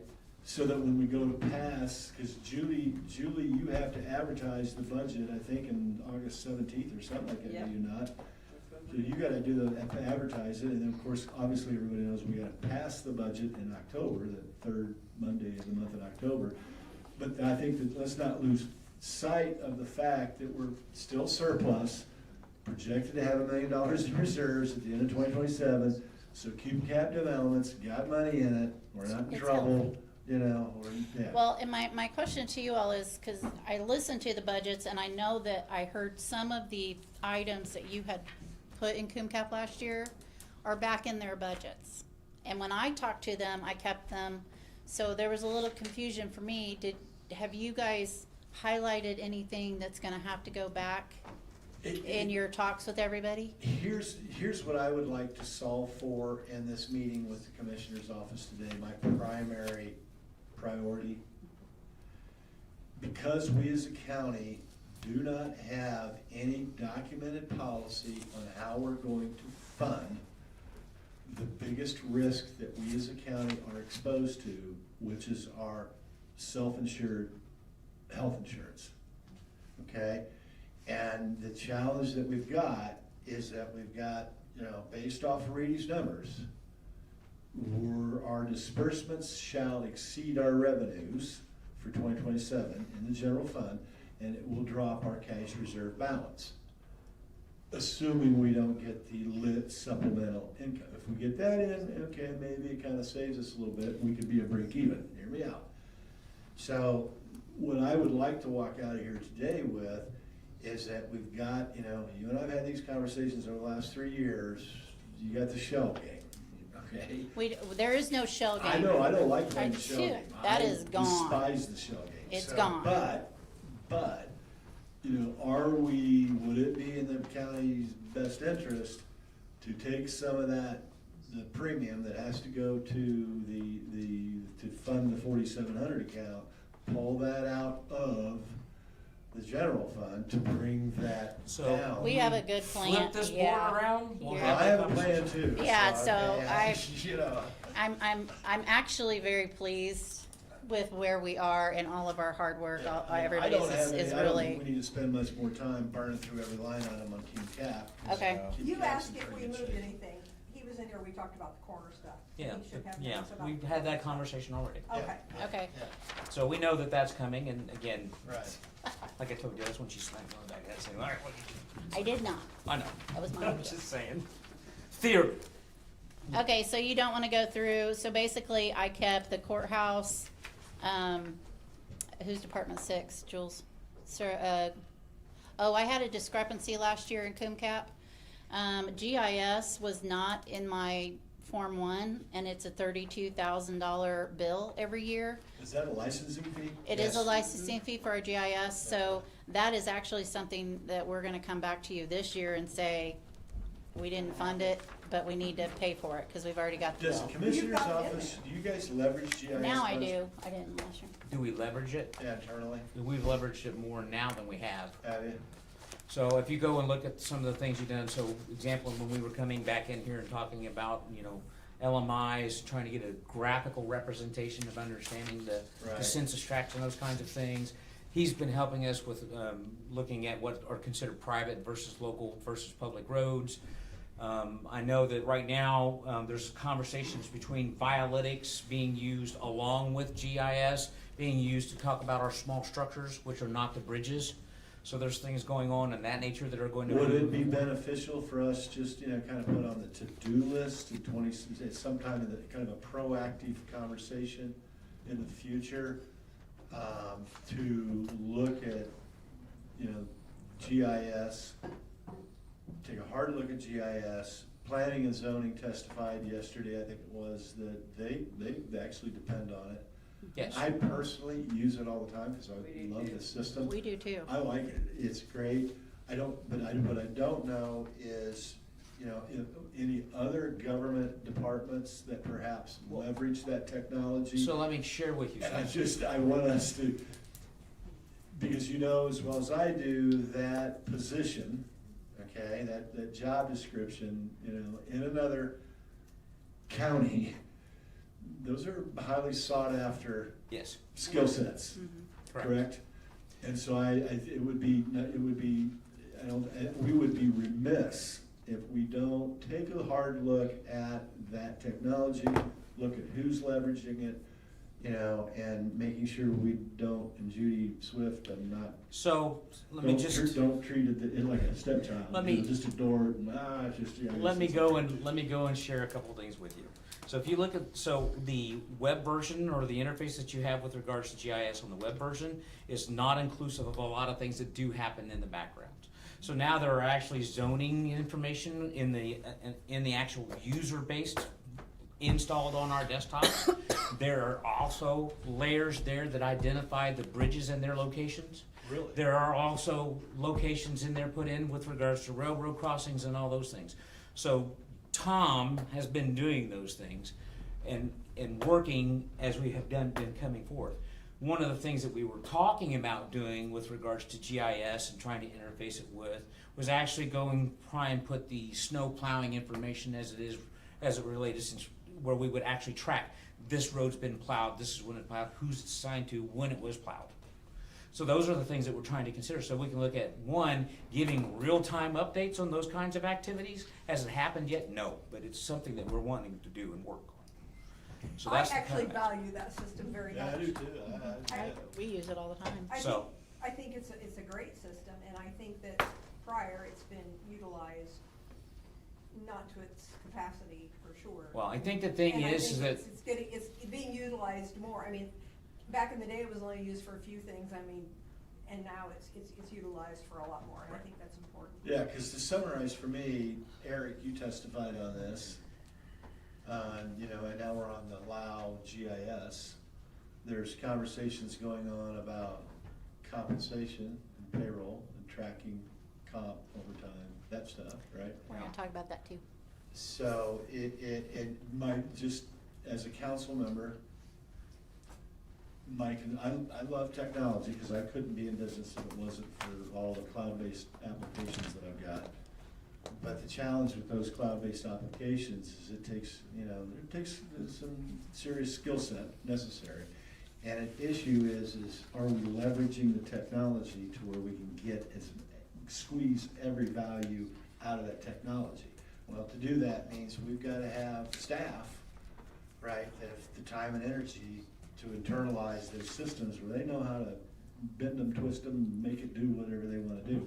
That takes time and that takes some skill set necessary to make sure we have the staffing in place to leverage those technologies so we can really get the real value out of it. My concern is to go ahead and spend, $80,000 a year on to license the technology, but then we don't have the skill sets nor the staffing to be able to really take advantage of that technology and leverage it for everything. We are get out of it. classic at doing that, and that needs to stop, so I agree, Well, that's a yeah. concern. It It's a is, yeah. red flag for me. I'm just being forthright Yep, with all yep, of it. I agree, Jim, Mhm. yeah. Yeah, so.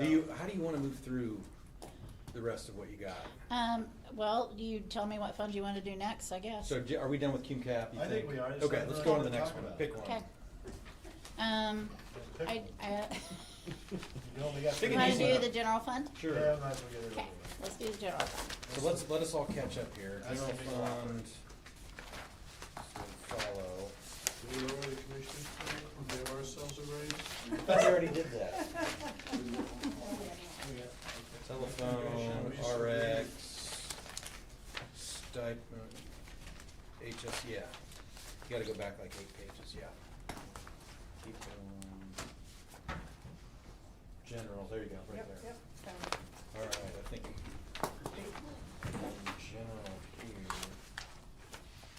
Page 13 and 14 on reading.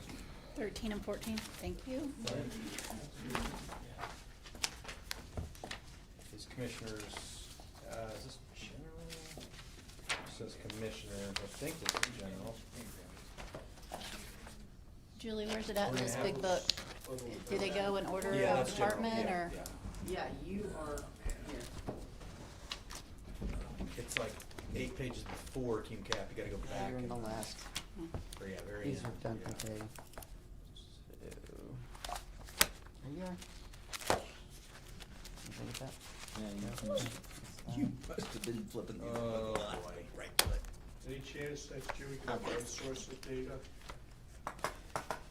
Any chance what? You can have Next year one we source have of data. one source of data. That would be nice, wouldn't And it? I know we talked about salaries and we cleaned up some of this morning. That clerical support floater is really not a clerical support floater, let's call her what she is. Thank you. So whatever She's- that is, right here on page She's 1. clerical. I'm on page 1, Commissioner's general. So let me, yeah, and so. No, she's not, stop saying that. Well, I don't know. It's not. What And- is it? Well, here. So let me give you an example of the task that she has on her plate. Okay, so obviously she's the one handling all of the constituent engagement that's coming through the door, okay? Which position? She's looking at, Clerical support floater. with Stacy Panley, which is your clerical support. Clerical And then- support, okay. So she's doing all of that. She's in the process of becoming a notary, since we only have 1 or 2 notaries in this freaking building, because One. that's part of it. That would All right. We've gone through the exercise of, Money well spent. we've gone through the exercise of she is handling and she has offloaded all claims to her. And they're on time. they're on And they're time. beautiful, and they're trackable, and there is no delay getting down. That is correct. We had a 31-day window, we've shaved it down to 25, So all the claims from the departments come into this individual? No. No. For Commissioner's Office alone, Okay. Yeah. okay? All right. For the Commissioner's Yeah, Office not all of alone. Not all of them, no. Not all departments. No, Kevin spends his time before every commissioner's Right. meeting looking at all the claims. That's a historical So, challenge. the other part of that, and so that she's been challenged with, is we do not have, as far as the Commissioner's Office, a contract tracking activity. Basically going in so that we get ahead of our contracts, not having someone like the ambulance service come in and drop me a contract before the week of expiration. So she's now going through, pulling all those commissioner contracts together, putting them in a tableized form, and we're going to basically make that a monthly or a Database. quarterly activity to review and say, what contracts do we have expiring? When were they last negotiated? What was the fees and all those things? That's taking place. That's real important. That is Well, correct. not only that, talk about that. So the next thing, the next thing about that is, which Eric's alluded to, we are not using all the capabilities of LAO. One of the things that she's been tasked with is going through, and when we as commissioners have our meetings and approve any contracts or any work that may be anywhere from a week to 3 months out, We have no way of capturing that against our running balances in Lao today, so she is going to, and is working on a spend what we have authorized and spend, so we can see, yes, this $85,000 in this fund, here's what we have as our balance, here's what the commissioners have approved, so that we can sit there and say, oh, we are not going to be able to keep our target, or we are not going to be able to operate within that appropriation. Or working with Teresa from the budget perspective to say, do we have leeway and flexibility in other series to transfer these funds before we have to come to you? Okay? She's entering encumbrances, in other words. In essence, yes, because we don't have any mechanism in Lao to do that right now. I think Okay, we're. you can stop now. So. I'm done. She's Are you okay. sure? Yeah. All right. Okay, because that keeps coming up, and I didn't know. it just but feels I like a didn't know. dead horse. And, well, I didn't know, and then on the reason I was challenged, just so that you know, I'm challenging it because it's been previous historical. Crazy. Well, I'm not going to say that because I'm working on being PC. Okay. But it's been a historical precedence. So I'm simply questioning the sanity of the historical precedence. Right. So I'm good. I'm done. Well, let me do two more things, Fine, okay? fine. So we say that there is no floater activity. Yes, there have been floater activity. A lot. She has been a floater for the auditor's office. She has been a floater for the VSO office. She has been a floater for the highway department. She has been a floater for the health department. Clerk's now, office. Does she know every job in that? No, that's impossible. That's just impossible. That's Yeah. I heard that again. You can't do that. And the last thing with that is, she is the one that is responsible for our asset tracking list. She is keeping every asset, with the exception of buildings and property, Because that's a under mess. the We're guise working on of, that. here's when it was sold, here's how much it was sold for, here's when it was bought, here's how much it was bought for. That has not been in place for years. And it's So working does she have because an ankle chain and like a 300-pound block tied to her leg where she can't go in?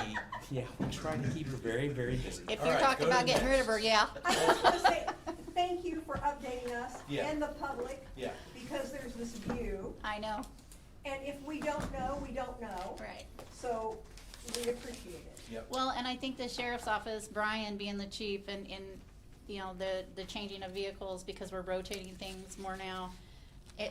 They have come to her and asked for information and cars and vehicles, and we got the title, we got everything. we 3 need months right away. ago, it was walking through this building trying to find the titles Mm-hmm. of vehicles that we could not find the titles to. We removed over 100 vehicles off of our insurance. Plus, right, let's we could keep use a- moving. We Let's could keep use a moving. quarter of her time as Darren's assistant. Okay, all right, so, So. let's go. Jim's Thank okay, you. anybody else got any more questions No, on that keep No, position? no, thank you. All right, thank you. Okay, so, salaries, not messing with them, that's all your guys' purview. Maintenance call-out pay, we did keep it at 2,000, that is very generous, they very rarely hit that item. So I did not change that. Social Security, in going through the funds, the Commissioner's Office takes care of all the Social Security and Medicare for the county. There are still quite a few errors in payroll I've seen, not anything to do with that payroll person, it's just the mapping. Things have changed. So, there's enough money in there, it's a good, Yeah, go my ahead. only, just, looking at this, when I look at this, I'm just sharing with you Oh, I'm sorry, I what I'm paying attention to. okay. 526, 299.40 is the total dollar amount for FICA. Now, just, Teresa, you're not gonna have this. This is a custom report that I created for myself. Oh, Okay, because what I wanted to know is that, what are the line items? How many departments did we pull money out exclusively for FICA tax? So the total was 526, 299.40, right? And then we got Sheriff's Department, Highway Department, Health, and Commissioner's Office. So all I look at is go, okay, 526, 299, I can take that number and divide it by 7.65, right? To give me a benchmark with total labor costs, because that number, as we all know, it's a fixed number, right. correct, it's a fixed number, Yeah. but you can't calculate that Can't do unless you anything with it. know the total labor costs Mhm. on an annualized basis, all in, right? Right. So it's somewhat of a guesstimate, because you got. So the only plus way and that that would affect us this year is if you guys went into your whatever program and you did the all-in, that Yeah. would affect Right, this yeah, budget, we'd have but to- otherwise, no. Yeah, okay, yeah, so, yeah, so, because to me, when I look at the again, I mean, it's, when we're on the general fund, you know, there's really, as you flip through this Form 1, you know, you got $203,000 for, you know, professional legal, attorney, retainer, professional services, HR services. Okay, that's gotta change because I heard Julie say in the meeting that she's not taking ARA in her budget. And we have to take it in ours, I'm assuming. So you guys are still using ARA? We currently are using ARA for the OOR grant Yeah, for the okay, county. right. Okay. What are they under on here, or are they not? Well, they're not there, They're that's what I'm not. saying. I So just you heard gotta Julie add say back that. in. I need to, how much is that contract, 10,000? 10 grand, wasn't it? Was it? Actually, I think they took it up to 13. Holy smokes. Okay, I don't have that in my numbers, so that would go under professional services, which is 35,000. Wait. So you're gonna take 35, 10 grand, no, 13. 13, I need to add 13, meters, 67, and that's 13, for, ARPA, is that what they're called? 80. 80. Or okra. No, what's the name of the company? ARA. ARA. Yeah, thank you. Yeah, I All thought they right. were a vending I machine think we company. can agree to that. All right, so that moves it to 215, so, you know, as a percentage of the overall, that's a small percentage. The other stuff, communication, transportation, 91.7, I'm assuming those are all mandatory, we gotta pay. Give me line items, Jim. Yeah, where are we, Jim? I wanna go, I'm I wanna go line by line, so Okay. that we're Yeah, not let's- making mistakes. I Well, I'm know not making a that mistake, because I got the actual Form 1 here, so it's all total. we're all capable of making mistakes. So it's all pretty easy right here. So, all right, well, you guys. So we're using the button, we're just I'll trying be to fine. follow Just where everybody is here. Okay, I'll go down We the have line budget, then, but we don't Scott. have the Okay, total one. so we just left Social Security, Medicare. That number's good. We decided that perf is also a fixed number. It's a calculation that can be done on your income, so that's a fixed number. Again, will change if you guys do something different with, your, whatever WIS has. I did not increase or change the group health insurance. I left it at 1.1, and when we get to that subject, you'll understand all that. HSA, the 120, that is also this year rolled into our health fund number. So that's new. Do what? It's, Well, I tell you what. yeah, we'll get there. That's a separate conversation. Yeah, that's in separate. itself. $10,000 for our unemployment is, it's worked every year. Again, that's gonna be a fixed number. If you change anything with income, we'll have to look at it. Employee wellness incentive events, this buys water. It's events, not the. It does not do anything except buy water. Yes. So, We're spending. we are spending $30,000 a Culligan. year on Culligan. I have griped about this in the past. You can buy. It's shocking. Where To is me, this you water? can- Everywhere, every building we have water purifiers You everywhere. either have a standing alone dispensing system, or you go in that room right there and you have a standalone dispensing system that processes it from a connection from the water supply, and in addition you have one on the sink, and then you also have two of those on the fountains downstairs. Is it soft water? In No. essence, yes. Oh, is it It's our filtered ROI. in some, soft in others. What are we missing? I know the downstairs fountain with the spout is soft. It seems like nobody trusts the I town don't water. have it at home, I use a Brita. No, so that every Yeah, building, I that's use a my huge kitchen tap. expense. Yeah. Yeah. It is something that we are going to call Culligan out, and because every department has created their own contract and their own agreement. So, That's where you guys look at those contracts. thank you. And it's out of control, So what, so 30,000 for water? yes. I say, look at those contracts, Wow. drink tap water, get a Brita. Yes, sir. Sorry, folks, it's the way it is. Just curious, Drink you it at guys home. probably don't know this. What the heck does county government, because county government with 11 buildings, I'm assuming is buying all their water off of Nashville. That's correct. That's correct. So how much on an annualized? So in essence, basically what you're doing is an add-on service of either being softened water or softened and filtered. Yeah, but what are we just spending on water? just to buy the water from Niceville a year. That's a Well, Doug that's lumped in question, with the sewer bill, yeah. so that's. Well, not- the This is the sewer bill. jail's a big consumer. For the jail, it can be as much as $6,000 A month? a month. A month. Really? Yes. So what does the council want to do with the 30K for water? I think we get rid of it. Yeah, but we can't do anything with it until you guys figure out what you're gonna do. Yeah. I would prefer, I would agree with him. Please let us do some, Yeah, just stay. do some investigation on this. Hold us accountable and ask us about it, Yeah. be- Why don't we just? because it is, Next year? well, we're in contract, so you can't just, You may not be able to get out of your we may not. They have Well, to. I look don't at- know see what everybody's done. Look and see what the contracts are doing, and as they end, Mm-hmm. I suggest we get rid of We them. do not renew. Well, Which line and is that? I've dealt with Culligan before on matters like this, and I have got them to group my plants together. So I think that this is fixable. I was just shocked when I went in to do the budget numbers and realized that every single invoice that's hitting that account line is water. Employee wellness. Why is it called employee wellness incentive? Sir, I do not know why it flipped Let's or change what. that title to water. Well, the actual title is employee, it's under the line of. I can employee tell you wellness why. incentive. Scott. It was, water they were wanting us purification. all to drink more water. Well, it's Back to water the thinking employee. water. It's water purification, in essence, is what we're paying for, Yes, right? yes. Well, let's call it what it is. That's fine. We can Water tell Doug to purification. change. Can you bring that back to us? Yes, We sir. will. With the contracts, where Absolutely. it all is, and. And so by the time we pay the And that is sewer one of the bill, things water that- bill, the toilet paper. That is one of the things that state electricity, he's gonna the help us water with. Good, purification. let's keep going. Okay. Do you think That's you all it could, is. All right. That's why I wanted to go line by line. Yeah. Yes. are you gonna be able to get that to us at our work session next Yeah, but. No. Thursday? No. Okay. Absolutely not. This It's is gonna a take- it's last gonna quarter take- of the year Yes. information. No, I mean, just Yeah. gathering the information. is We gonna are take aware that of long. it. We are aware it's a problem and it looks ridiculous, and Okay. we are trying to investigate and see. All right, Okay, next. Okay, AUL life insurance, those numbers have not changed. We still pay $940 per employee with a $20,000 life insurance policy.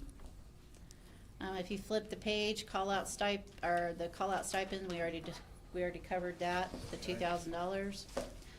Postage, is that going, That has to do with the maintenance.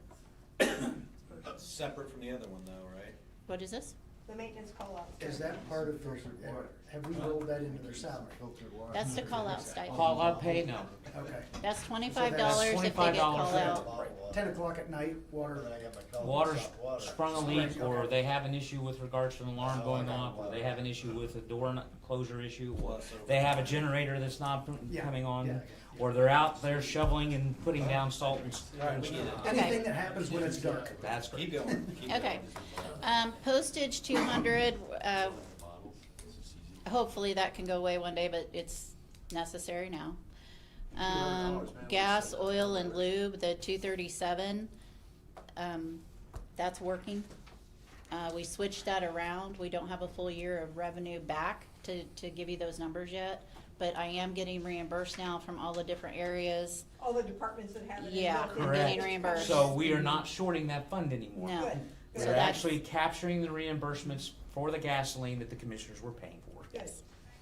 Well, and the question is, we're capturing the reimbursements, which is key, but have we built that into our budget estimate?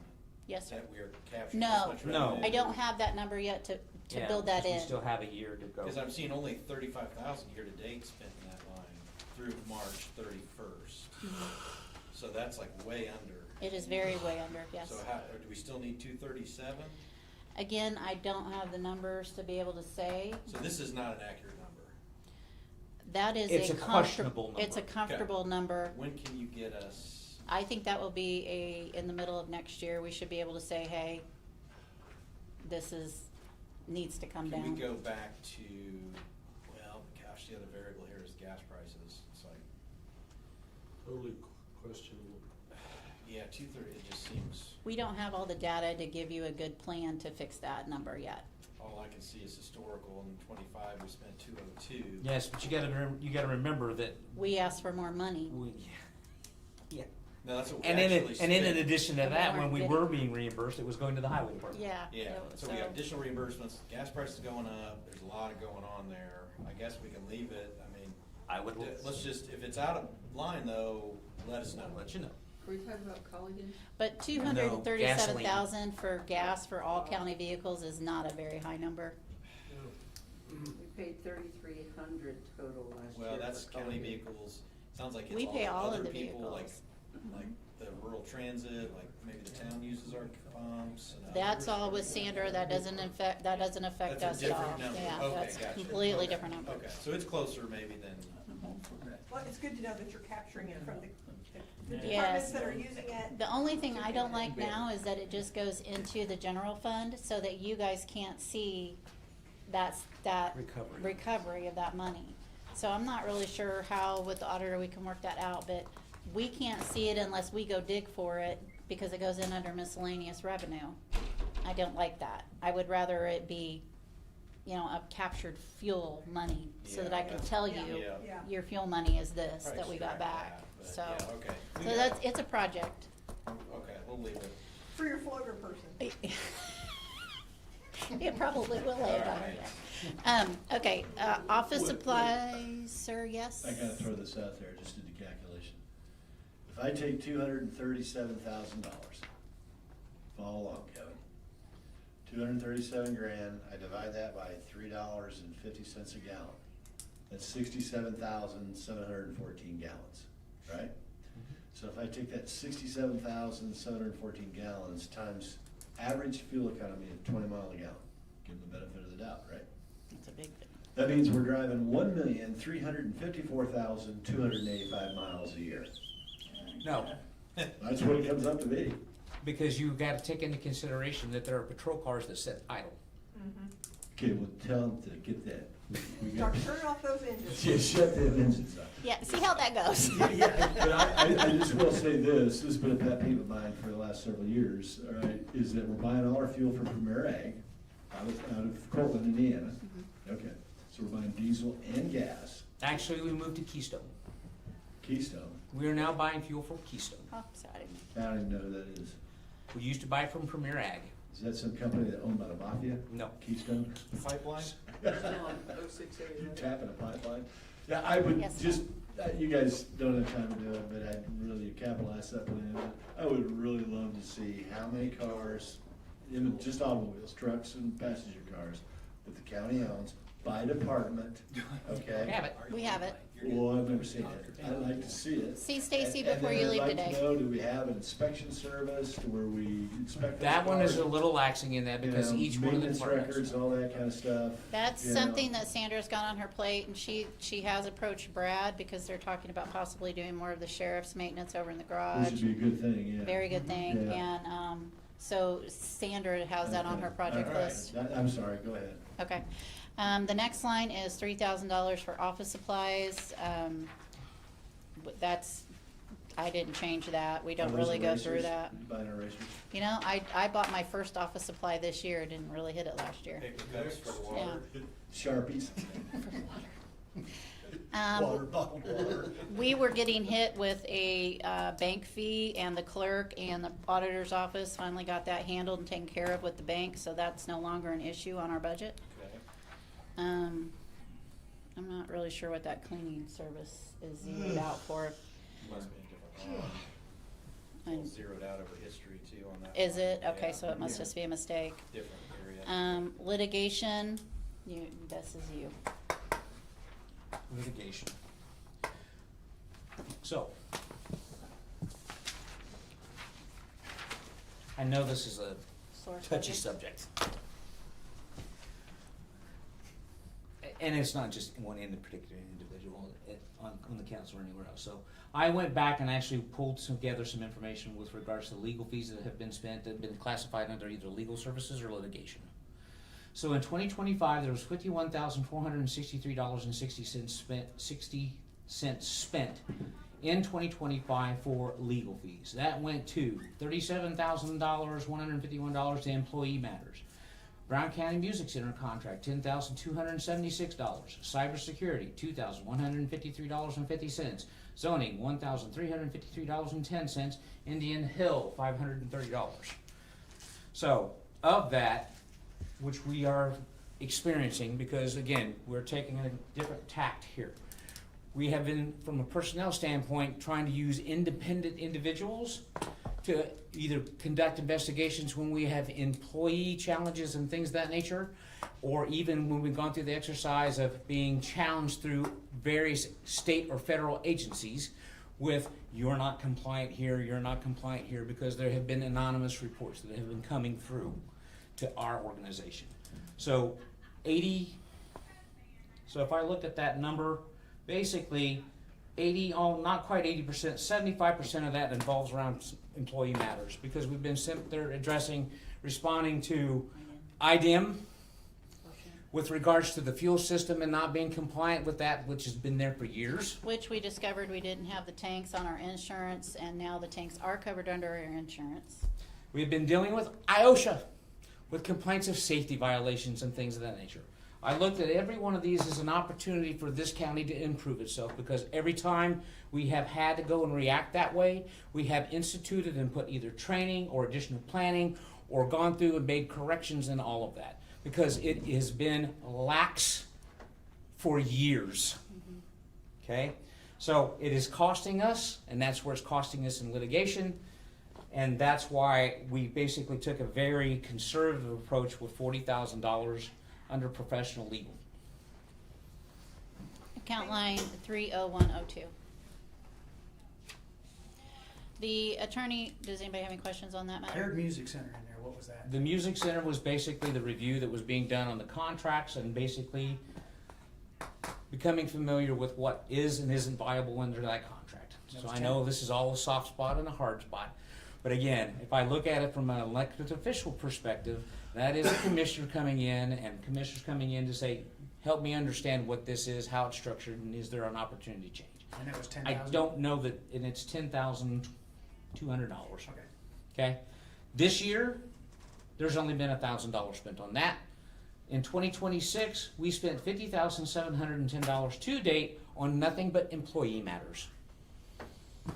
That means engaging to understand statutory, regulatory obligations under the Commissioner's authority against other various agencies, whether that be the Department of Health or those kinds of things, where our authority lies with regards to, or responsibility relies with regards to contracts and all of that stuff. So I think you're very aware that we're trying to go through and work through these things, but unfortunately it's an expense that's increasing because we're taking a very different tact. So you're getting your house in order.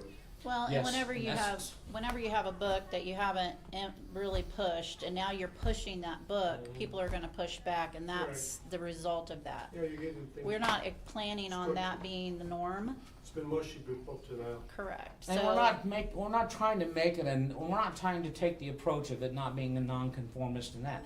We want to learn these things. I had absolutely no understanding from the perspective of what the relationship is between the Commissioner's office and the Health Department.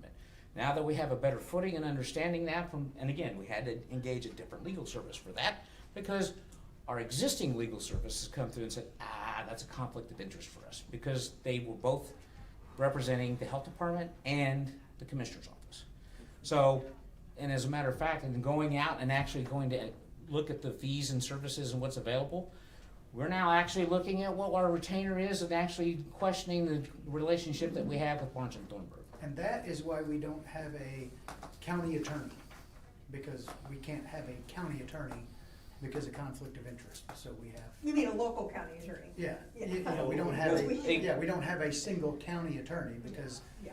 like in the Health Here- Department, Commissioner, that would have had to hire 2 separate attorneys anyway. Here's the Because of challenge that I conflict of have with interest. that, and again, other counties have county attorneys, Yeah. so why are we unique? Here's the Well, they do, reality. but they It might- still, in that case, they would have to go out. I understand have that, to go out and get 2 but more you attorneys. apply the 80-20 rule, right? 80% of that county attorney can do the majority of those functions, and where they identify as being necessary either by code or responsibility, that's the difference, right?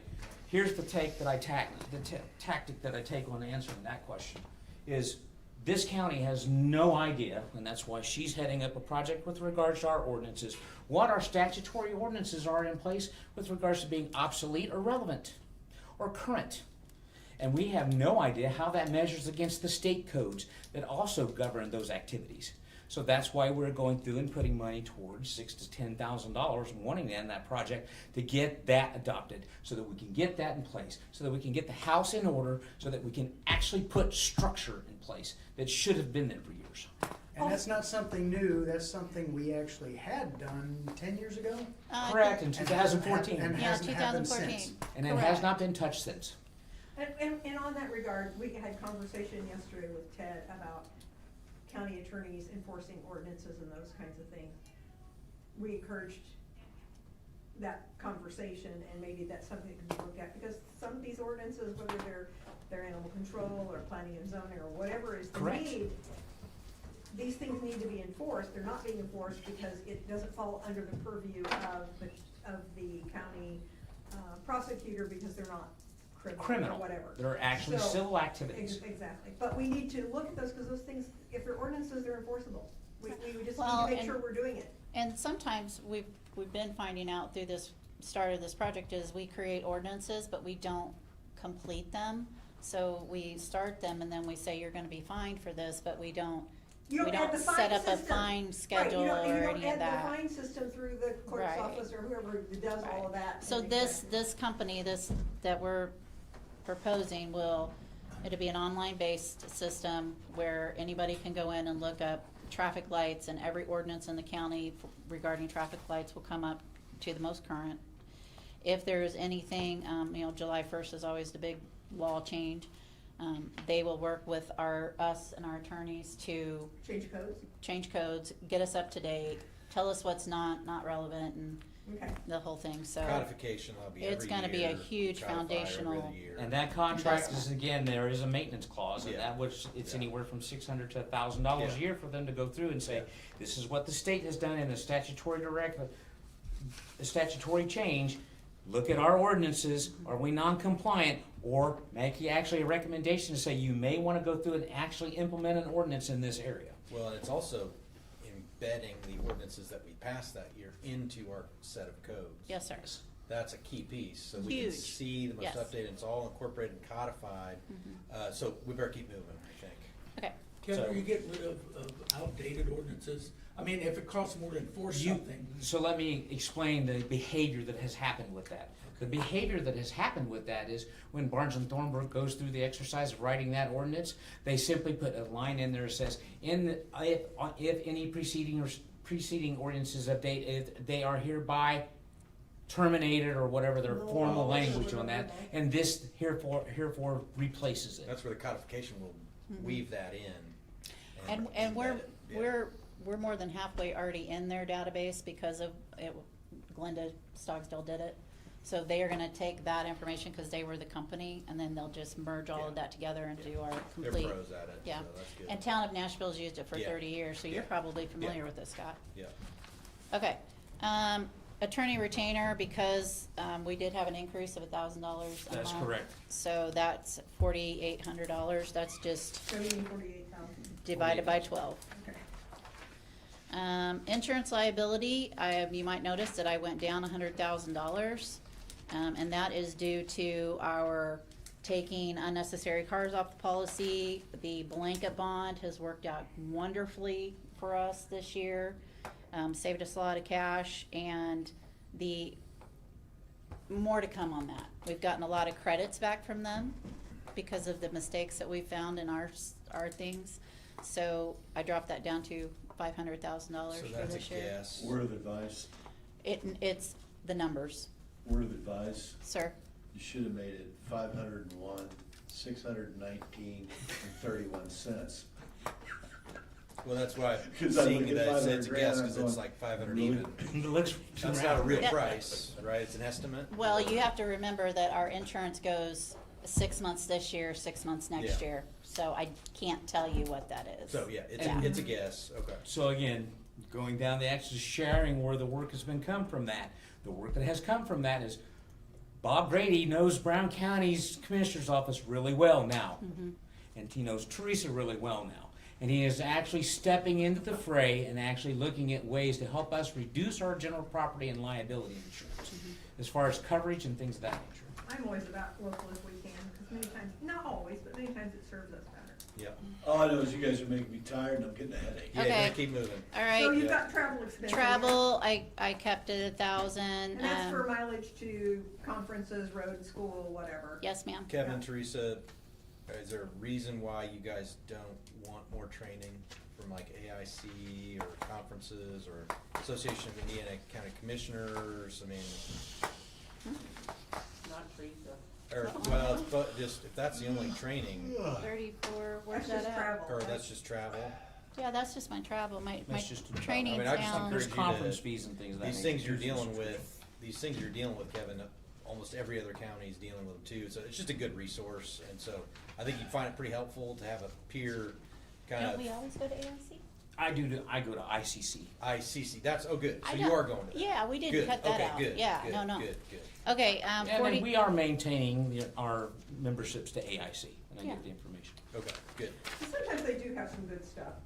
Not always, but sometimes they have some It's good more the peer programs. networking. I will have to defer in saying yes or no to that because I don't have the time to sit down and read through their emails or attend their conferences. Yeah. Because we've been dealing with. Okay. I understand. Yeah, Okay. yeah. 48,000 for telephone system, which Eric already went over with you. He say 15,000, 13. The animal shelter contract is, Well, 15. that's right? no more, cause we did away with the tax last year. Oh, that's just the tax-related piece, Uh-huh. yep, Internet 35, Eric already went over that with you. okay, I hate Pitney Bowes, so yep, 2,200 for Melanie Machine. okay. Public legal notices, you gave me $8,000 last year, and here's the thing. We are getting so many hits off of Indeed and the different resources we're using to search for jobs. I mean, we got Eric off of Indeed. I think we have to continue We do, that. and it costs money. It I does am cost very money. conservative with my time. I do go over, We got Ken Good time, go ahead. I do go over with, No. the department heads on what they need, how long they need it in, what needs to be published to try to. But I'm already spent, I've only got $1,300 left in there for this year. So I have spent that money, and Okay, I'm just gonna reiterate that I think it's very, very important that Hit we. enter, Scott. That we, you know, keep that in there, and that we also encourage, if not mandate, that's up to you guys in your policy, that they have to also advertise outside the, county. yeah. It's important, you don't know what you're gonna get.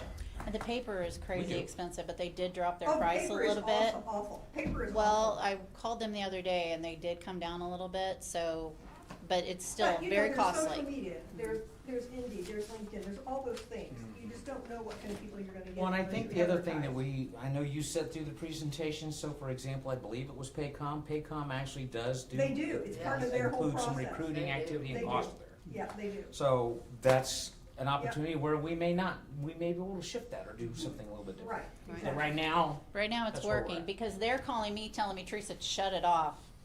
I did. Well, and Way Judy too Hess many. did that to me, and the Purdue Extension lady Awesome. did that, so they're getting That's applications. good, awesome. Okay, burial and veterans markers, those two numbers. We did a lot of research on this. We got the IC code. They came to us and asked us to increase this. Through our research and the commissioners' discussions, that stays the same. He talked quite a bit about that Okay. yesterday. yeah, I Profession, think if communication should have been is that Brown County's right in the middle. It's good. We're not the bottom, we're not the top. professional services, we just added that to 80 because of ARA. So I just made that change in my book. Oh, That, what's that for? that in ARA. Okay. Oh, okay. ARA's in there, Christie's in there, Dan's in there, In what? professional services.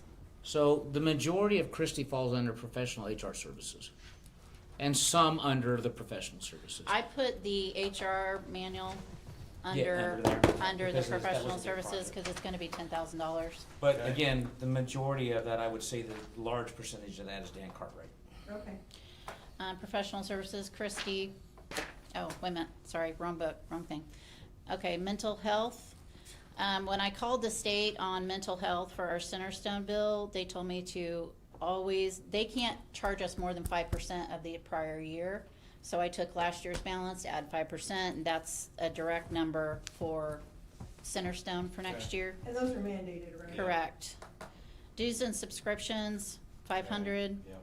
Commissioner meetings, Scott, that's where our AIC and all that comes out of, the Oh. 5,000. So that's conferences and travel, Yes, sir. No, that's just conferences, right? Travel's your mileage, right? Correct. or it's conference registration. Yes. Hey, Nick, For personnel services, 20,000, that's the HR services. Section detention, that is Mallory's line. Okay. She had come to the commissioners hoping to be able to decrease because they agreed to let her do ankle monitors for the juveniles. And they have had a plethora of juveniles this summer. So she said that that number is gonna be hit, so she asked us to keep it the same. Got it. Cell phones, that's Eric, he already, that, Okay. and that's it. No So the Thrive. juveniles, they're all hanging out at Eagle Park? They're doing something. Don't know. They're being bad. No Thrive. But the next sad year. thing about it is when we, Oh, I tell you. the savings that we captured in being able to do the ankle detention at home was completely wiped out by a whole new series of increase of juvenile detentions that were required before of a more aggressive and combative juveniles. We did away with Thrive Alliance and ARC because we asked them to come in and have meetings with us to explain what their spend was. And we discovered that none of the monies that we were paying them stayed in our county. What are those acronyms for? What is it? So. Sorry? The acronym she used, I'm not. Thrive Alliance is basically a senior organization that goes and looks and plays the, let's call them a broker for services through the federal government, through various programs like Medicare and Medicaid, so that they can do housing or any kinds of things for those seniors that are financially troubled or in that way. When we had the conversation with them, they basically said they were There's a doing 3-year 700. wait. Huh? There was a 3-year There was wait a 3-year for wait, any and Brown it's- County citizen to get any of our And it's cash. been that way for years. Years. So that's one. ARC was Wipe that the, one out. ARC is American. Association of Retarded Citizens. Yeah, so that money, none of that, we were giving them a monthly check, and it goes right down to the state of Indiana. It does nothing here for anybody in the county. It basically went to a national organization. I think I did see Thrive serving food now at the Episcopal Church in Bean Blossom. They do some of that, but they don't have a lot of actual direct support. And they basically, when we had the conversation with the director from Columbus, basically said, they're doing $700,000 in Brown County as it relates to that kind of elder care where we can get fees. And again, our contribution was not contributing to any of that. Many years ago, Yeah. it was different. It was. But through the years, they filtered out what they were providing. They just got really big. Yeah. And was Spot on there as well? No, that's another That's one. zeroed out. No, I don't think, I think That's not in this one, it's still in there, another but- one. It's in there as a It's in line, but King there's County, zero. sorry. Yeah. Oh, it is in this one? No. It's zero. It's in, Page it's in, 5. sorry, it's in It's 11, been 12. moved. in Yeah, it's in others. 11-12. So we're going to 11-12 now, economic development? That'd be good on the budget book, you just flip the page. Okay. Can we hold on for just a minute? Do we need to take a break or anything? Yes. Are we good? I need a break. You can go out without me, I'll do You want a that. cigarette? You know me, I'll ask a question if I have it. Oh, I found the math error between Cume Cap and Reedy. Yeah, that 45,000? Look up on the screen. Oh, hey, Eric, maybe I clicked Darren's name up there accidentally when you were out. Well, I mean, I think that's on his computer. Oh, I think no, He has I- to clear that. No, that. I think it's on yours. That TV was about to power off. There you go, you got it. Oh, I see what you're saying. Oh, it was a TV program. Yeah.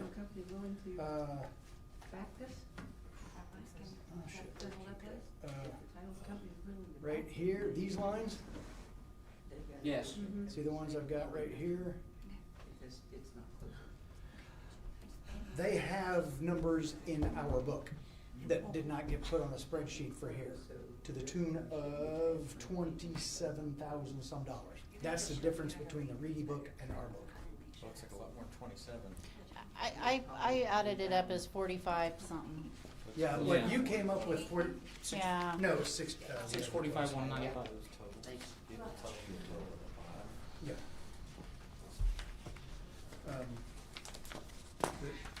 me go back. Nope, QCAP.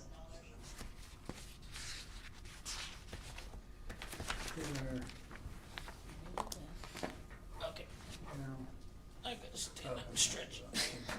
Okay, here we This go. is See this? QCAP. We've got the, Where, QCAP? yeah, QCAP. Total of 523, 195. 623, yeah. Or 623, 195. Reedy has a total of 590, 645. That was a difference of, And you found the difference to get you to your book, but you didn't find the rest of it. Because they're still. right, I did not find the difference between that and And- this. yeah. But I found the difference between this Reedy and and book. this. Yeah. Okay. And it's those And highlighted that's- cells up there that did not get filled out on the spreadsheet. And that's. So that's what it is. Thank It's you. just- Yeah. Okay. So, then, and I went through and I did go through and crap, I clicked off. What was that? There was a issue in the books that I missed and got it fixed on computer, but it's still in the books. There's like Yeah. 20 grand missing out of the, on, QCAP, is it QCAP? 27,550 Yeah. was missing. Yeah. Yeah, that's what, so we just had a question of why there was a difference between what Reedy had and what we had. That's why. And it was because those blank ones up there that did not get filled out on the spreadsheet. Two $10,000 That got sent, yeah. things. Yeah, there's It's corrected. 1,000, 2,000, 2,000, 2,550, 4,000. Yeah, those are all the other departments. 4,000, 13,000, and 4,000. So, Yeah. that's where the difference came in.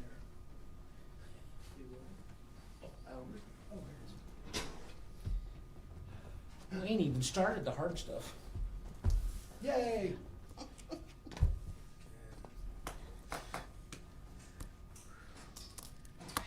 Okay. Did anything, what we just went through, did we change anything?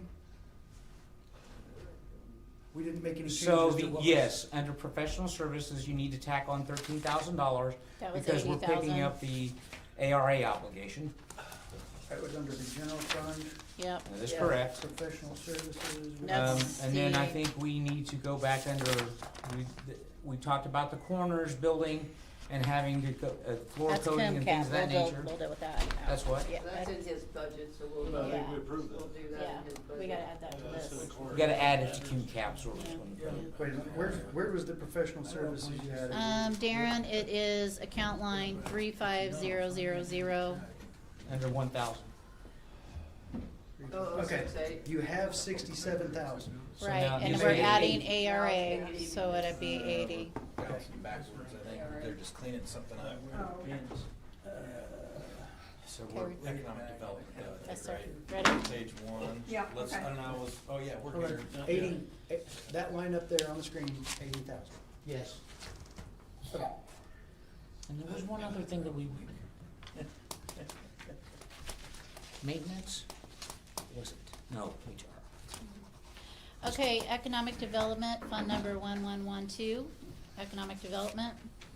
Let me get there. Oh. Looks good. There's no there.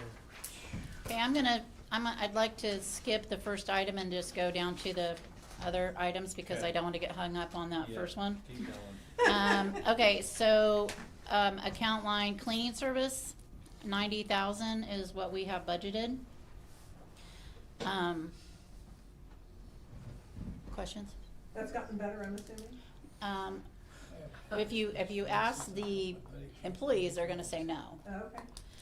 We, are actually having a meeting with them because we need to, we don't know if the problem is because we're not providing them with the proper cleaning tools. So it's a work in progress. We're trying to figure that out. Keep it at it. Yeah. Okay, the vaccine, the $500, that is for the health department, so if any of our employees go over when they onboard and say they want their Hep B, Hep A, whatever, we have to pay for that. Yep. So that's a reimbursement to the health department. Public safety,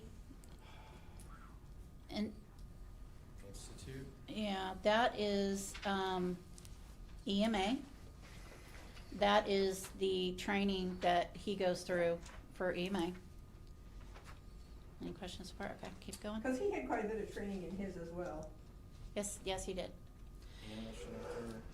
The animal shelter contract for 55, we invited them over, we had a. It's not the training he takes, it's the training he provides. Provides, right? Yes, ma'am. Well, both, because he has to go, Well, he's got money in there for the training that he has to take for, I forget what he said. that's it in was. his budget, That this is was in it, separate. But this is the public This is the safety- training program that he facilitates with regards to For the. All for the EMTs, whole EMS, state, Yes, yes. yes, okay, yes. Yes. I'm just clarifying. Yes. Okay, we had Animal Shelter come over and go over their budget with us, and they have I love the Humane Society. Oh, I do too, we have a great Okay. humane society. So, they have an unrealistic expectation of county funds right now, and, I can see you can see their plan and their achievements. We gave them an extra 5,000 this year to offset some of the money from the animal tax. Once they showed us their programs, it was legitimate. We felt that it was a legitimate ask. Well, because We animal can't- control takes in a percentage of animals that they have. Right, and they want to increase the amount by 50% every year. So it's not realistic for us right now. We only have so much money to go around. Yeah, Who wants to so, increase that? Appeal to the bleeding heart. When we had the families. conversation with the Humane Society, they're basically saying they're running behind and they would like to see the county provide an increase of 50% over the next 5 years. That's a good wish, but, you know, it was based on percentage of animals they take in for animal control initially. And again, that's a conversation, so there were 2 conversations that were had with the Humane Society. Just to clarify, an increase of 50% combined over the next 5 years, or an Only of the animal increase of services 50% contract. each year? each year. 50% each year. Of the That. 50,000? So that would be 17,000 a year. That, roughly. in essence, basically, their target is looking at getting $150,000. Okay. Tell them to set up a GoFundMe page. Pet owners are softer than anything else out there. Appreciate that, but we'll work it. But you've made them whole from last year and added 5K. So in essence, yes, and the whole from last year was with regards to, like you said, the animal tax, as far as the dog tax. And I appreciate what they do, I really do. I do too, and But we we haven't only have so increased, much money to go around. we haven't increased them for years. It was legitimate, so. 20K for I think spot, Pat, 35 we for went there with humane. us too, Yes. didn't you? Yeah, yeah. And Joel as well. And they came out again this year and just reiterated that same thing, and, So that is the actual funds where we're actually receiving services rendered from from Humane Society. And so we did actually change the tactic. So we did authorize a prepayment, a lump sum this year in one payment for them. But months going forward, we rewrote the contract where we will be receiving monthly invoices, and should we decide to terminate that contract, services rendered will be prorated as to what was provided. Because there was no stipulation of that in the existing contract under animal services. Yeah, I would like to see at some point them do a presentation of how many animals they've housed for the county for this kind of money. You know, the Absolutely. the animals that they've housed for, you know, animal bites and various things that they. Yeah. I think it would be awesome. They used to, many years ago, they would give those, so we've just got. And they got did all the provide a data. similar thing Yeah. for us. Yeah. They're Okay. a domestic not-for-profit, are they not? They are not-for-profit. Domestic not-for-profit. So Scott Rudd, Yo. how many animals we got coming over the border? They'd be tourists. So could we use CVC? So that was We asked that question. So we asked that question. Illegal animal immigrants. So animal tourism, I don't know. So the point being is that there is some questions as far as in the numbers themselves, because when we went through this whole discussion on that, We were looking at, Teresa did some legwork, some preliminary legwork to look and compare ourselves to surrounding counties, Morgan County, Johnson County, Bartholomew County, and we took some very basic calculations. And if we look at the number of animals that are going through their facilities from a just dogs perspective, we're not talking cats.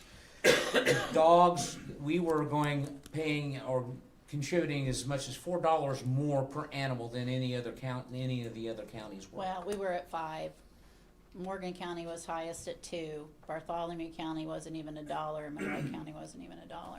So if our That's average cost price- per if citizen. our average, per citizen or That's per cost per citizen. That's So cost per obviously it citizen. goes down because they have larger populations. Yeah. So our citizens are bearing a much higher cost per pet Yes. because the population size. And I think we talked about that when you guys were at the meeting with us. But I We want, went over I this. want to add this, and sorry I'm taking up time, but, I go back a long ways, and was involved with the Humane Society back in '78, was their manager at the old one, back on Kramer Hill, and I was their manager at the shelter in 1887 before I came to work for the county.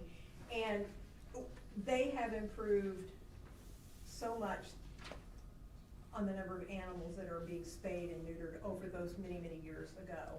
And I do appreciate what they do and how Absolutely. they provide. Mhm. So I think it is great. It is a good beneficial And I don't know if program you've for been us. out there, but the Oh, it's facility's awesome. It's a beautiful. wonderful facility. Yeah. And the Whirlings, along with their volunteers, have done just an Yeah, absolute didn't good job. Evan Whirling commit $1 million?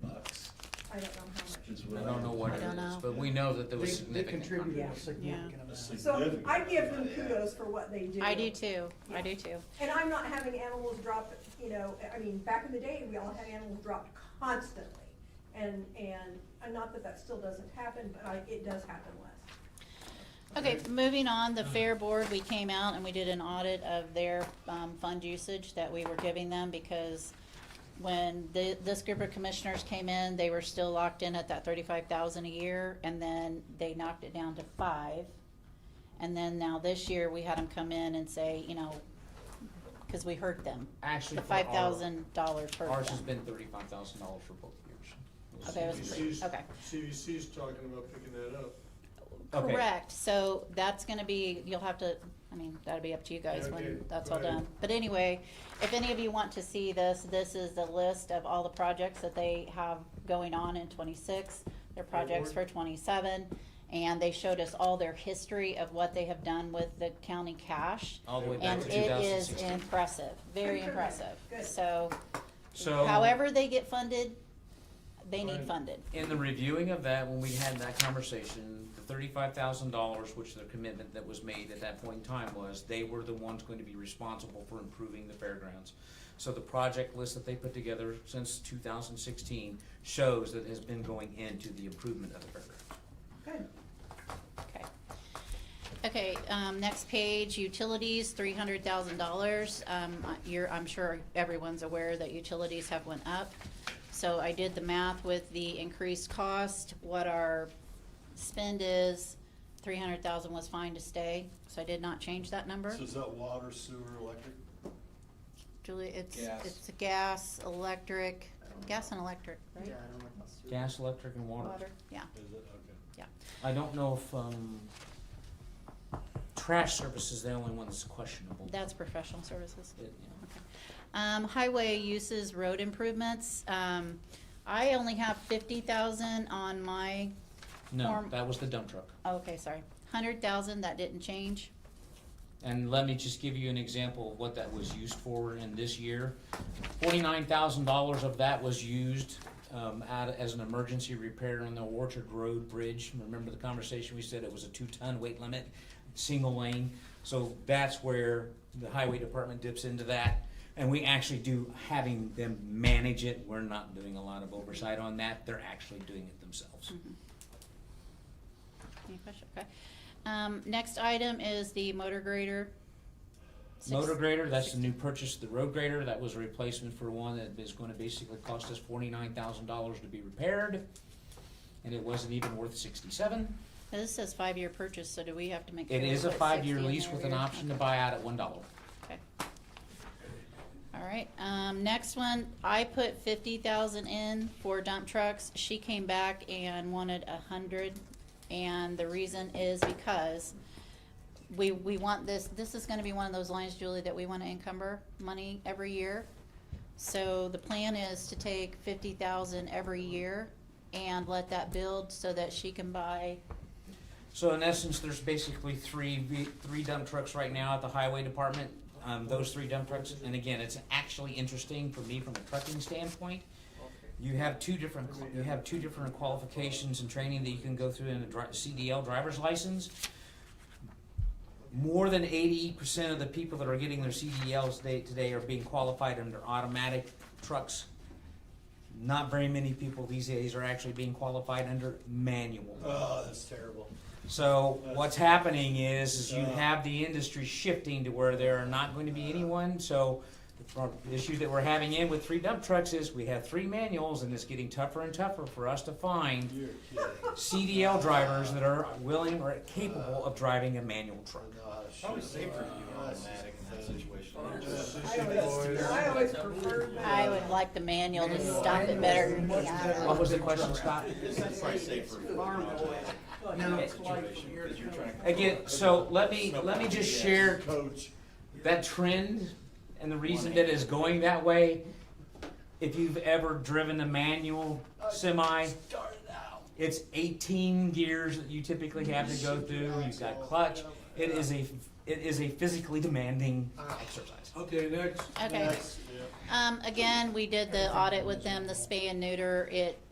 It's a functioning, working program that we didn't want to take away from the Humane Society out of the budget.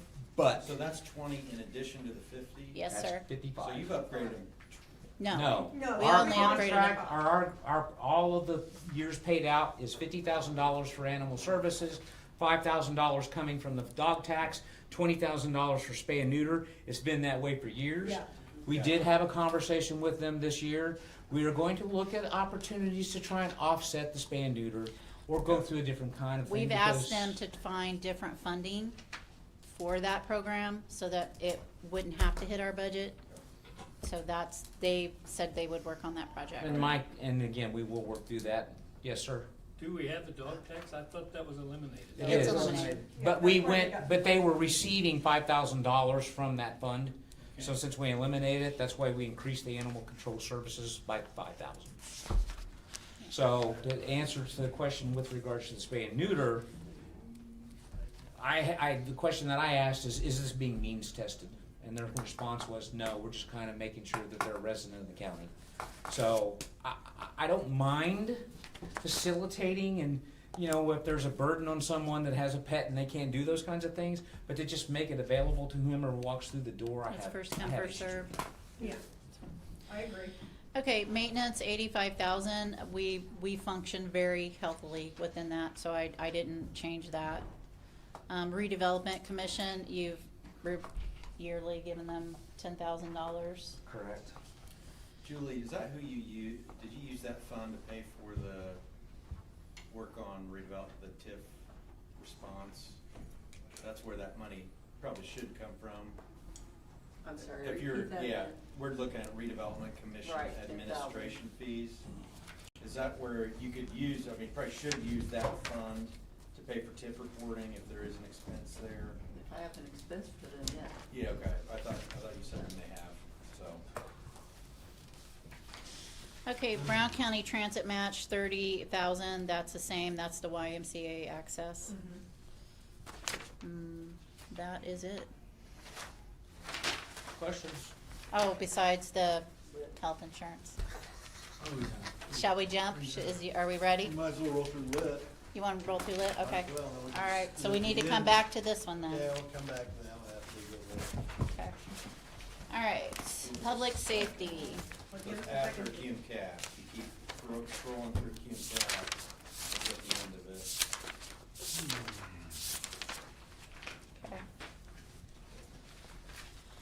it. Okay, again, let's skip that first account line and move on to this next. The 911 contract. Okay, we got lots of info and backups for these. 37 on Reedy, if you wanna look at that. Okay, we're kind of in a weird spot with, all right. The 911 lease, it is what it is. I don't know if you can explain it in better words. Basically, that is the equipment rental for anything the dispatchers use in the system. So the rental has gone up, so the equipment cost on that lease has gone up. Where are you? I see. On page 2. Oh, page 2. No, page 1. Well, she's on 911 lease on page 2. I skipped the health Yeah. insurance. Well, you're on lit, public safety? Yes, sir, you're right. Scott, we're Oh, right. The 911 contract is 0. You're not talking about that. No, Oh. page 2, 911 lease. Oh, okay, all right. 71,800. Yes.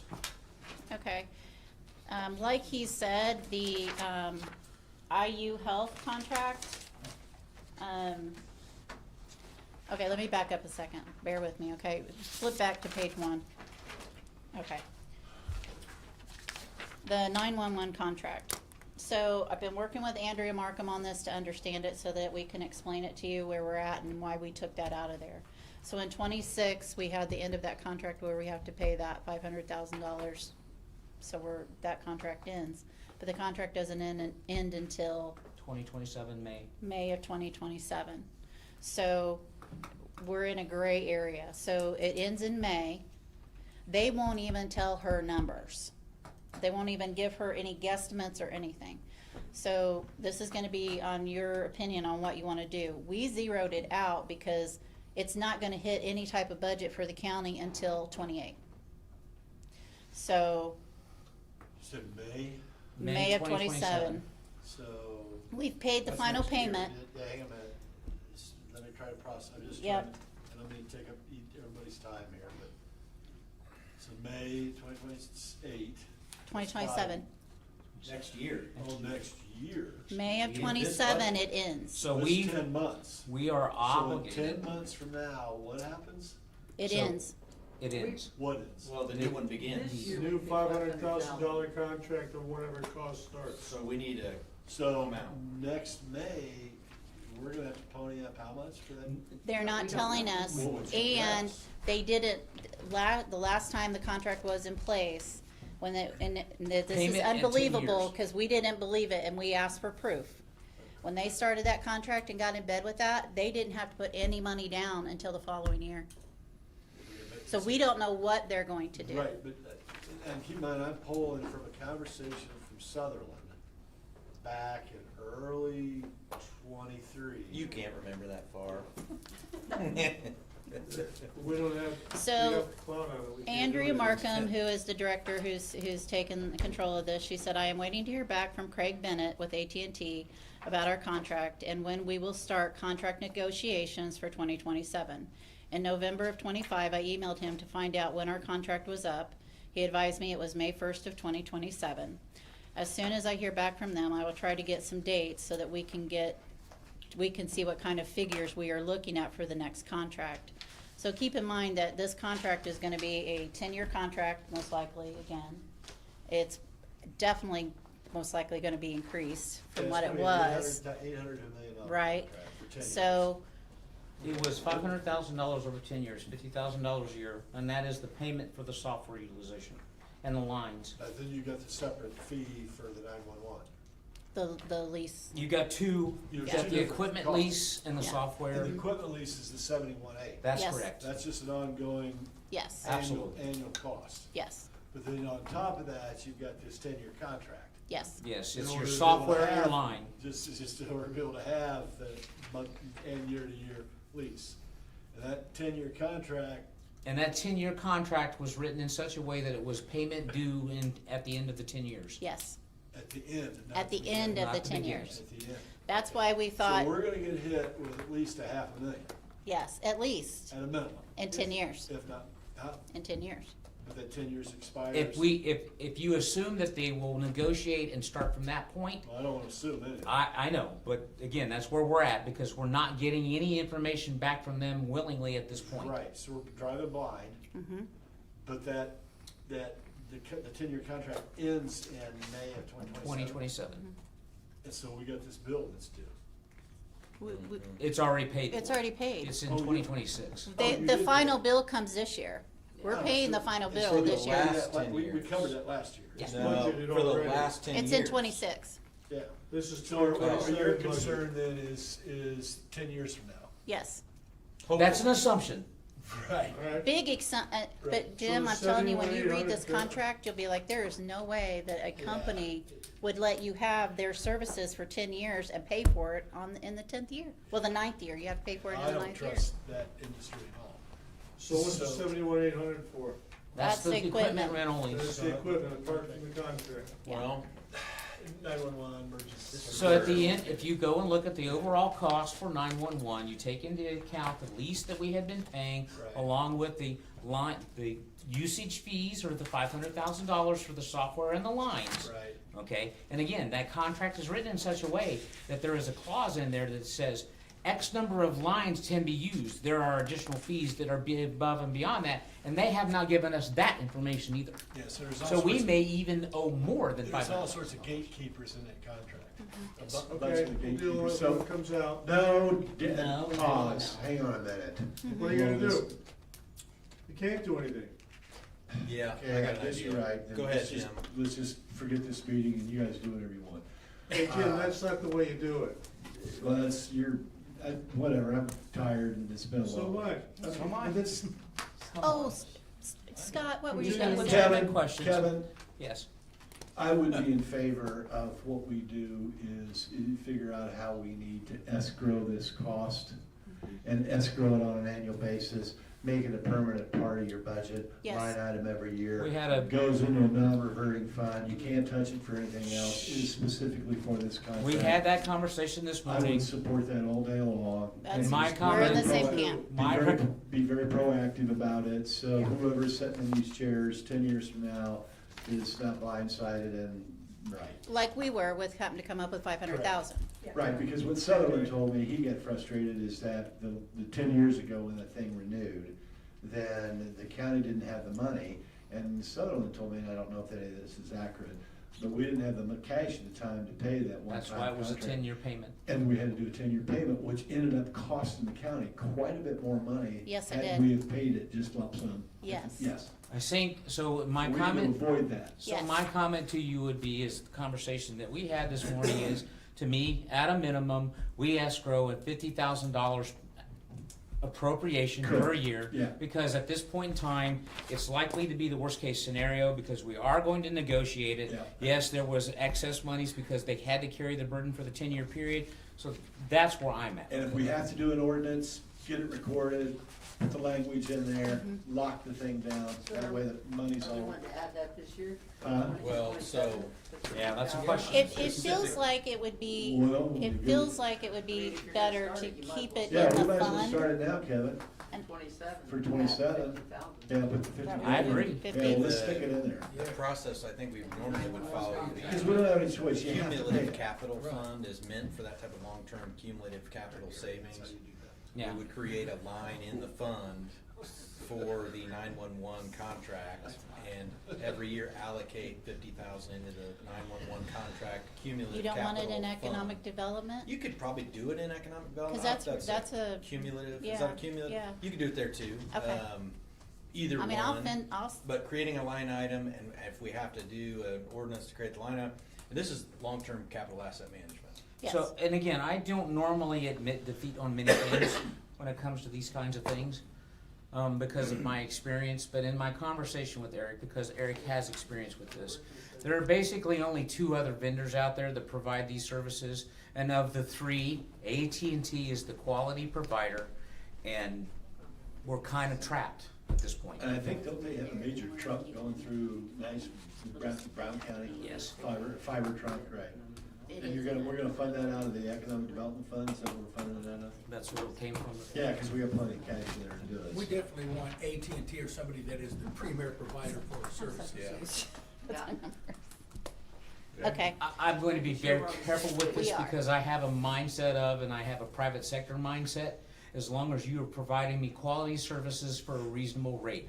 But when you become the gorilla in the room, then that wants me as a nature and my mindset of the provider standpoint is, like we had with the VMware and the virtual software that we had, unfortunately, in this particular entity, in this environment, it's likely that there won't ever be another step in a large campaign. Give it to me. So I concede. I trust you, Kevin, go ahead with it. I just gave him the 911 contract, so if anybody wants to see it, Jim, Jim's we'd got like it. a full report on that by the end of the No, day. get back with you. Okay. Okay, so, 50,000 is added, Darren. Okay. Okay. What, I don't have that, hold on. 3705 in this public Wait a minute. safety. Well, and it's not technically, well, it's an appropriation to a new fund What line was it? item. 31 oh what? It's not a new fund. It's not new, it was in there, we just Oh. didn't put numbers in it. Well, but is that a savings fund or an expenditure? It's public safety. Which one was that added to? Lit public safety, Why not- what- 3705. Well, 3705, we're adding how much? I don't think that's. 50K. So it's 55, 50,000. 550,000. 50,000. Oh, we're dropping. We're from going to do an 500. escrow, or in essence, basically what we're going to do is accumulate $50,000 every year, so that fund Grows. accumulates 500,000 in 10. It'll have to be a non-reverting fund. Right, it needs to be a non-reverting fund, Yeah. but we're gonna pull money out of what fund? This is lit public safety. Well, We're he's thinking taking out economic lit? development. No, No, it's Good. an economic development. Huh? we're gonna keeping put it, into lit. yes, But where's the money coming from? lit. It's public safety, it's 911. It No, was, no, no, it was no, no. in Where lit. we're going to take, where they're going to take the money from for the 50,000. It's in the, Yeah, but, okay, hang on a minute. Okay, I'm there. confused Hold on your- hold your It's your gonna parties. be added to their budget. Yeah, I know, but here's the. It's currently in 1112. And 11's, I think we might wanna schedule. Yeah, Wait a minute, am I confused? I'm Yes, confused. 1170. 11, Ignore me. It's okay. in 1170. 11.7. All right, guys, I need to Yeah, slow down I- here. I'm getting tired. All right, See, Jim's tired. 1170, based off of Reedy's, based off the 2026 salary ordinance, okay? At the end of 27, there's only gonna be 256,068 in cash reserves. That's an incorrect number. Huh? That's an incorrect number. Well, it's a snapshot, who knows what it's gonna be. It's 70 Okay, but hang on a minute, hang on a minute. Okay. Okay. 1112 economic development, which we could pay it out of that. We don't have to pull it out of lit public safety. All right, but the economic development, there's got 2.3 million cash reserve balance at the end. Contract? Huh? We're talking about adding the 50. Yeah, the economic development, you can pretty much pay, you can buy toilet paper with the economic development fund, you can pretty much pay for whatever you want to on economic development. So your recommendation is a transfer from economic development to lit? Yeah, we could do, why couldn't we do that? We could Well, suck if the we money- can, I mean, the only question is, can we create a cumulative fund in lit, Non-reverting. It'd be a non-reverting? non-reverting line item. Those are all, yeah, those are all. We'd have a non-reverting yeah. line item, and the 1130, I'll call State Board to make sure. yeah, 1170, so you create a non-reverting line item specifically for this AT&T contract. Yeah. Right? And then we go in and journal money out of that economic development fund. Dump it in. And dump it into that line item. If we can do that, yeah, let's If we do can it. do that, I mean, Yeah. to me. Or, Jim, if we can just leave it in economic development, 911 contract, that's where it's coming I from. kinda like that better, Jim. Well, It's that'd less be hands easier. tasting, That would be It's a cumulative yeah. fund. So we with just public stick a safeties. non-reverting line item in the economic development and then pop, but it being every year, throw the 50K Yeah. in there. So let we're it gonna grow. move the 911 contract to economic. Yeah. A new yeah. fund line. Yeah, new fund line specifically for the AT&T contract, Yeah, right. and I'd say to give ourselves flexibility, just make it not non-reverting, but we can if we have to. I'd rather make it non-reverting. I know. We have a Spend few money. things that we want that way, So cause they it's, don't wanna come in here and go, ooh. Yeah. Yeah. If it's if it's non-reverting though. It doesn't go back into the number, it stays in that line item. what it is But every if the contract year, ever ends and then we have a balance in there, can we? Yeah, we pull it terminate back it. out? Yeah, we Yes. terminate it, flush it yes, out, it terminate it. is not, economic development, I'm very loosely saying it can be used a little bit like a general fund. Right, but if we but have not- this, though in a dedicated non-reverting fund, is that going to prevent No. us from being able to use that or No, unappropriate it in a future no, sir, date? Okay. Shouldn't. Okay. All right, not unless some major Okay. laws change. next. Okay, okay. So that, we're moving. All right, so I'm keeping the 911 lease there for 71.8. Ambulance contract. So this is the ambulance contract. This was a very painful meeting to sit through. And the commissioners made the decision that they did not want to decrease the Service level. service level. So you have basic life support or you have advanced life support. Currently, we have 2 ambulances that provide advanced. It's called ALS. We wanted to keep those in the county, and there wasn't any time to do anything. So, let me catch you off. Yeah. So Corey Frost Yeah, has this and that. Right. He's basically had other conversations. He's discussed other options, but it's going to take us a year probably to be able to take into consideration those other options. I get that, I get that, I get that. Huh? You're talking about other people that provide the service. Yes. Okay. And again, and then if we go through that, again, so my very practical approach to this is, great, IU, love you, thanks for the service, wonderful. I'd like to do that, give me some more information. We are going to look at basically amending the contract to be very specific about the data that we want them to provide us, because at this point in time, it's kind of, well, whatever we give you. So we were going to ask for specific data as far as I'm interested in runs, time to service, areas of that. Nothing that's going to violate any of the HIPAA laws that's relevant to the service that they're providing. So that's an aspect and approach there. And then Corey is going to go and here another option and have other conversations from other counties that are similar size to us that have introduced services. You made the conversation if you know someone that potentially could that should be part of the discussion. Yeah, but it's probably, you're right, that's a 24-month conversation. Yes. It's gonna take a while to really work through. Yes. Number one, and then number two, and I'm gonna throw this out. If you have a customer, but you don't really want the customer, best way to get rid of the customer is just charge an exorbitant premium.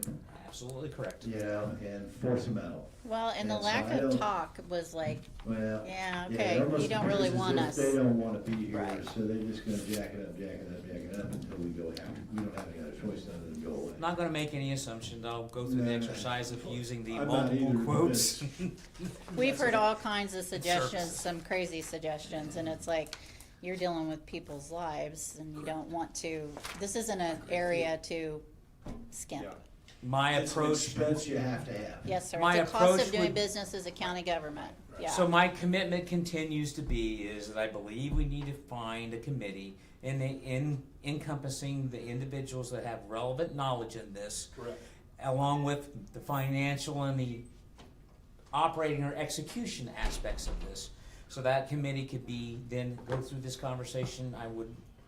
I haven't talked to board members about this, but maybe have Corey be that person, because again, he's already spending time on trying to figure this out. And Right. he's with them in the same building too, so he Correct. knows. But I have the contract, I have the old agreement, I have all that data if anybody wants to see that. Yeah, thanks. Okay, so right now, we're at 8:30, that's a huge hit on this. Remember, that's a 6% increase in service fees in 2028. It's a critical. Yeah, it goes up to 879 in 28 and 932 in 29.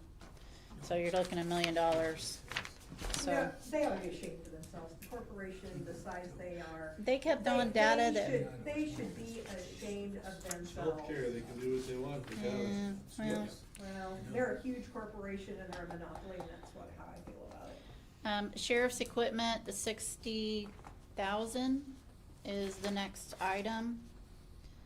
And that is,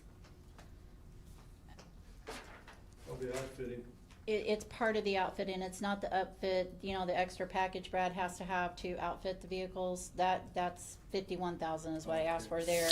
This goes along with it. This is some of the computer, I don't speak his language, so. They got dual radios they gotta put in there. And they got Correct, new radios so and Brad talking verified about- that number, Laptop 60,000. numbers and all of those things. The 55,000 on the next page, vehicle lease, this is the last payment this year, so that line will go away because this is the last lease that we have current. Yes, he explained that, thankfully. 51,000 is the upfit, so that's the pieces and parts he has to have for the vehicles once he purchases them. And what is this contract? That is 55. This is another Brad item. It is public safety contract CAD system. This is basically all of their tracking software in case files, so on and so forth, my understanding. CAD. Yes, sir. I'm just gonna bring this up because it's an opportunity to bring it up and revoice this concern. Because we have 17 sheriff deputies, we've got an astronomical turnover ratio going on for the last few years. We've put the cameras for their chest, right? But we do not have dash cams. Correct. We'll Okay. get an insurance discount if we do. Well, here, and Patrick, I'm gonna make this statement. You were in law enforcement forever in Marion County. And here's the basis for this statement. If I were a cop and I'm 25 years old and I'm working third shift and all of a sudden I get a call and I got a drunk heading south on 135 and now all of a sudden it's 3 a.m. and I get to turn on my lights and I need to turn on my siren and this guy's chasing me. The adrenaline's rushing. I'm having fun, okay, because I'm an adrenaline junkie and I'm an A-type personality, all right? That individual wrecks his car, hits a tree, and dies. And the next thing we know is the county's being sued, and they're suing the sheriff's department, okay? Because the sheriff deputy shouldn't have been chasing him on 135 South. If we don't have a dash cam to be able to protect the county from a liability standpoint, from a young, aggressive, inexperienced sheriff deputy, that could expose us to a tremendous amount of liability. And so to have the dash cam in the car, right, we've got some money in there in the general obligation bond that you guys are not gonna use because you did a good job on the prosecuting attorney's office, right? We'll see. We Well, still have to yeah. get. We gotta wait for the bid, okay? We're getting close. All right. So if we got, a couple $100,000 left over in there, 222, 225, somewhere in that neighborhood, to where we can get those dash cams in those police cars that will last us, right, that we can upload, that I would highly recommend and support and encourage that we go ahead and get that done. So I'm just going on the record. Not opposed to that. Not either. I think it's a Can I great interject investment. Real quickly Okay, yeah. on that one. We've had those discussions. We have a quote for that. We could proceed on that pretty quickly. I don't think the cost is as much as you're thinking. That's good. So, I throw that out there. The same vendor that we just did the deal with for the interview room cameras, that has all our evidence being stored in the cloud, is hot to trot to sell us that same product. And so that's the direction I think. we're And going again, on. it's a discount on insurance. Right. So that's almost a I'm just no-brainer. concerned about the liability standpoint. Yeah. Really pursue it. I have seen, Okay. I've witnessed that, in my very own department, that very thing happened, and there was another family killed, it wasn't even involved, and it turned out a mess, just like you said. Yeah. So yes, I agree with that. So I say that with confidence because I already knew the man was having the conversations. Okay, all right. So, Okay, and then the last item, the $200,000 for the sheriff vehicles. We need to take that lease word out of Yeah, it. we do, yes, we yeah. do. That, Brad seems to be very happy with that, it seems to be working. So. 3 cars. Four cars. When we did the math on what he was spending per lease as opposed to purchasing these, I don't even know how did we ever get into a lease? $165,000 compared to 55, huge. So, Julie, are you changing that in the line, or do you have to create another line No. to make purchase? And change the title of the line. Okay, so sheriff car purchase, remove 2021? Yes, Okay.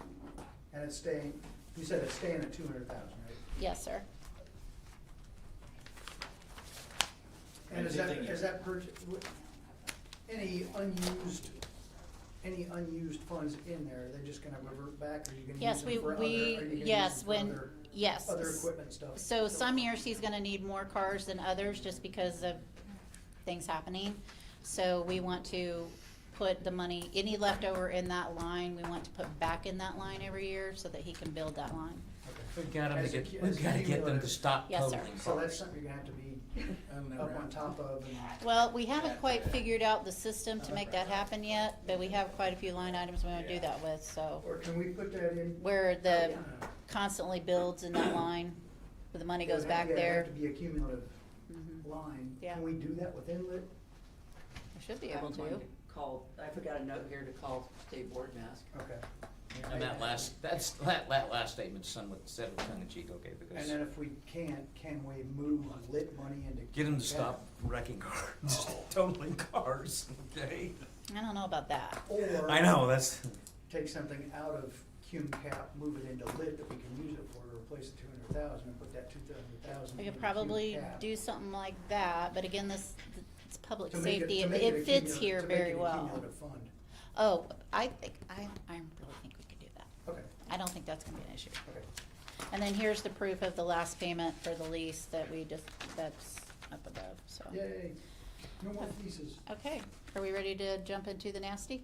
Yep. Yeah, so Nancy, let's just Okay. cover it, let's put our heads together, All right, and let's make a decision for the best interest of the county. do you want to speak first, or would you like us to speak It's first? gonna be real Eric, simple. can you put up our slides? Yeah, I mean, it's not. Do maybe- the, Jim, I um, don't think the rest of us have heard the Apex info, like, is it? Yeah, what's we're putting those rooted in slides that? up. Okay. Yeah, that's what. Yeah, but that's what. Let's put which one do you think we should do first? and This just so one? you know, they said that they would be more than willing To come to a council in meeting. a council session and go through the details of this. Just as a disclosure, I spent 2 hours in my office one-on-one with an Apex person. Okay, Okay, we'll compare expert notes.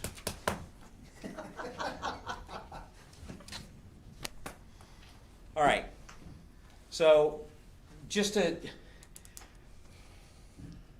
try and help set that there has been work that's been done here, and it's not simply just the commissioner's office, okay? Because a lot of this work started well before we took over in 2025. So there's work that was done you had these scary times here where we're talking about, now we're just talking about insurance funds, we're not talking about claims and things of that nature, we're just talking about the very broad picture here. So we're talking about what our cash balances look like. So that's where we're at, starting at little to no in the tens of dollars to now moving into the tens of thousands of That's dollars the as county far as health cash fund. balances. County health fund, right? yes, Right, this well, is this is the health one 4,700. Right, so going from there, so right now, when we started 2026, the cash balance that Teresa went through and checked was $969,000. Okay? Here. Cash balance end of year or anticipated? Going into 2026, No, we it's started reality. with $969,000 Gotcha. At the beginning of the. at the beginning of the year. And the budget that was put together for that was basically 1.3, almost $1.4 million.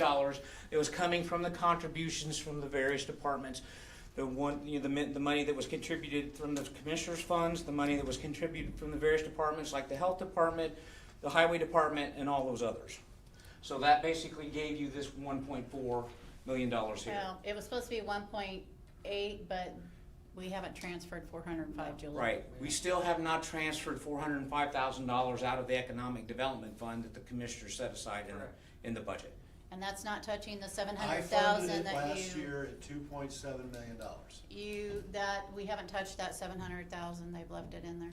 It's an Kevin, you economic make I development. understand that. The whole budget. Right. I'm all acutely aware of that. Yeah, so, well, yeah, let's just do that. So we still actually show the council actually from a reserve, setting aside a reserve of $700,000 also out of economic development, okay?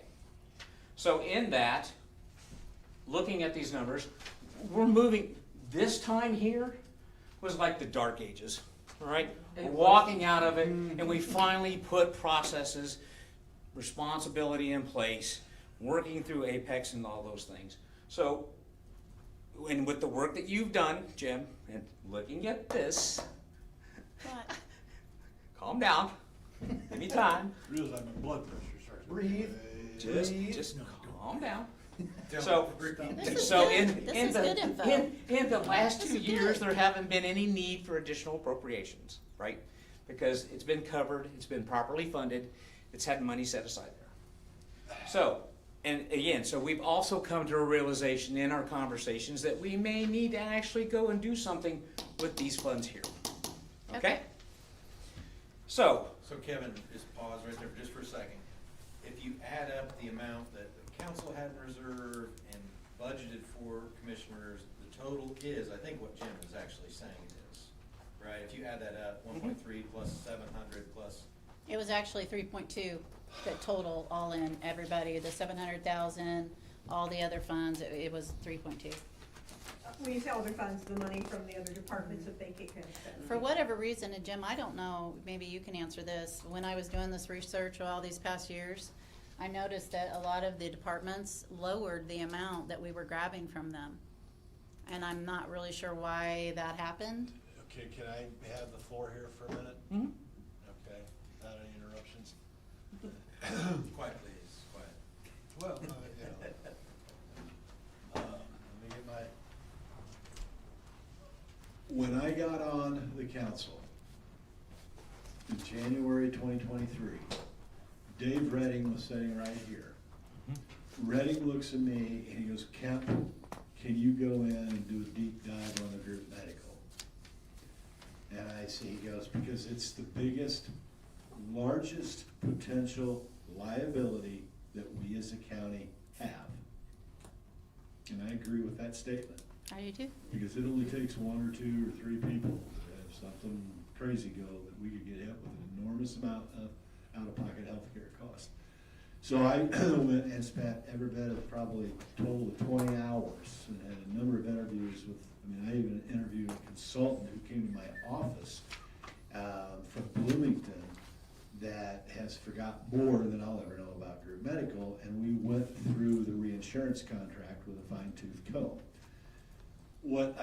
After I did that deep dive, in 23, what I discovered is that we had been running negative carryover balances in the 4,700 fund of 606,294 in 2021, 2022, 586,252. This was then in 2023. We ended that year up 11,858. But may I remind you, the only reason, and Julie, Yes, sir. the only reason we were able to save ourselves is somehow you and Jackie Clemens discovered 2.5 million in revenue that we did not even know we had, and all of a sudden, poof, this money falls from the sky, and we were able to use that money to go in and shore up that 4,700 account to get it in the black by 2023. Was Teresa there too? Were you guys there? Teresa, you were there, remember that? Yeah, I remember All the right, so pennies that's- from heaven. That's pennies from heaven. You took off all the couch cushions. Right. and I found did, gold that I you found could- lots of cash. Now, And the 2024, recording. I'm not quite sure, but we turned right around a year later, ended up in a negative 510, okay, on the ending cash balance in 4,700 around 2024. Now, that's the past. Yes, sir. That's the past. And council, commissioners, auditor, everybody on YouTube land, Apex, I like Apex. I think they do us a good job. I I'm mean, glad you do, because they I do a like good Apex. job. I like them, you know, they're good, okay, and, you know, and they are our group medical advisory firm. Yes, sir. And we should listen to them and you know, and listen to their advice and do what they tell us to do. Mhm. So last year, on the budget, all right, because I've got a copy of it right here, all right, the Mhm, I do 2026 midpoint expected Yep. was $2,690,000. Now, that number includes the clinic cost of $145,000, and it also includes the HSA cost of $113,000. It also included a $50,000 laser. Well, anyway, it's 2.7 million. Yes, sir. So I took that number and I said, okay, we're gonna fund the 2.7, because that's that, you know, 2026 expected, it's like an 80% probability, that's really where we should probably hit. And then what we had to do is we had to go in, and you guys have been putting 404, 405 into the Economic Development Fund. So Jerry Hickman and I, we had to go in and pull that out of the general fund. We couldn't put it, because we didn't have any money, we were in red ink on the general fund. So we shifted that burden over to the Economic Development Fund and bumped the Economic Development Fund to $1.1 million, so that we'd have enough money in there to cover that $2.7 million. Now, we all know what occurred, okay, and fourth quarter last year what is what it is, and I don't want to talk about the past. I don't either. Okay, so now going forward, 2025, we got really lucky. And it looks like 2026 hopefully could be a pretty decent year claims-wise. We don't know. I can see us going through our, yeah, I agree. And what I don't know, and I asked Apex this, and they couldn't tell me because they didn't have the data, what we really ought to probably take a hard look at is, because Kim ought to be able to crank this out without any problem, is, look at those employees that are currently enrolled into the group medical, and I'd like to look at their ages. Because if what we've got is a lot younger employee base, then that would go a little ways to explain why we've had some reduced claims. I can tell you some of that. Hold that thought. Okay. Because I'm just gonna walk through this. So, this year, in the budget, because I've gone through all the Form 1s and pulled all the data out, put my little Excel spreadsheet together, we've got $1,917,000 allocated for the 4,700 account, and that was line item 12,600, I think. And that $1.9 million, bulk of it is coming out of the commissioner's budget, which is $1.1 million is the general fund, 405's the 1112, 1138, 20 grand, 1170, 100 grand. Health department's paying us 100 grand because they've been. Which they used to pay us 178. I know, but see. I'm just saying. I know, and actually, to be honest with you, when you look at the monthly, the premium per employee per month number, if you look at that number, it's an administrative nightmare for the auditor's office if you were to do it this way. But actually, if you're gonna be fair, and I don't know that it really matters, because there's 26 Form 1s just out of the general fund by itself. So the bulk of this comes out of the general fund. Because, except what? Health department, okay, so they're kicking in 100 grand. Highway department's kicking in 192,000. They used to do 160, they Well, don't they're do up to their. 192 this year. So that makes up that I don't have that in my notes. $1,917,000. But if I then look at the 2027 expected number, which you guys had a meeting here a week or so ago. Jim, are you talking about Apex on the screen, 2027? Yes, right Yeah, there. it's that, yeah. Now, they're expected, they've dropped it from the 2.7 last year to the 2.2 million. Which we don't want to get comfortable with that because it was an unusually good year. I know. It was I know. 11% decrease. What I'm gonna advocate, what we gotta look at, council, is that we've got $1.9 million. We're a little underfunded by 300 grand, not a lot, okay? They're saying. So we could just leave the funding for 2027 at the $1.9 million, but if we're gonna do that, we need to push this money out of the Economic Development Fund, shove the rest of that money out of that fund into that 4,700 account so that we know we're overfunded. We should be completely overfunded for 26, so that cash reserve balance at the end of this year, it'd be nice if it was $1 million, $1.1 million, $1.2 million. Because keep in mind, the other part of it is the reality, that 4,700 account, we probably ought to have $3 million in a reserve balance that rolls from one year to the next, just to protect ourselves in the event that we get hit with something catastrophic. So let us share with you our conversation with Apex. Well, yes, that, and we would like to. And our review with Apex. Real quick, just to recap what Jim's saying so we all understand. You're suggesting we leave it at the 1.9 but shift what amount? $700,000. Take that 700 grand Take the out of that 7 economic development and fund. shift it into the 47. Right, because if you take the 1.9 million, add the 700 grand, What's you're that? basically funding at 2.6. Okay. You see what I'm saying? So, Because what we're solving for, what we've got to solve for, we have to keep, it is absolutely paramount, not only with the 4,700 fund, but actually with all the funds, and paying attention to those cash reserve balances. Yeah. at the end of the year. I mean, that's- Operating reserves. Oh, yeah, we got, yeah, those operating reserves. To avoid 22-23 scenarios. Right. Destroy. Well- Because the reality is that when we hit those, we got running negative cash reserve balances. Yeah. State Board of Accounts comes in, notes it because the auditor submits the AFR.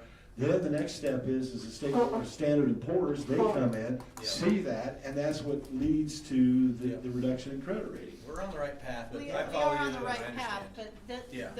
to expand on his statement here, is that when we went back for these appropriations here every year, when we have these bad years, this was all you were funding. Yeah. Yeah, no. Yeah. So Right. what we're wanting to do this year is, if you look at this chart here, in 27, we want to go to the max, Eric, Which can is you what? zoom in, Eric? 2.5.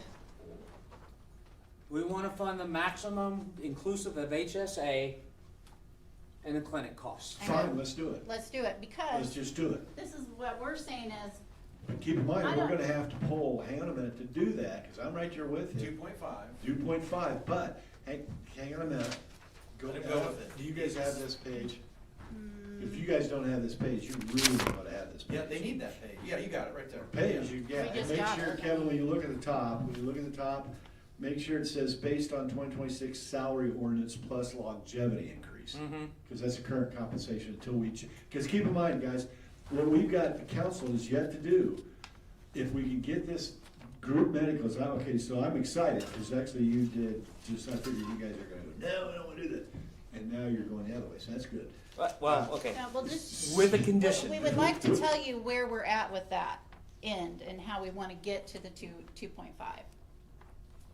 Yeah, because, all right, because if you look at that paper I just gave you, that you're looking at, There may be one more path. take one that more general, path. look at the general fund, Kevin, right, look at the purple column. Yep. See the negative 574, 326? Yep. Okay, I think we've added more money in the line items today for the general fund, have we not?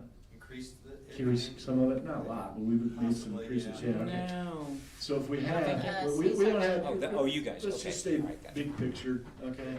We don't need to get in the weeds, but, so let's just say we're 570, because all that's saying right there is that our disbursements exceed our receipts by 574,000, with the exception, and keep in mind, it's the lit supplemental. Yeah.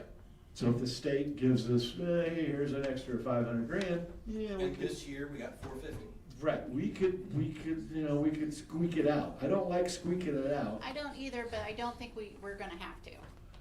Well, I know okay, so where I'm at then, when I go down to when you drop the line below economic development, Yep. right? Surplus. Yeah, there's 1,981,000 in revenue coming in. You guys have kept your budget at 1,265,000, good number, right? So we are, $792,000 surplus, which is great. Yeah. Okay, and then that puts us up to 2.3 million So- cash reserve balance at the end of 2020. Well, I think it could even be better than that, All because right. their prediction is this year, right now, if we keep going the way we're going, their prediction is that we'll have 362,000 left over at the end of the year. Point at where that would be. or- I know. Be careful. I know. It's not enough, but it helps. Just It give us helps. a moment. All right. All right. So what we're Calm down. saying is All right. that, first of all, Julie's office, please move the 405 into the health fund. This makes this now the number it should be. So in essence, right now, the cash balance setting in that fund is $1,455,000. All right. If she We're getting ready transfers to the add- 405 or 1.855. Right. So here, this 700,000 that you put in the budget this year that's sitting in economic development, which you've married it with the 405 Right. for your number. Right. We're saying it could probably stay in economic development this year because it's there, it's sitting there. If Sky Falls cash is there, but next year, add it with this money. Cause you're, right here, this $1 million, everything that you're doing here, you haven't even touched this. This was your carryover, this is great. It's highly unlikely that we're going to have $800,000 worth of. Let me ask you this, okay, because after today's meeting, you know, my trust level, okay, with you guys has increased, right? It was down here, and then now it's moved up. Like a scale back here. It's like a scale, yeah, it's like a Right. Movable scale. A needle that goes. So, because what you have done today is you've demonstrated that you have put an enormous amount of time and energy into the research, you're paying attention to detail. Let me just use one word. You have been extremely conscientious. Oh, boy. Well, that's a real important word. And That excites you. I know want, that. I want just to give some kudos to the Commissioner's Office and the PAC for working on the policy and doing some tightening up on some things and are still looking at tightening up some things that I think hopefully will help benefits altogether. So Do you agree with that statement? Absolutely. Okay. So if you could promise that the money that we're gonna leave in the Economic Development Fund, It's gonna roll back up in there. that you all don't have an ulterior motive, No. that you're looking to spend that money on, you wanna buy No. everybody in the county a widget. No. Okay. Because, so here's an alternate. If all you're doing is gonna escrow the money in there and leave it there and let it sit in the Economic Development Fund, fine. Actually, I would like to do one better than that. Because our conversation was, why don't we basically take this $700,000 and put it in the rainy day fund? Well, Because, now Jim, before you blow your gasket, if you put it in the rainy day fund, you guys have a goal, you're, Okay. right, you're, what, 2.5 million Just- you want just- in rainy day? Let me go back. This is a disclosure. I've told this to council. I've been very forthright with this. I'm gonna continue to be forthright. As a county councilman, as a resident of Brown County who pays my fair share in taxes as this county, I have a ratio, 90-50 rule. 90 is I would love to see us, maybe it's wishful thinking, but our disbursements, if we could ever get our disbursements to never exceed 90% of our receipts, number one.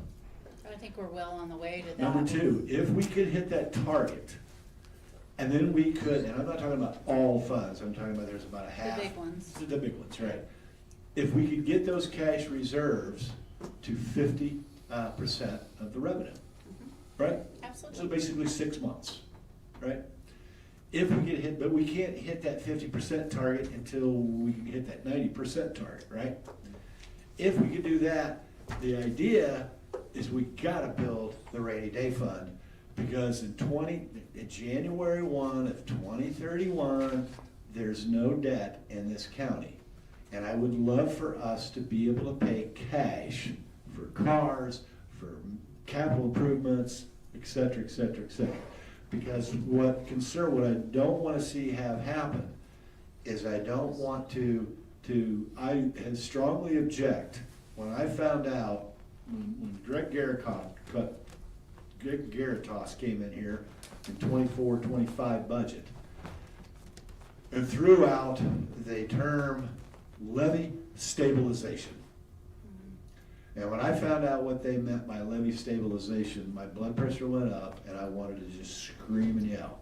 Because for those out there in YouTube land that are watching this video, basically levy stabilization, all that means is, hey, my pickup truck's almost paid off, I don't have any warranty on it, so I'll go ahead and buy me another pickup truck and trying to keep my payments the same. Government does the same thing because they don't want the taxpayers' taxes to go down. Because if their tax levies go down, and they don't have to pay back $1 million a year like we're paying right now for that $4 million 4-year general bond, right? Because if that bond gets paid off and we don't have to do another one, guess what happens to all of our taxes? They go down. Right. Okay, so these financial advisors love to come in and prey on the municipalities because that's big fee money. Barnes and Thornburg, the financial advisors, I mean, they're making big money for doing, simple bond issues that, you know, a $6 million bond issue, I mean, it's like, who cares, right? All they're doing is Oh, submitting a tax it's- form every yeah, year that we yeah, paid it's- $3,000 we're for getting last rid- year. yeah. So to me, is if we can put our heads together, shore up the cash reserves, get some money in the rainy day and without depleting our cash. We gotta be careful on the general, I mean, we can get by the general fund this year, cause we got a little over $4 million in there.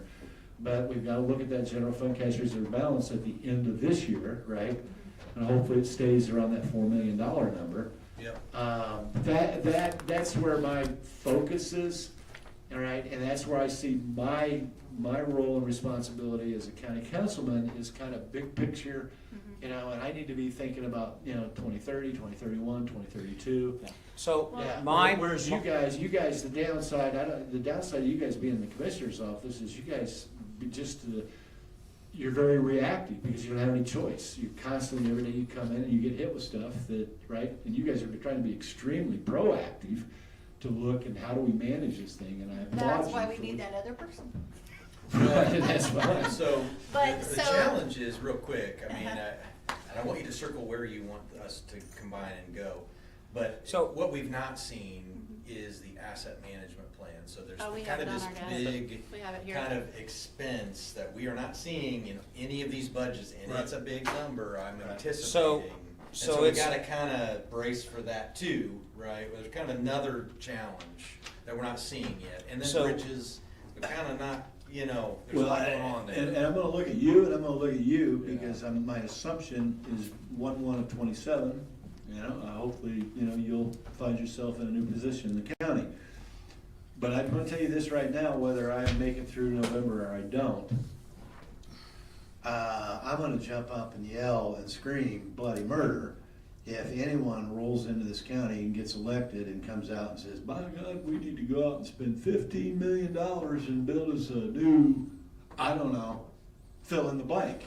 That can't Because, happen. well, what scares me is when that bond with the law enforcement centers paid off, right? We've had conversations in the past about wanting to build a brand new, what was it called? Wasn't a courthouse, it was gonna be a brand new government Justice Center? Yeah, that was. No, it wasn't that's been Justice like Center, it was 5 to years ago, replace I the think. courthouse, we want to take the courthouse. Oh, and the put- annex or the annex, addition or whatever, yeah. that's already been The built. Justice Center. No, not the Justice Center, they wanted, we were gonna turn the courthouse into a strip mall and have shops in there. That was the. And we were gonna build a new government, a big. Yeah, new justice. Yeah, that's in the past. Justice, yeah, courthouse, blah, blah, blah, blah. Yeah, and they were talking, what, $10, $12 million? So Jim, the asset management plan is just taking care of what we have. Correct. Maintaining what we have, Yes, bridges, thank you. buildings, and there's a lot going on there. It's not just the log jail roof. Well, It's, let's, okay, well, we have that, let's get into that. Yeah. So right now, that's where we wanna go. We want 2.5 million, we may need to adjust that by 200,000 is where my prediction is. We're Yeah, gonna so need you're at 200,000. $1.9 million, where are we gonna pull the other 600 grand out of? Well, you gotta remember, you're functioning right now just off of your department monies. Yeah, no. So you haven't touched this. right, cash, that's still cash. I've got 800,000, when Julie moves this up here, I'm gonna have 800,000 just to get to the end of the year The in end of the year. claims. That's great. And they're projecting that we have a surplus of $386,000 by the end of this year. So That's not very honestly, much. It's not, no, but we'll have it's, $1 We million. voted it down. Well, the surplus plus the but number again, that 6. rolls over into your, Yes. again, if that is hit, That's that 1.3. rolls over into your cash balance. Yeah, so you got 300 grand in January. No, So here no, I have you $1 got million, 9 and then plus here 300. I have this. Correct. This is Slow what down, we're Teresa. gathering for 27. Let's get back to the cash balance, January 1, 27. Yeah. It's 9 plus the surplus, 969 Assume that assume plus- we're not gonna touch any dollars that was the cash balance carry forward for 2026.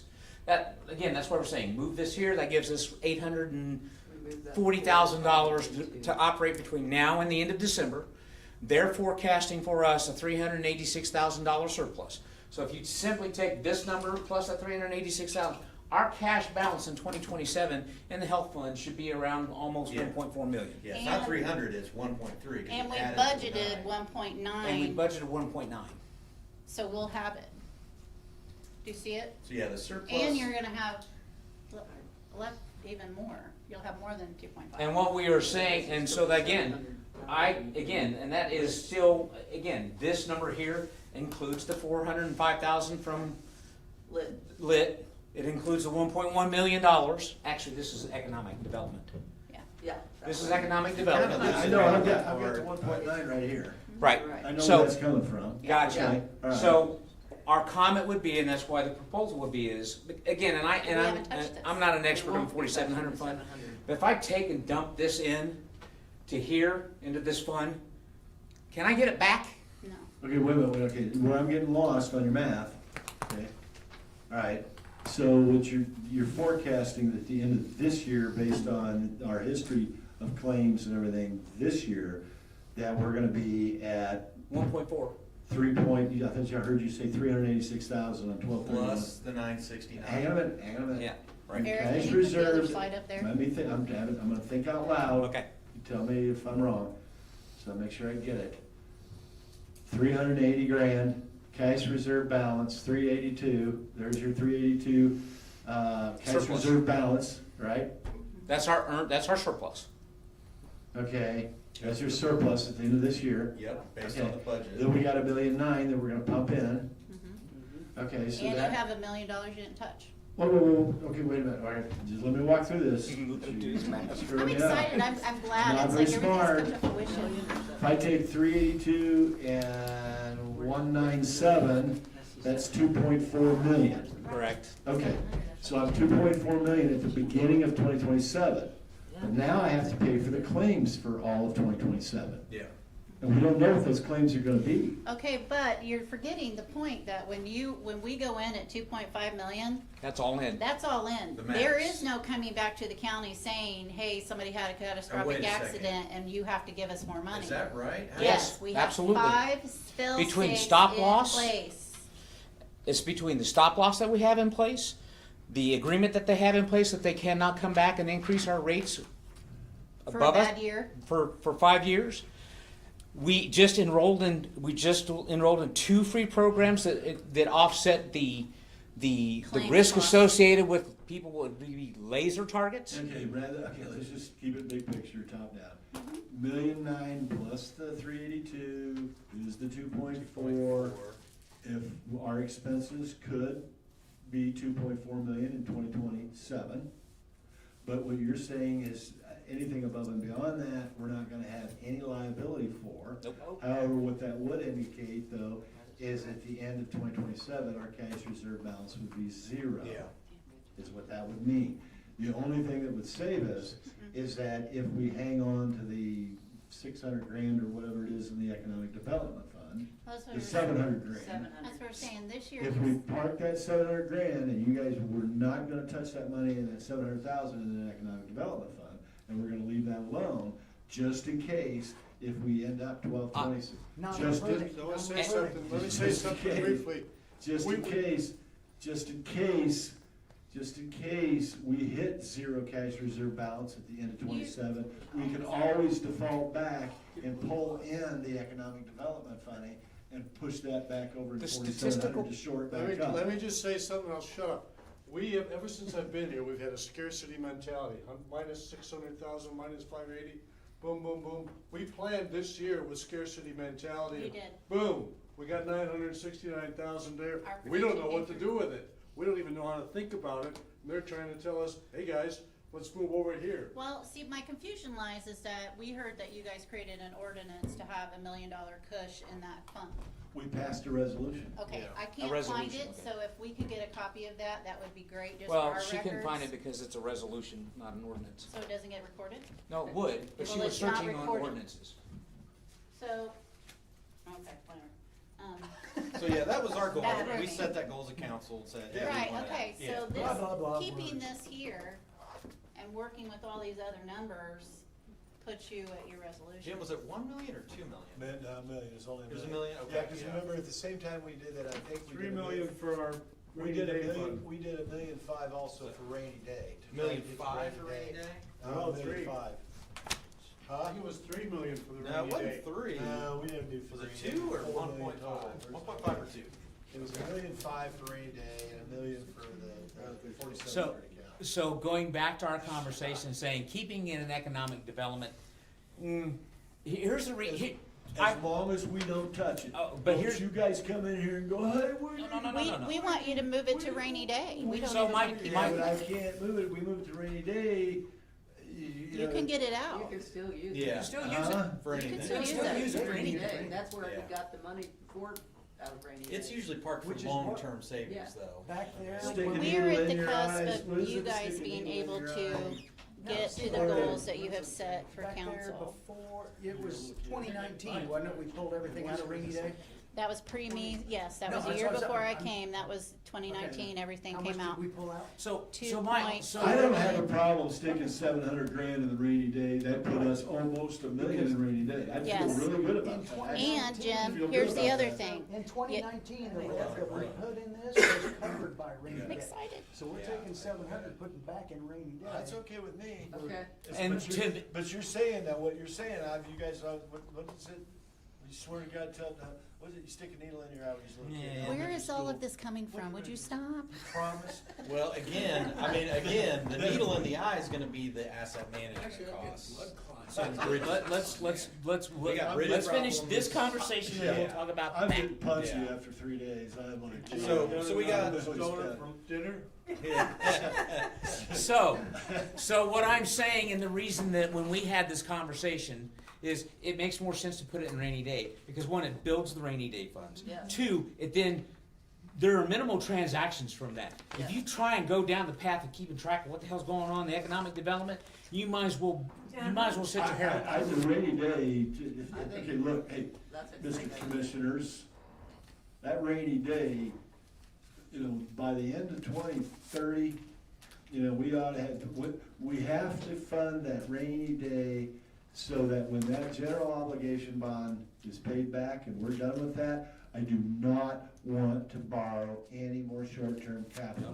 We ought to have enough money in that rainy day it's embarrassing. We ought to have enough in there in cash to cover our capital, year-to-year capital projects. I mean, remember in the general, Jim, on this sheet you keep referring to, Yeah, we've got 40% operating reserve in No, the I general know. fund. I know. So if you had $1 million in the rainy day, we're like, Right, Well, but I and- keep in mind, Scott, let's be real, go look at Vermilion County.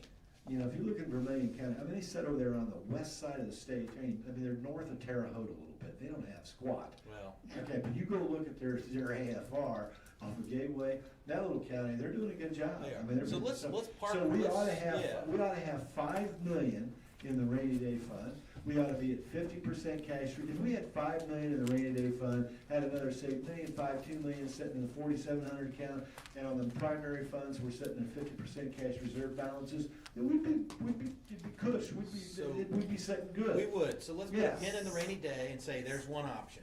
There's one option, so the other is to,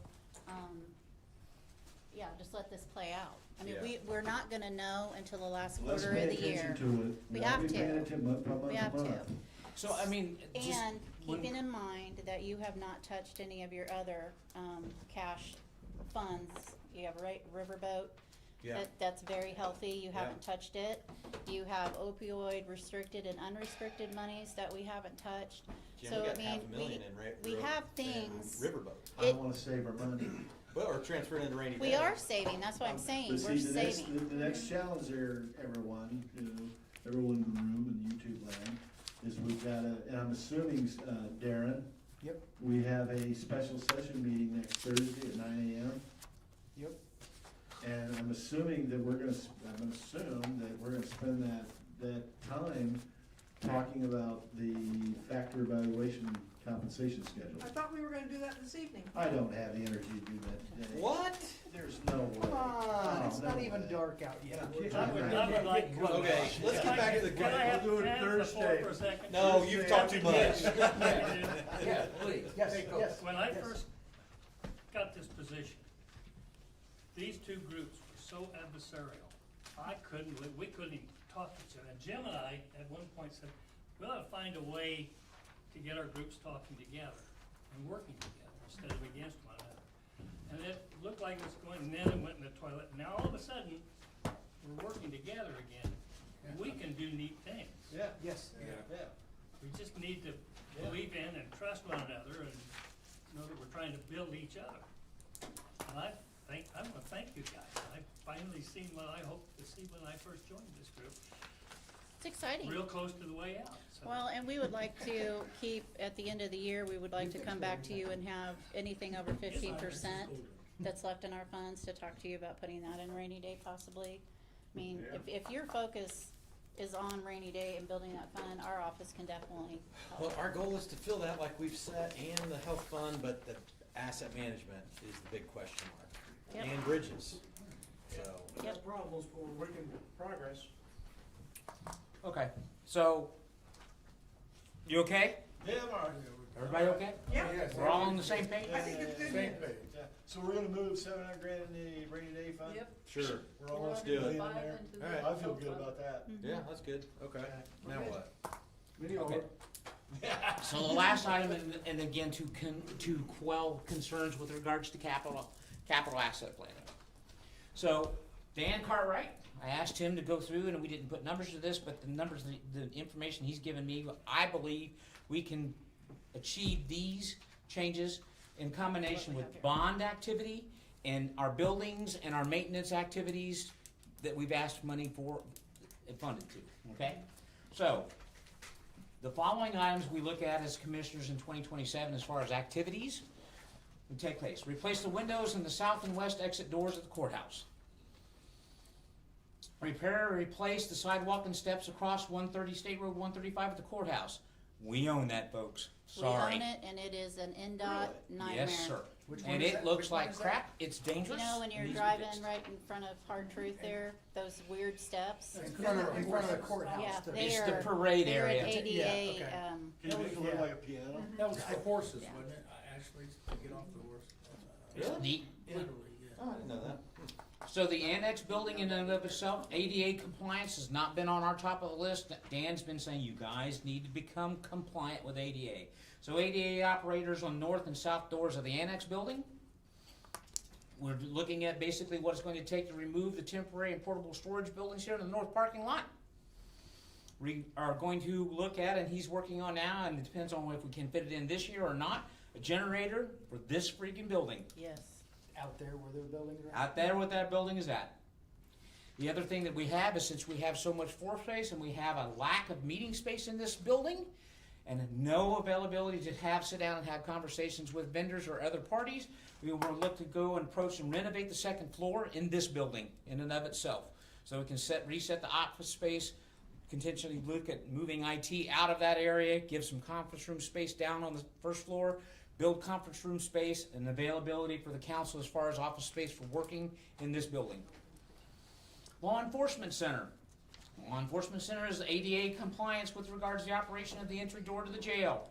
Clean up the basement storage. So we are looking at, okay, and I don't know where you are on this, but I don't care how cheap it is to build freaking basement space. I do not want to spend money building basement space Storage. to keep records. Yeah, storage space. And storage. Yeah.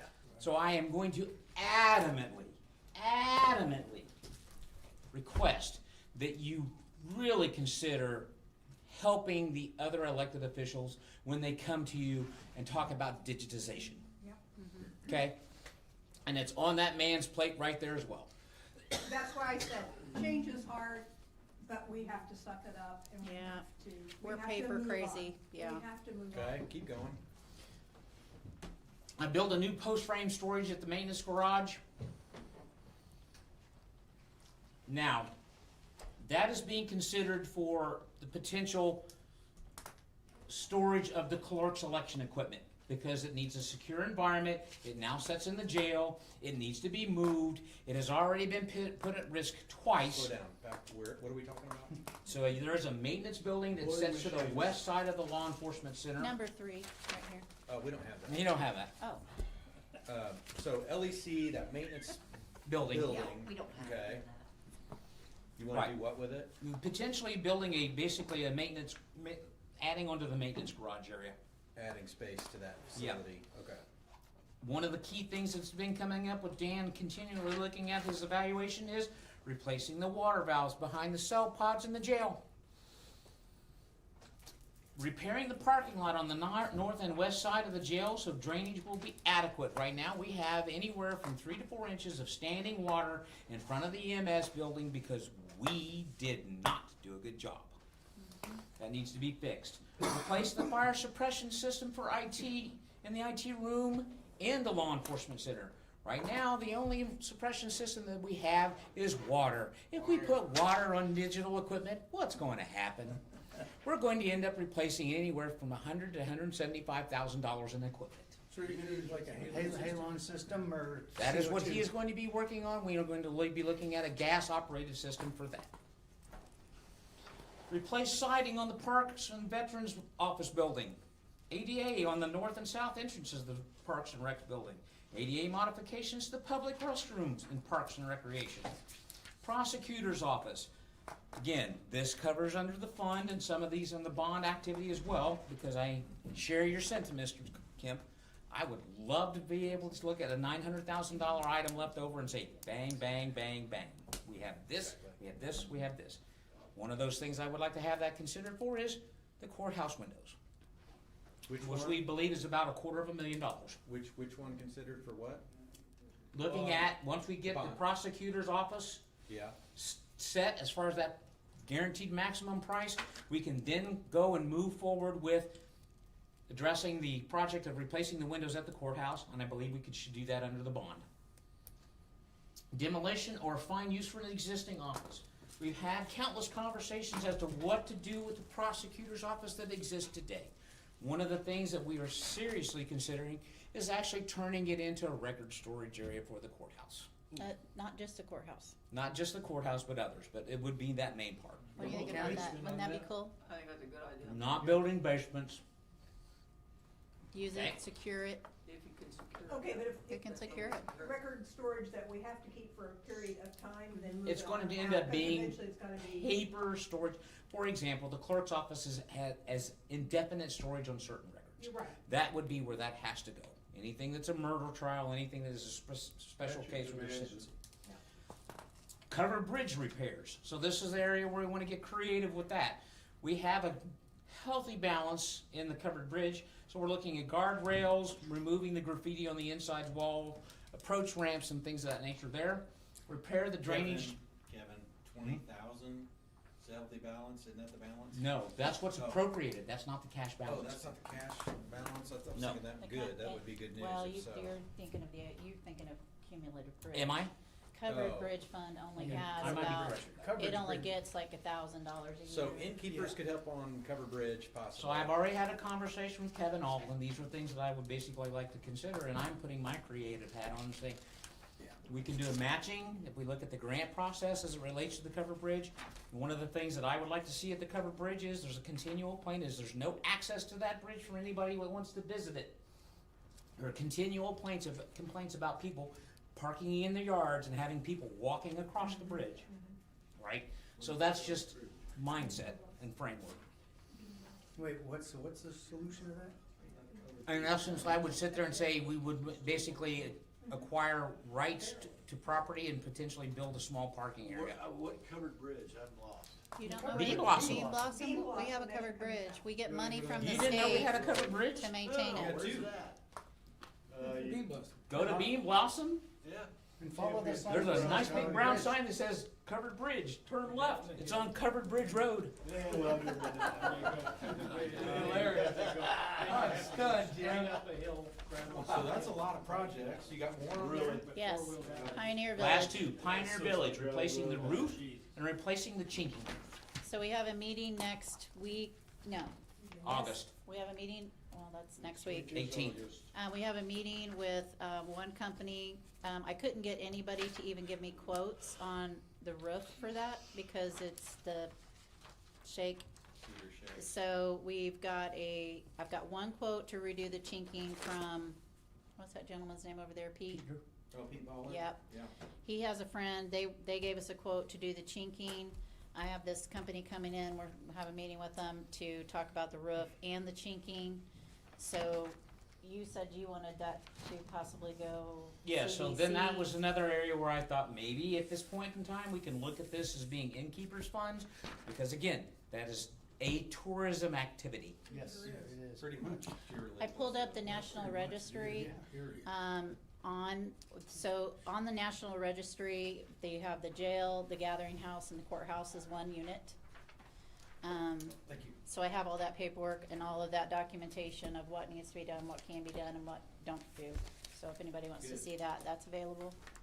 And we are working with we're working with them on some cleanup projects. We're getting ready to take out some trees, clean up some trees. We've taken down a fence. We've asked for a lawn project over there. Everything you're saying right now is like going. Well, and so you've got a lot of projects here, and, but, you know, you Good said job. no prices, Yeah. these are great. I thought I heard you say all these in 27, which I must have misheard. That is, our plan is looking at those I potential don't think projects these are in 27. Some of them's 26, Scott. Scott, I heard that was all gonna be done March 31st, 2007.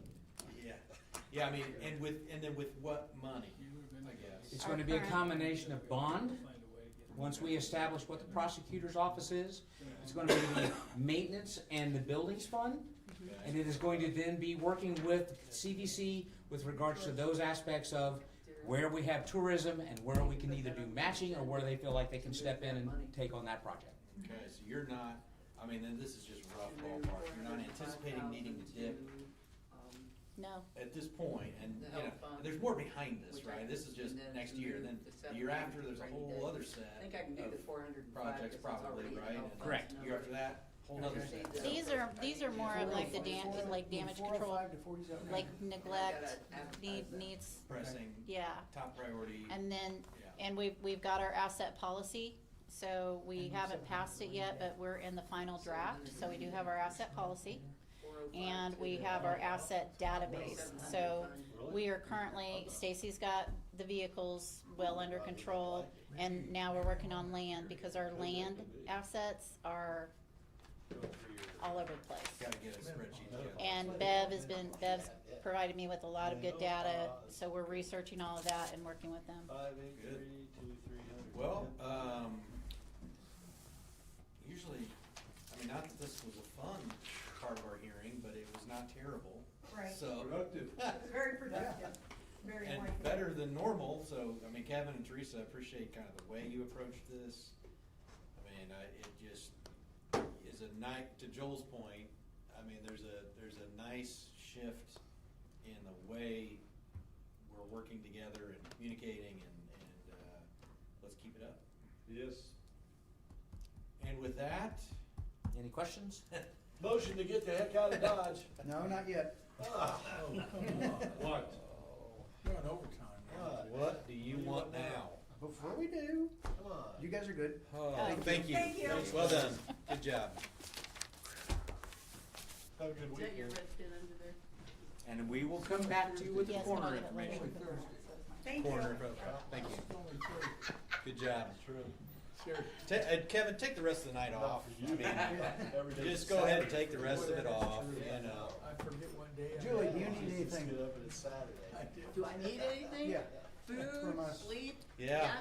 Okay, now, everybody has to hang out until I get the rest of the spreadsheet filled Oh. out. We can't see it anyway. Thursday.